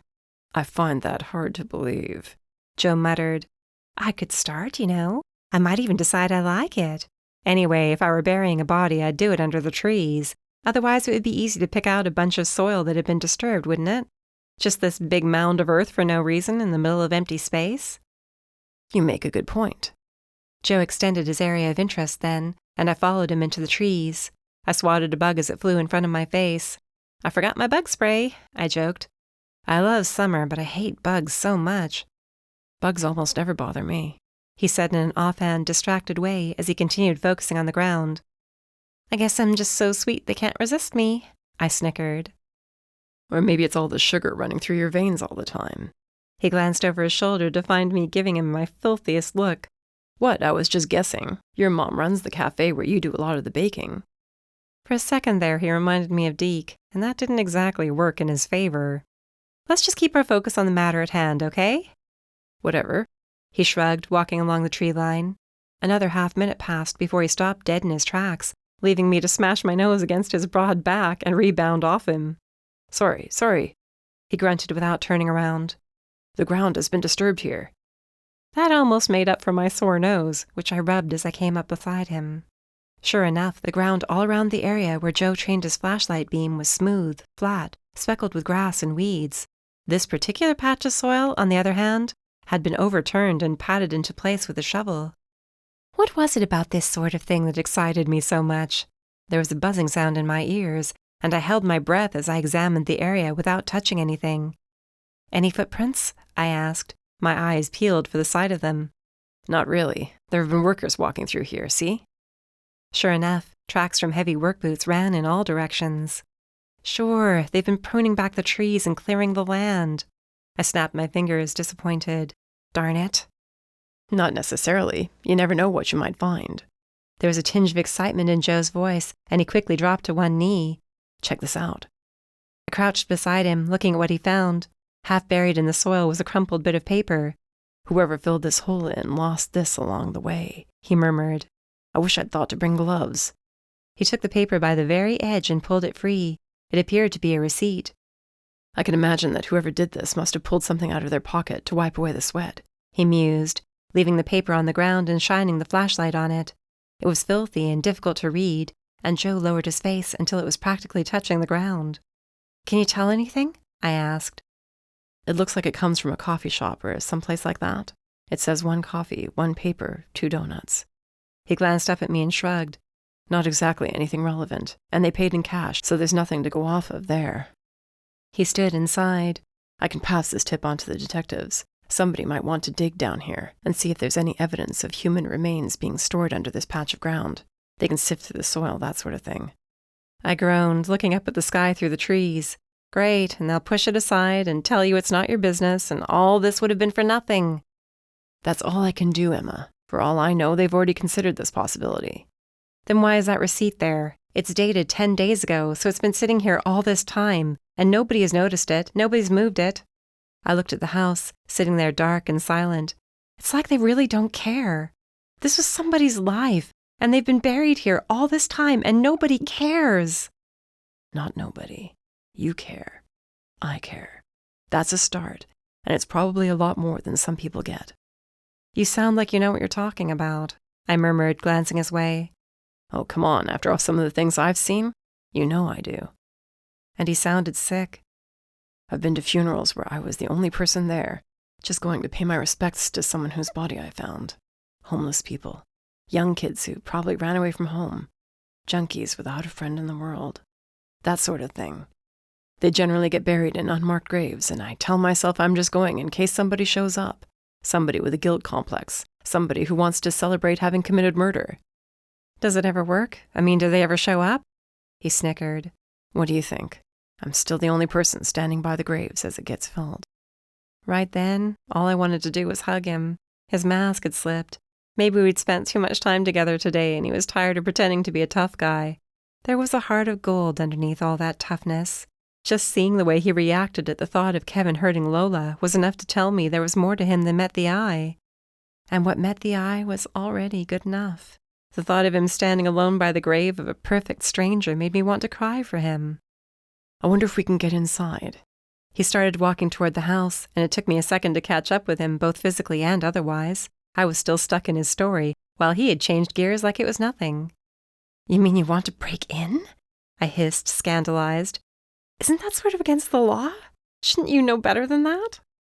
I'm not trying to get in to take anything or do anything wrong, he informed me, pacing the exterior of the house until he reached the back door. I'm more interested in how somebody else could have gotten in. How did they do it without anybody noticing after the fact? As far as I know, there were no reports of a break-in here. I watched, fascinated, as he examined the lock on the door. It was an old lock, one which looked like it hadn't been replaced in decades. Here, hold this. Train it on the lock, please. He handed me the flashlight before pulling a slim packet out of his back pocket. You've got to be kidding me, I whispered. You carry lock-picking instruments around with you? Or did you already have the idea of getting into the house before you started out earlier? Don't lie to me now. Don't pretend you're not jealous you didn't think of it first. It took maybe 20 seconds for Joe to pick the lock. He swung the door open slowly, lifting it a little so the hinges wouldn't squeak. Why are you taking precautions like this? I asked. Nobody's here. I don't know. It doesn't seem right. The thought of making a lot of noise. It made sense when he put it that way. So dark and quiet, the house might have been a mausoleum. The fact that it had been, in a way, up until maybe 10 days earlier, made me shiver. There was no kitchen to speak of, only because most of it had been torn out. The space was big enough, with plenty of potential.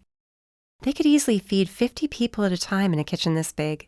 I decided as we walked through, careful to avoid chunks of plaster on the floor and broken bits of wood and tile. Looking for a new job? He joked while we passed through to the spacious dining room. It was more like a banquet hall, really, and I could imagine big parties being thrown here in days gone by. Hardly, I snorted. I can't imagine cooking big meals for so many people. Thanksgiving dinner is about as elaborate as I can get for more than a few people at a time. All desserts?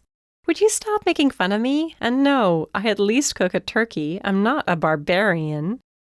He was chuckling as we left the dining room, and somehow the sound of it made the entire experience that much more eerie. The sound doubled and tripled in the mostly empty space, bringing to mind all sorts of ghoulish things. Gosh, this place could be a haunted house, I murmured, rubbing my arms to calm down the goosebumps. Nate could have turned it into one and made a fortune all throughout October. He doesn't need to make a fortune, Joe quite reasonably pointed out. Here, take my hand. I hesitated before accepting his outstretched hand, then understood he was only trying to help me over a pile of rolled-up rugs, which some bright light had left at the foot of the stairs. "What?" he asked when sensing my hesitation. "You're afraid I'll bite?" I plopped my hand into his and stuck my tongue out. No, I wasn't afraid of a bite. There were much more frightening things to be worried about. Like how nice his hand felt. It was big enough to engulf mine, and warm and sure. There was no hesitation as he guided me over the mini mountain of rugs. I made it a point to drop the hand while climbing the stairs, though. I'd been using stairs since I was old enough to walk. "What are we doing now?" I asked as we tiptoed along. "You know it would have been easy for somebody to get in here without alerting the work crew the next day. What's left to be discovered?" "I don't know." His voice took on a frustrated edge, but for once I had the impression it wasn't frustration with me that had him feeling that way. "Something about this situation has irked me from the beginning, but I can't put my finger on it. It's the sort of thing where I know I ought to let it go because it worked out well enough for most people involved, but I can't." "Most people involved?" He snorted. "I don't think Matthew Patterson would be happy with the way it went." Good point. I was about to make a comment about him being dead and as such long past the point of caring, when noise from outside almost stopped my heart. The instantly recognizable sound of tires rolling over earth, an engine cutting off. Our eyes met, and even in the darkness, I saw surprise in his. "We're not alone." Chapter 21. "Come on." Joe took my hand again, looking around. "What are we doing?" He dragged me from room to room. I stumbled over tools somebody had left behind, but even then he didn't slow down. "We're hiding. What do you think?" We reached a room with an open closet, and he all but threw me inside before following, closing the louvered door behind him. Oh, stuck in a closet with Detective Sullivan. Raina's head would explode when I told her. "Why are we hiding?" I whispered, trying to ignore how close we stood to each other. Very close. There was barely room for a breath between us. "Because it might be Nate," he breathed. "or the police. I don't know why, but it could be." I held my breath, deliberately ignoring, or trying to ignore, the presence of Joe's body practically pressed against mine. We were face to face, so I turned my head away in favor of peering through the louvered slats. Nothing was really visible, of course, especially with hardly any light coming in through the windows. "Do you hear anything?" I asked. "Only you talking," he whispered back. "Quiet." I settled for rolling my eyes. The seconds stretched out into what felt like an eternity, waiting to hear what would happen while trying every way I could to keep from brushing against Joe's chest, arms, stomach, and so on and so forth. The creaking of a door caused me to freeze. Then I grabbed Joe's arm and squeezed with all my might. The image of Detective Wallace discovering us in the closet flashed across my consciousness and made my pulse race hard enough to leave me lightheaded. What would my parents say when they found out I was arrested for breaking and entering? I would never live it down. Dad would do everything but lock me away and never let me go anywhere on my own again. Mom would take to her bed and might never recover from the shock and shame. The town would never stop talking. Footsteps sounded downstairs, though it was amazing I could hear them over the rush of blood in my ears. The worst part was, every time Joe shifted or brushed against me, my heart only raced faster. It would explode soon, wouldn't it? I would die right here and now with the scent of his cologne on my clothes, a musky, heady scent which made me yearn to bury my face in his neck. This wasn't good at all. I looked up at him, studying his profile, my eyes taking in every part of him that I could see in the dark. Who was this man? A man who attended funerals of friendless people who died without anyone caring? Who had rushed to my rescue earlier when Kevin had pinned me up against his fence? He held a finger to his lips, bringing me back to the matter at hand. Right. My hormones weren't the problem right now, though they would be soon if I didn't get it together. Sweat rolled down the back of my neck, cold and clammy, as the approaching footsteps grew louder all the time. Who was it? What were they doing here? They didn't seem to be in any hurry, that was for sure. It was like being in a horror movie where the killer took their time. I'd always wondered why they did that. Like, just get it over with. The louder the footsteps grew, the closer our unseen visitor was. I held on to Joe for dear life and almost didn't notice how firm his arms were. Almost. A somewhat familiar but out-of-place sound filled the air next. A shushing sound, followed by a rattling noise. Spray paint. Joe breathed in my ear. Vandals. I gasped. The person who'd thrown the rock? If that was true, I wanted to know who it was. Detective Wallace, if it was him, couldn't arrest us while he was in the middle of vandalizing the house, could he? Joe was a cop too, and could easily do something. What did I know? Nothing. I knew nothing. All I could do was leave it up to Joe, and I was never much good at taking a back seat at times like this. What was he thinking? He was tensed, for sure, his entire body like a coiled spring. Whoever was doing the spray painting was in the hall, just beyond the doorway. We were barely inside that doorway. The vandal could be on the other side of the closet wall for all I knew. I've got to know who this is. He breathed, and I tried to ignore the shiver that ran up my spine at the sensation of warm air against my skin. What if they try to fight? I whispered. All of a sudden, it seemed like a really bad idea for Joe to take a risk like that. Not only was I not keen on being alone in this closet with some faceless threat wandering the halls, but Joe was starting to grow on me, surprisingly enough. He snorted softly. I think I can handle it. Now I knew what he felt like when I brushed off his concerns. He drew a deep breath, then another. On the third, he burst out of the closet all at once. Whoever was out in the hall dropped the can, I heard it rattle on the floor, and took off with Joe yelling at them to stop. I crept out of the closet, my heart in my throat, sure I was going to find Joe's dead body at the bottom of the stairs. But no, he made it just fine. He was still yelling at the person to stop when he reached the first floor, but the sound of a revving engine and squealing tires told me he'd been just a moment too late. There was no point in breaking my neck to catch up to them. Besides, what the vandal had scrawled along the wall in the hallway took my breath away and left me unable to take a step. Emma, you all right? Joe joined me, a little winded but in one piece.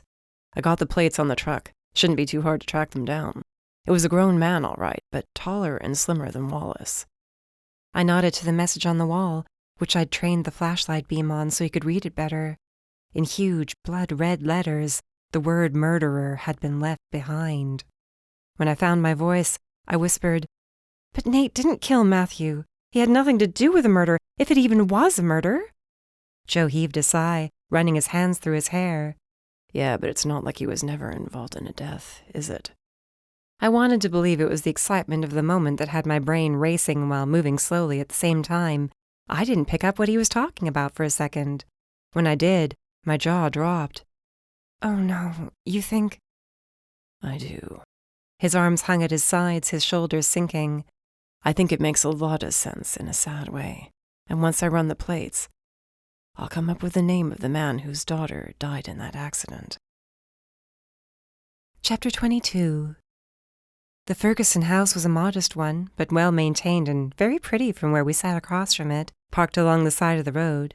It was early, not for me since I'd trained from an early age to wake up and get to the cafe in time to bake that morning's goodies, and the odds of the couple who lived there having already left for work were slim. Sure enough, there were 2 cars in the driveway. One of them was a black truck with plates matching those Joe had taken note of the night before. He needs to know we know he did it. Joe reminded me when I hesitated rather than climbing from the car. He can't keep vandalizing the property and get away with it. He's fortunate we're the ones who caught him in the act.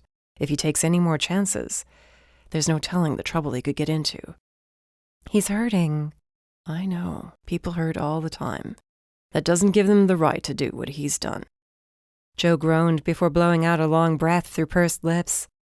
This doesn't give me any pleasure, believe me. I hate it as much as you do. I guess we better get it over with, then. I would rather have been anywhere else in the whole world than in front of the house of the couple who'd lost their daughter in such a terrible accident 13 years prior. But here I was.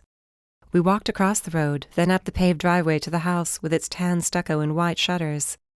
The walkway stairs were brick, lined on both sides by neatly trimmed hedges.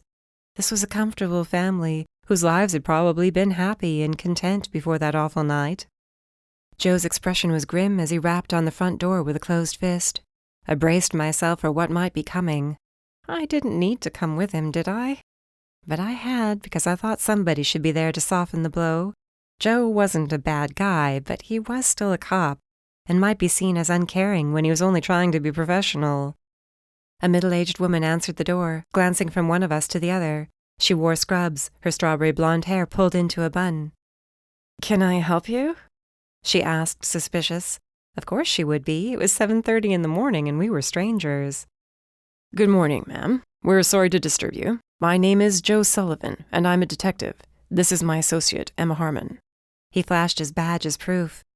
We're here to speak to your husband. It's not official business, but something has come to our attention, and we wanted to speak to Frank before the local police do. How would I have reacted if a detective showed up at my front door in plain clothes, spouting nonsense that added up to my husband was doing something that might involve the police? Mrs. Ferguson surprised me by nodding slowly, her delicately arched brows drawing together. I told him he needed to let it go, she sighed. Come on in. So, she knew something. My heart went out to her even more than it already had. Her life hadn't been an easy one. She held the door open for us and we stepped inside. It was just as pretty in here as it was outside, neat and tidy and tastefully decorated. And chock full of framed photos of a girl whose strawberry blonde hair matched her mother's. We declined the offer of coffee and chose not to take a seat in the living room. It wouldn't have felt right getting comfortable in there. It wasn't like this was a social call. Heavy footfalls approached, descending the stairs, and a tall, slim man found us waiting in his foyer. He was in the act of buttoning up a nice dress shirt as he came down. The sight of us stopped him. Mr. Ferguson, Joe murmured. You outran me last night. You keep in pretty good shape. I'm training for a marathon, Frank Ferguson replied without an ounce of sarcasm. What can I do for you? You can stay away from the Patterson property. Joe sighed. I'm not here in any official capacity, sir. I'm only trying to warn you away from getting into trouble you won't easily find your way out of. He reached the bottom of the stairs, standing in front of us. He was a tall man, imposing, and he clearly didn't like us being here. I probably would have felt the same way if our positions were reversed. I don't see that that's any of your business. His eyes moved here, there, anywhere other than Joe and me, the eyes of a guilty man. Mr. Ferguson, I can't imagine the opinion you must have of Nate Patterson. Oh, I think you can, Frank muttered with a snicker. Imagine it, anyway. I doubt you could truly relate. You're wrong, sir. I glanced at Joe, surprised, and found him staring straight at Frank with a hard, strained expression. I know some of how you feel.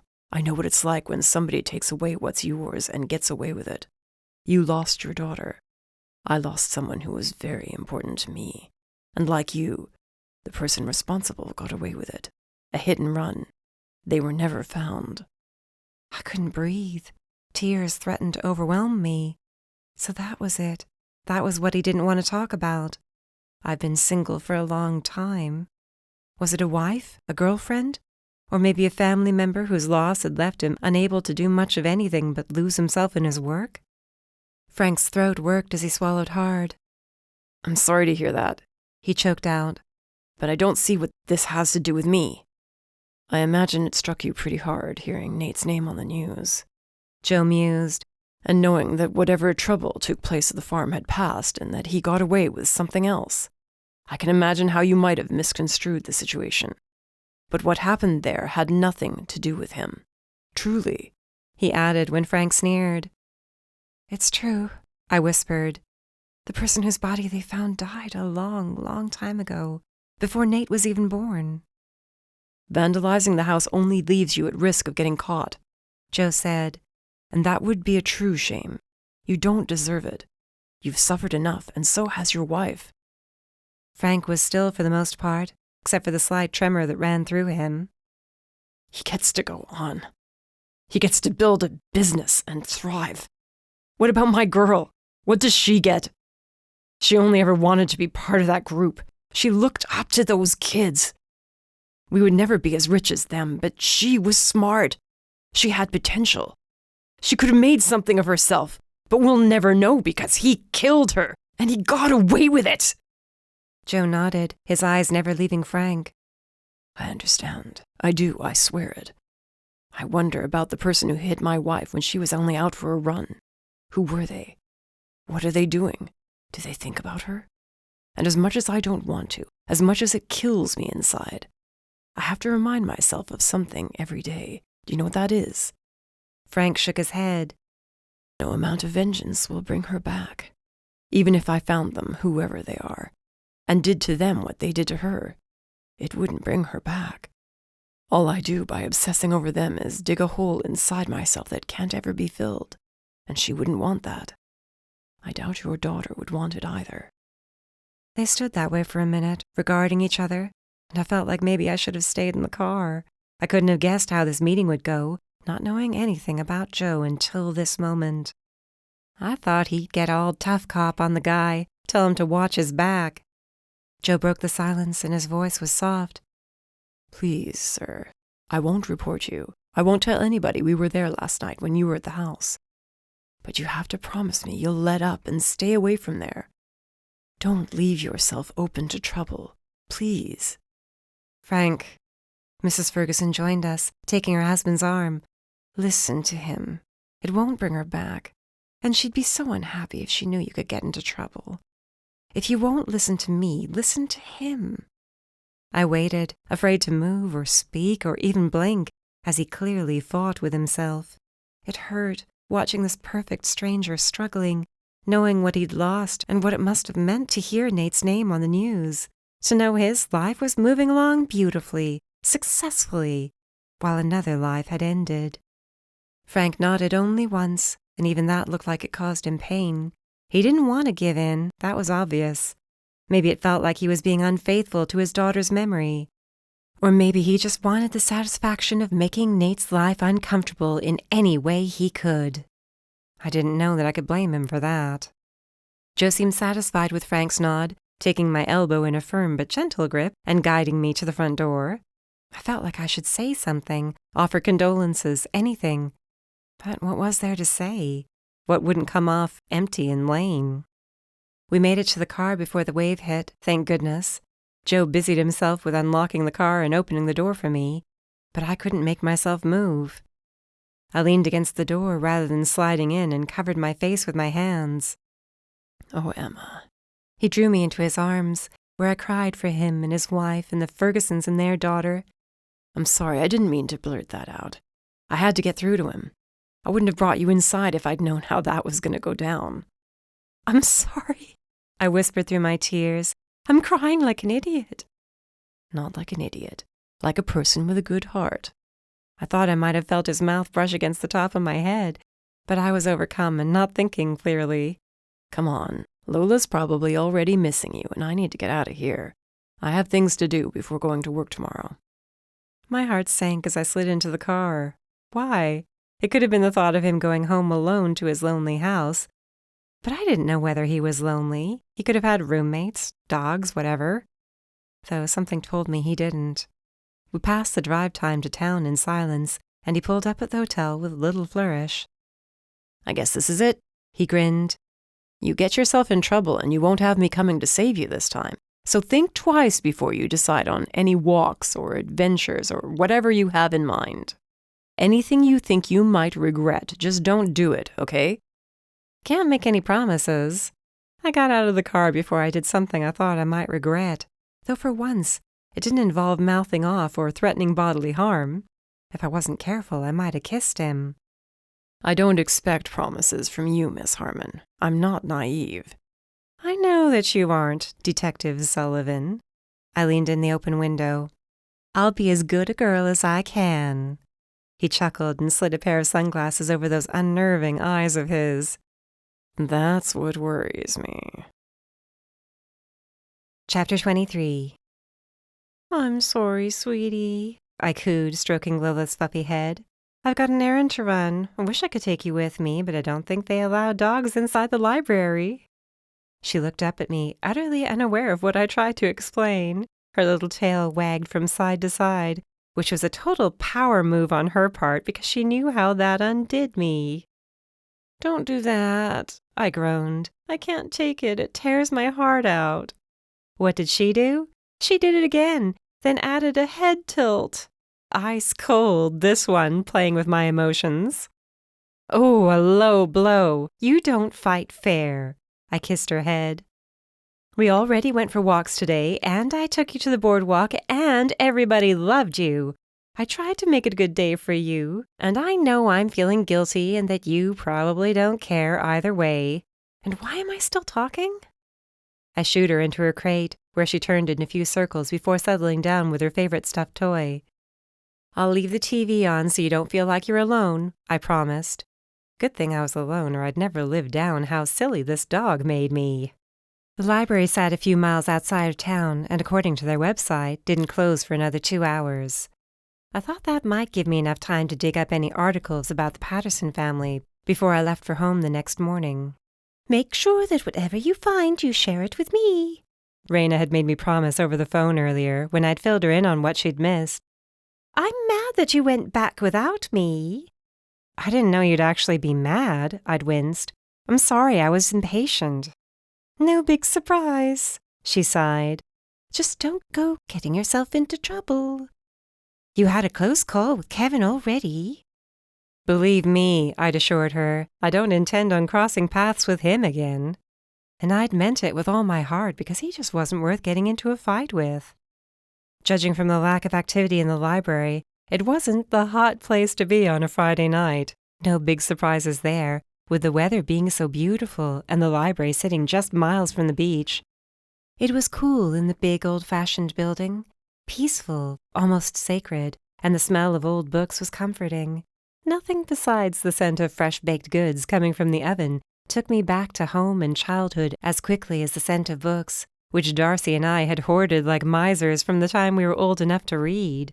No wonder she'd opened a bookstore. I picked a computer out of a long line of unused terminals and explored the archives for a minute to figure out the lay of the land before searching for Matthew Patterson. What would I find? I had no idea. I didn't even know for sure why I was looking. It was my spidey sense, and it tingled like crazy. There had to be something more to his death than met the eye. The system came back with dozens of results, so many I'd wished I'd come in a little earlier. This amount of research could take hours to sift through. How much would Lola hate me if I sneaked in here first thing in the morning before checking out of the hotel? She wouldn't. But I would project my guilt onto her anyway. I scrolled down to the oldest article and clicked. That one, plus the next 5 or 6, only featured passing references to Matthew as being a member of the Patterson family. He attended this dance or this boating event as a teenager. There was a photo of him taken while he stood on a dock, a young, fresh-faced man who clearly spent a lot of time outdoors in the sun. He had the body of an athlete and a head of thick, wavy hair. I thought I saw a lot of Kevin in him, if Kevin were younger. The eyes were the same, except young Matthew's were bright and wide and full of spirit. He was a kid with the world at his feet and the entire future ahead of him. I moved on before my imagination had time to spin fantastic stories of his inner life and what dreams and hopes he might have had. I didn't have any time to waste. Instead of wondering what Matthew's favorite breakfast might have been, I went to the next article, and then the next. He was coming up in the world, and he'd met his bride-to-be. She was Miss Winifred Worth of the Baltimore Worths, and was a very pretty girl. She'd had her debut in 1954 and became engaged a year later, quitting Vassar in favor of settling into married life. Aside from Kevin's birth notice and Winnie's obituary, she was so young. The rest of what I found relating to Matthew in the years after that had to do with business, and his brother George. Nobody had told me the two of them were thick as thieves when it came to business. Partners in one thing after another. Steel mills, land development, oil and cotton, and all sorts of things. What happened to split them apart? When I looked at this and compared it to what Tim had told me about their infamous feud, it didn't add up. Something must have fractured their relationship. I dropped Matthew for the time being and switched to George. What was his story? He'd never married or had children. Was he ever engaged? Did he date? He didn't have to. Some people never did. But if he'd ever been involved with anybody, it would have been news. And it was. And I didn't know why I was so surprised to find it. Or her. She wasn't mentioned by name in any of the captions, but I recognized the wide smile, the dimples, the beauty mark over her lip. Winnie. There she was, on George's arm at a regatta where Matthew raced. And again, standing behind him in the stands of the Kentucky Derby, where a Patterson horse was competing. Were they ever involved? There was more than one picture from an article in which all three of them were named. It was the Patterson-Worth wedding announcement, and there they were, the bride and groom, their arms linked. They beamed at each other just beside a table on which a lavish wedding cake sat. Her satin gown was breathtaking, just like she was. Her husband thought so, going by the expression on his face. Her brother-in-law, on the other hand. George's face was stone. He stood at Matthew's left, just like Winnie's maid of honor stood at her right. The girl smiled sweetly. George did not. He glowered at the camera, his posture stiff. His left hand was visible, and it was clenched in a fist. "I see," I whispered to myself. "Is that what happened? Were you in love with her?" I wished I knew when the relationship between the brothers had fallen apart. It seemed like their business interests continued to flourish, and there weren't any articles or bits of gossip in the town paper relating to fights or anything like that. It wasn't until the mid-60s that the cracks had begun to show. Winnie was already gone. George bought Matthew out of one mill after another. Even the journalists of the time wondered why Matthew Patterson was pulling out of those businesses, since they flourished. Then he disappeared. That was it. Did he run away with all that money and start a new life? Had he been planning this disappearance for all those years? Maybe Winifred's death had broken him, reset his priorities.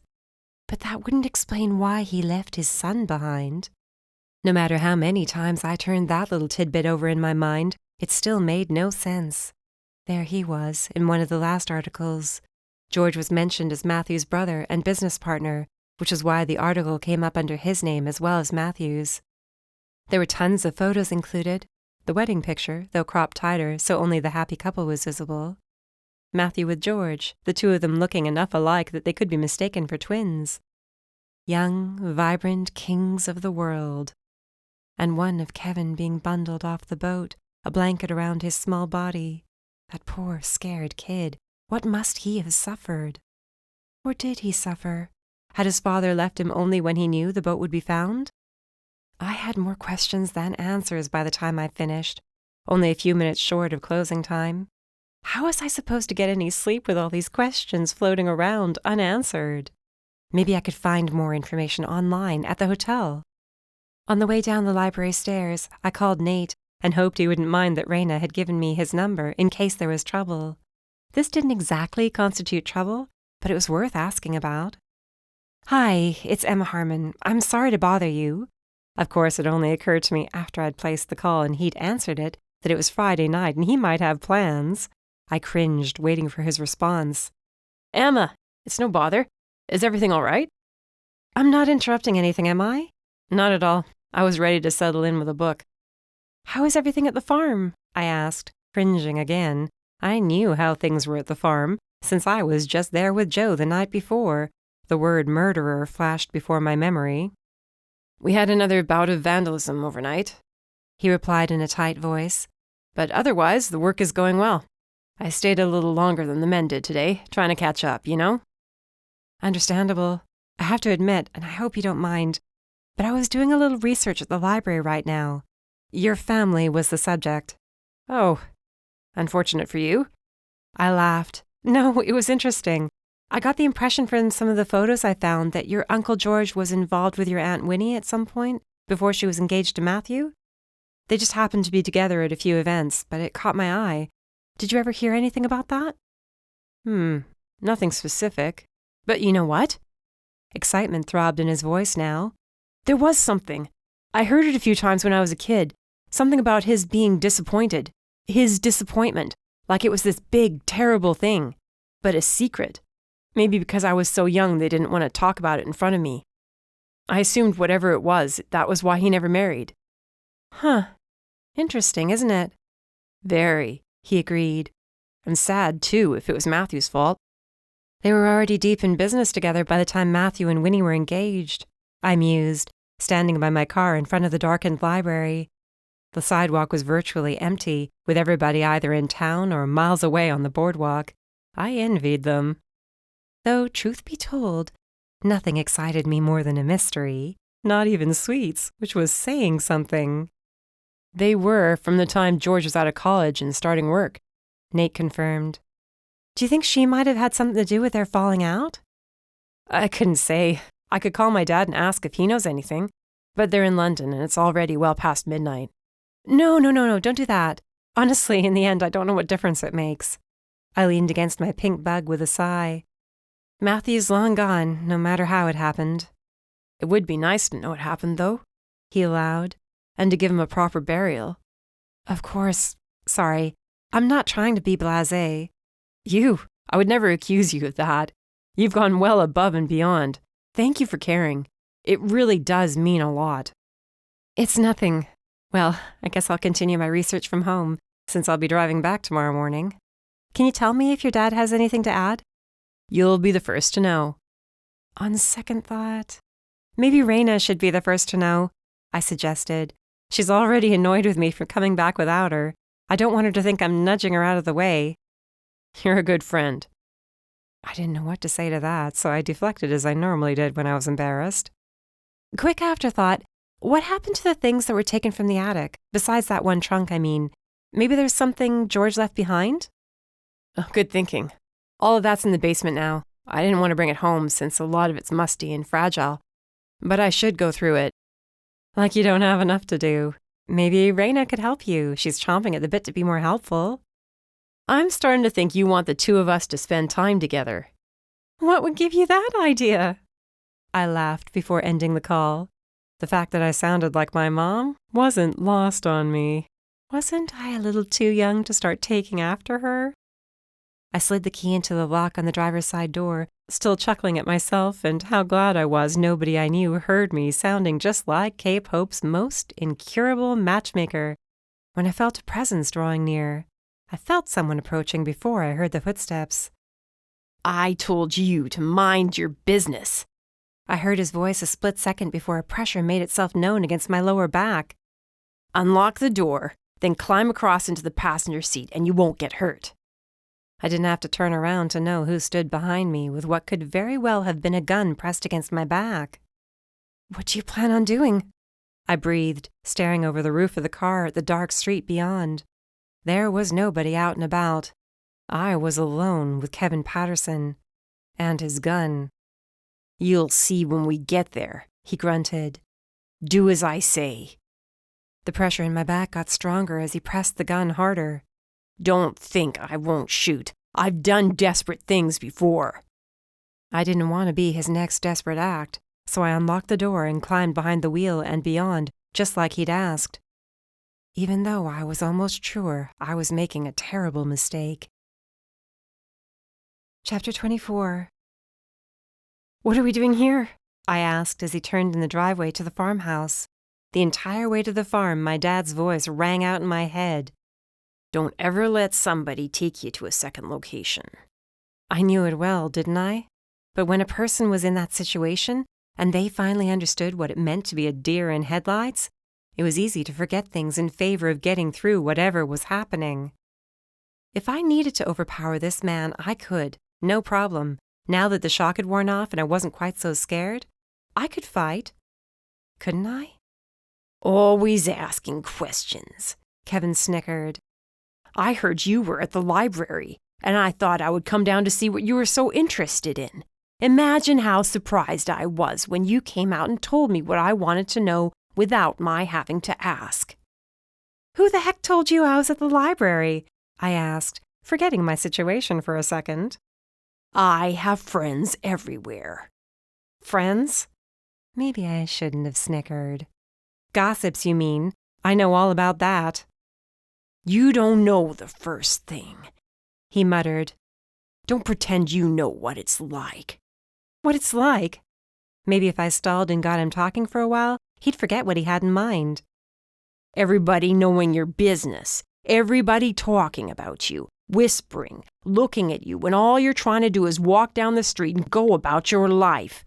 At least when I was working in New York, I could avoid it, but here... Why did you come back then? Why not go someplace else and start your life on your own terms? I caught his eye, and he was quick to look away. When your roots run deep. He left it there, and I thought I understood. I wouldn't have left Cape Hope for long. Hadn't I come back after college, even though I'd been so sure I never would? Saying it and doing it are two different things. Just like telling a person not to allow their attacker to take them to a second location, and them actually listening to that advice in the heat of the moment were two different things. He pulled up next to the house, not far from where the workmen were repairing the system for watering the trees. Raina had been right about that. There was tubing everywhere, waiting to be placed in the trench, which now ran around 3 sides of the orchard. "Get out." He didn't leave much room for argument, waiting for me to climb out before he followed suit. He kept the keys, making sure I couldn't drive away, I guessed, so I wouldn't be able to escape that easily. Just how would I manage it then? There was no way of telling. The air was muggy, leaving my skin damp. Not like I wouldn't have been sweating anyway, with Kevin pointing at, "You don't have a gun," I shouted when I noticed his empty hands.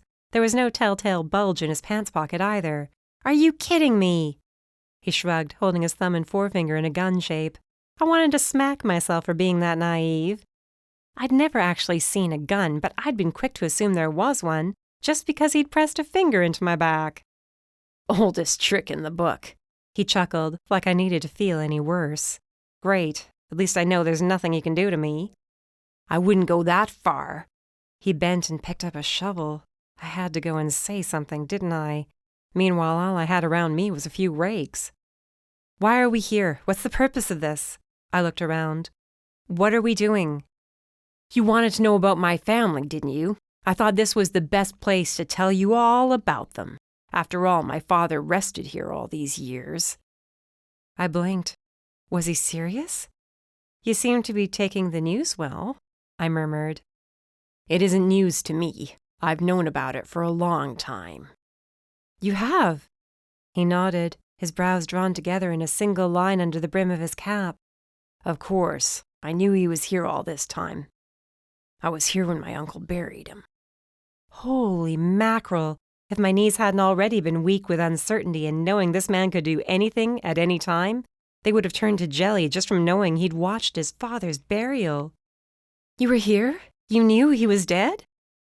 "Isn't that what I just said?" Nothing about his tone of voice revealed anything about how he felt about this.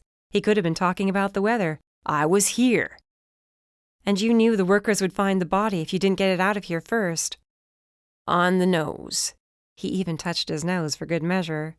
There was a light breeze, enough to cool the sweat on my neck and chest and make me shiver. "So you moved it someplace you didn't think it would be found, right?" "Yes." He took a step toward me. I stepped back, aware of how close I was to the trench. "How was I supposed to know the trunk would break? I had to sit there and pretend to be surprised that it was my father they found. Maybe I missed my calling. I should have gone into the theater." "Yeah, sure." "You know what it's like to pretend not to know the details behind something you're darned well aware of?" He snickered. "That little scene you pulled at the brewery, you knew all along." "What about it?" I challenged. Now that fear and confusion had passed, I was good and angry. I was trying to help Nate, when all you could do was spread misinformation to stir trouble. I felt sorry for you at first, you know. When I found out the circumstances behind your father's death, I pitied you. But now, I feel like I wasted my time." That knocked him off balance for a second. His eyelids fluttered, his mouth opening and closing. "How did they do it?" I asked, because why not strike while the iron was hot? "Do what?" "How did they fake your father's death on the boat?" "He was never on the boat." "But witnesses saw—" I stopped, realizing what I was saying and remembering how much George and Matthew looked alike. Why didn't I see it before? "He was already dead when you got on the boat." George pretended to be Matthew. "A hat pulled low over his eyes and he was fine. Nobody thought twice." "You were just a little boy." "And?" "And, are you serious? And your father died and you had to pretend he went overboard when you knew he was gone already? That must have been difficult." "Not so difficult. I wasn't sorry to see him go," he snorted, shaking his head. "He made my mother miserable. He made me miserable." "How do you know he made her miserable when you were such a little boy when she died?" "Children understand things. Have you ever noticed that?" He took another step, then another. "She cried all the time. They fought every day, right out in front of me. She'd beg him not to shout and throw things when I was in the room, but that would make it worse. She was only happy when he wasn't home. And he stole her from your uncle, didn't he? A smile started to form. You did your research, after all. That's what George told me, raising Winnie's son pretending I was theirs and not my father's. But that wasn't enough, since I became like my father as I grew older. Not a drunken, abusive wreck, but in other ways. Mannerisms, expressions. He became sour. He grew to hate me. Kevin glanced away for a moment, toward the patch of land where his father had rested for so long. It doesn't matter now. He's dead, and he couldn't see fit to leave me the house along with the land. The land which he had to leave you to keep the secret safe, I guessed. He wouldn't have left me anything otherwise, Kevin admitted. We would argue, and he would call me Matthew by mistake. That was years ago, before he cut contact with me. I can only imagine his opinion lessened with time. But he had to leave this to me, since our secret was buried here. And I fought to keep it, fool that I am. He held my gaze, sweat gleaming on his cheeks and neck. Why do you think that is? Why would I try to hold on, even when he hated me? Because he was the only father you knew, I shrugged. No matter how rotten a parent is, a person can still want to protect them. You're not responsible for what happened back then. I know that, he scoffed. But I've been aware of a murder all this time, and I never told anyone, even as an adult. I'm sure they can make allowances for that. You were a little boy. You had no say. They'll understand that. You thought I had a gun to your back. What do you know? He motioned with a shovel, held across his body. Move. Move where? I looked over my shoulder and found the trench only a yard or two from where I stood. Oh. My pulse picked up as my heart started thudding. You think I'm going in there? No thanks. I've already been in there. It's not fun. I don't think you have much of a choice. And he was finished playing, too, judging by the flatness of his voice. Go. In the hole. A million things whizzed through my brain all at once, but one thing in particular stood out. He might not have seemed like he was in great shape, but he'd been able to dig up a dead body and fill the hole in again, hadn't he? This time he'd only have to fill in a hole that had already been dug. What do you expect me to do? Stand still? Even if I get down there, you're going to have to keep me in one place. Or else you'll have to fill the entire trench. I don't think you could manage that, even if you had an entire weekend. That's a good point. He lowered the shovel. I guess I'll have to incapacitate you somehow. Why did I have to open my big mouth? For an older man, he was very quick. 1 second he was standing there, thinking, and the next he was swinging the shovel in a quick, decisive arch. I barely jumped out of the way in time, and almost stumbled my way into the trench for the second time in less than a week. This time my reflexes came through, and I managed to avoid falling. I took off at a run, determined to drive away and never come back. I don't think so, Kevin shouted as he chased me, swinging the shovel as he did. I felt the air whooshing at my back, telling me he was closer than would do me any good. I shrieked, sidestepping just in time as the clank of metal on metal set my teeth on edge. You hit my car! I screamed. First Lola, now my car! He placed himself in front of the driver's door, spinning the shovel in his hands. All that running hadn't done him any good, obviously, and now he was breathing heavy. But that didn't mean he was about to give up. I'm tired of people interfering with my family, he panted. I won't have it any more. I'll go then. I wasn't breathing so easily myself, though fear had a lot to do with it. He'd come a little too close for comfort. I'll go, and I won't come back. I won't say another word about this, only let me go. My dog is waiting for me at the hotel. I'll take her home with me tonight. Please, don't leave her there without me. Don't make me abandon her like that. What made me say it? I had no idea. Instinct, most likely. Something had to get through to him. The memory of how stricken he'd looked after kicking Lola, striking her with his foot, more like, since I didn't think he deliberately kicked her, must have spurred me on. Whatever it was enough to take some of the wind out of his sails. He stopped spinning the shovel, for one thing. I barely had time to think about what I could do next before light washed over us.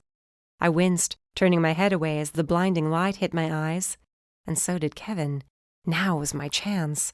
I threw myself forward and closed my hands over the shovel, pulling it out of his loosened grip before he had the chance to stop me. He let out an angry cry as I turned and ran toward whatever was coming our way. Anything to get away from him. A car pulled into view, and it came to a stop seconds later. Kevin! Nate roared. Stop this! He jumped out of the car and ran toward us. You had to have your way. Now Kevin was as close to madness as anyone I'd ever seen. He barely sounded human as years of conflicting emotions poured out of him. A brat! A spoiled, pampered brat who never had to work for anything. George made me work for what I had, but your father gave you everything. You even killed a girl and nothing came of it. Why should you have whatever you want? Nate held up his hands. I don't know, he admitted in a voice far calmer than his cousin's. I really don't know, Kevin. I didn't intend for it to be this way. All I've tried to do since then is make up for it in every way I know how. And I've given so much of my money away. Doesn't that count for something? There was no chance for Kevin to offer an answer before another set of headlights swept over us. Then again, and another. Along with flashing red and blue lights. Kevin was aghast as he realized what was happening. How? He gasped as his head swung back and forth. I wanted to know that, too. Nate pulled out his phone. Even at a distance, I could see he had a call going. You must have called me again by accident and not noticed, he told me, then shrugged. I heard enough to tell me who you were with and where you were. Kevin wasn't as impressed with my butt dialing. He backed away, now weaponless, eyes taking up half his face. No, I can't. You can't make me. He didn't even realize he was backing toward the trench. Kevin, stop! I called out with my hands raised, dropping the stupid shovel. You're gonna... But he'd already fallen. I ran to the edge of the trench, and so did Nate, and we stood side by side, watching Kevin writhe in pain, holding a leg that was obviously broken.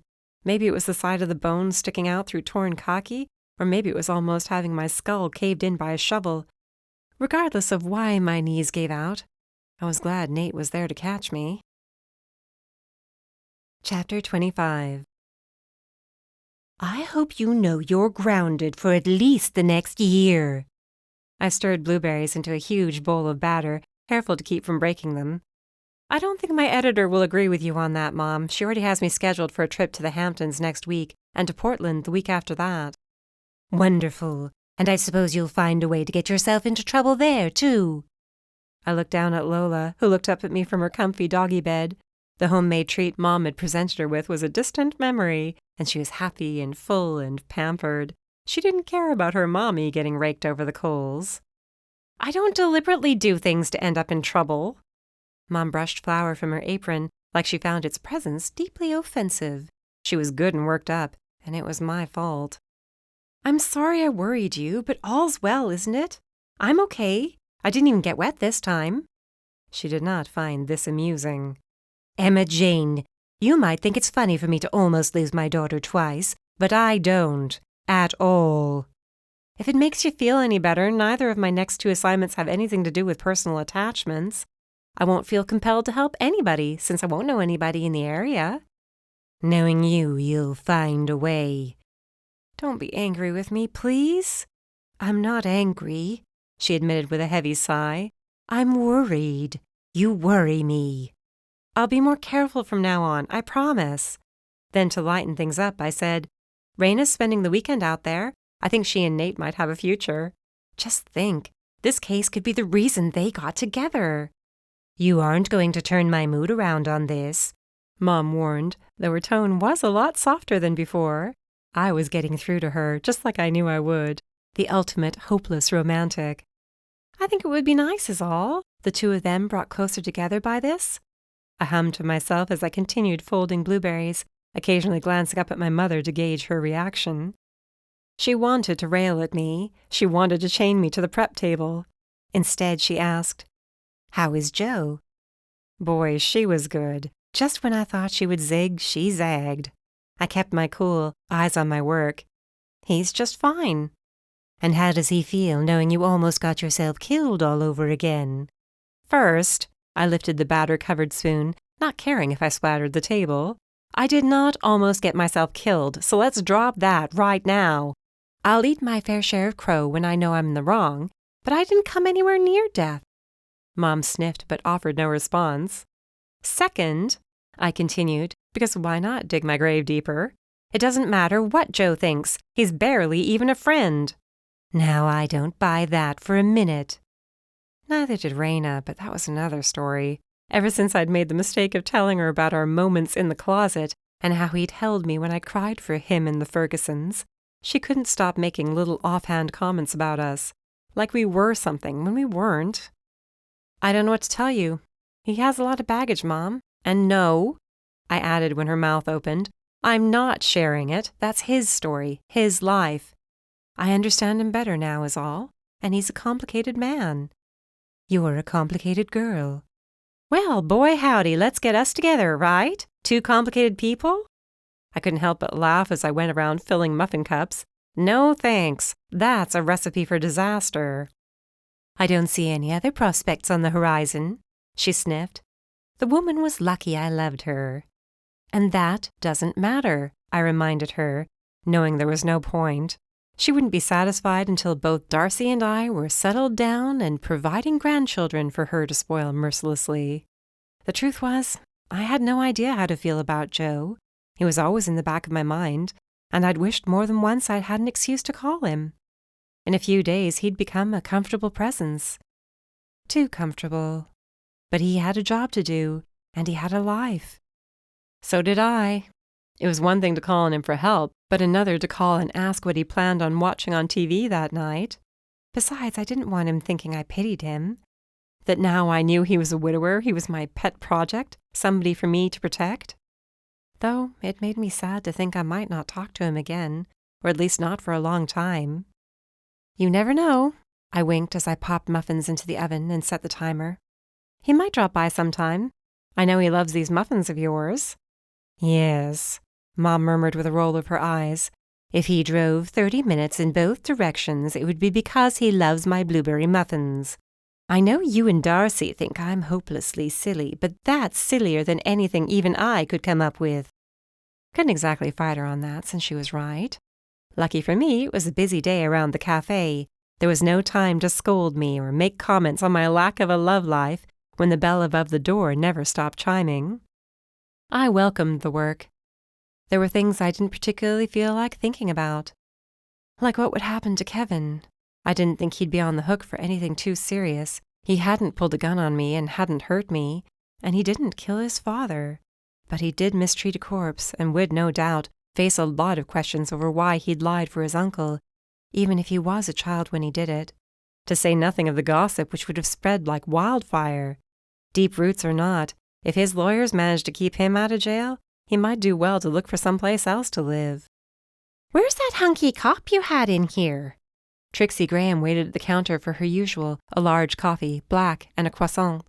I knew better than to share anything with her, knowing it might end up on the front page of the Cape Hope Times if I wasn't careful. You weren't here that morning, I observed with a sweet smile. How did you know he was here? So you admit he's a hunk? She grinned from behind her huge sunglasses. I guess the light in the cafe was too bright for her. I'd have to be blind. I handed her the croissant and coffee. Otherwise, no comment. I can always get the details from your mother, she reminded me in a light sing-song tone before heading to the only table left in the cafe. I bit my tongue before calling out anything she got from my mother would be speculation at best, and a fairy tale at worst. The hunky cop. That was a good description for him, even if I couldn't see a future for us. We were too different, or rather, too alike, stubborn and determined and sarcastic, and liable to drive each other crazy, even if he knew just how to hold a woman when she cried.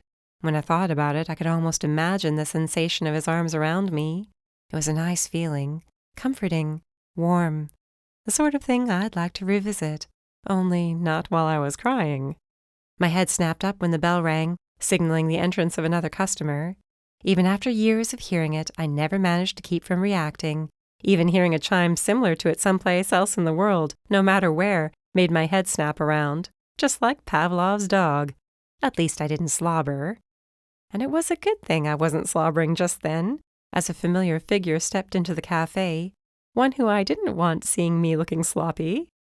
Even if he'd just come back from the dead and didn't deserve anything after disappearing on me. Duke Bellingham removed his aviators, hooking them into the top of his partly unbuttoned shirt. 2 buttons, just like always, the white fabric setting off his tan to perfection. His hair was a little longer than I remembered, a dark thatch flopping over his forehead. There she is, he grinned, approaching the counter. He moved with the same ease, the same grace. In other words, he looked so darn good, and he was grinning at me like he was looking at the best thing he'd seen all day. "What are you doing here?" Mom squawked loud enough to grab the attention of just about everybody, including Trixie, of course, who practically climbed over her pastel table to be closer to the action. "Mrs. Harmon, it's good to see you again."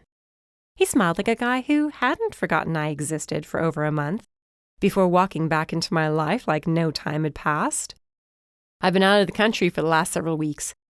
My grandmother passed away suddenly in her home in France, and there was a ton of things to settle.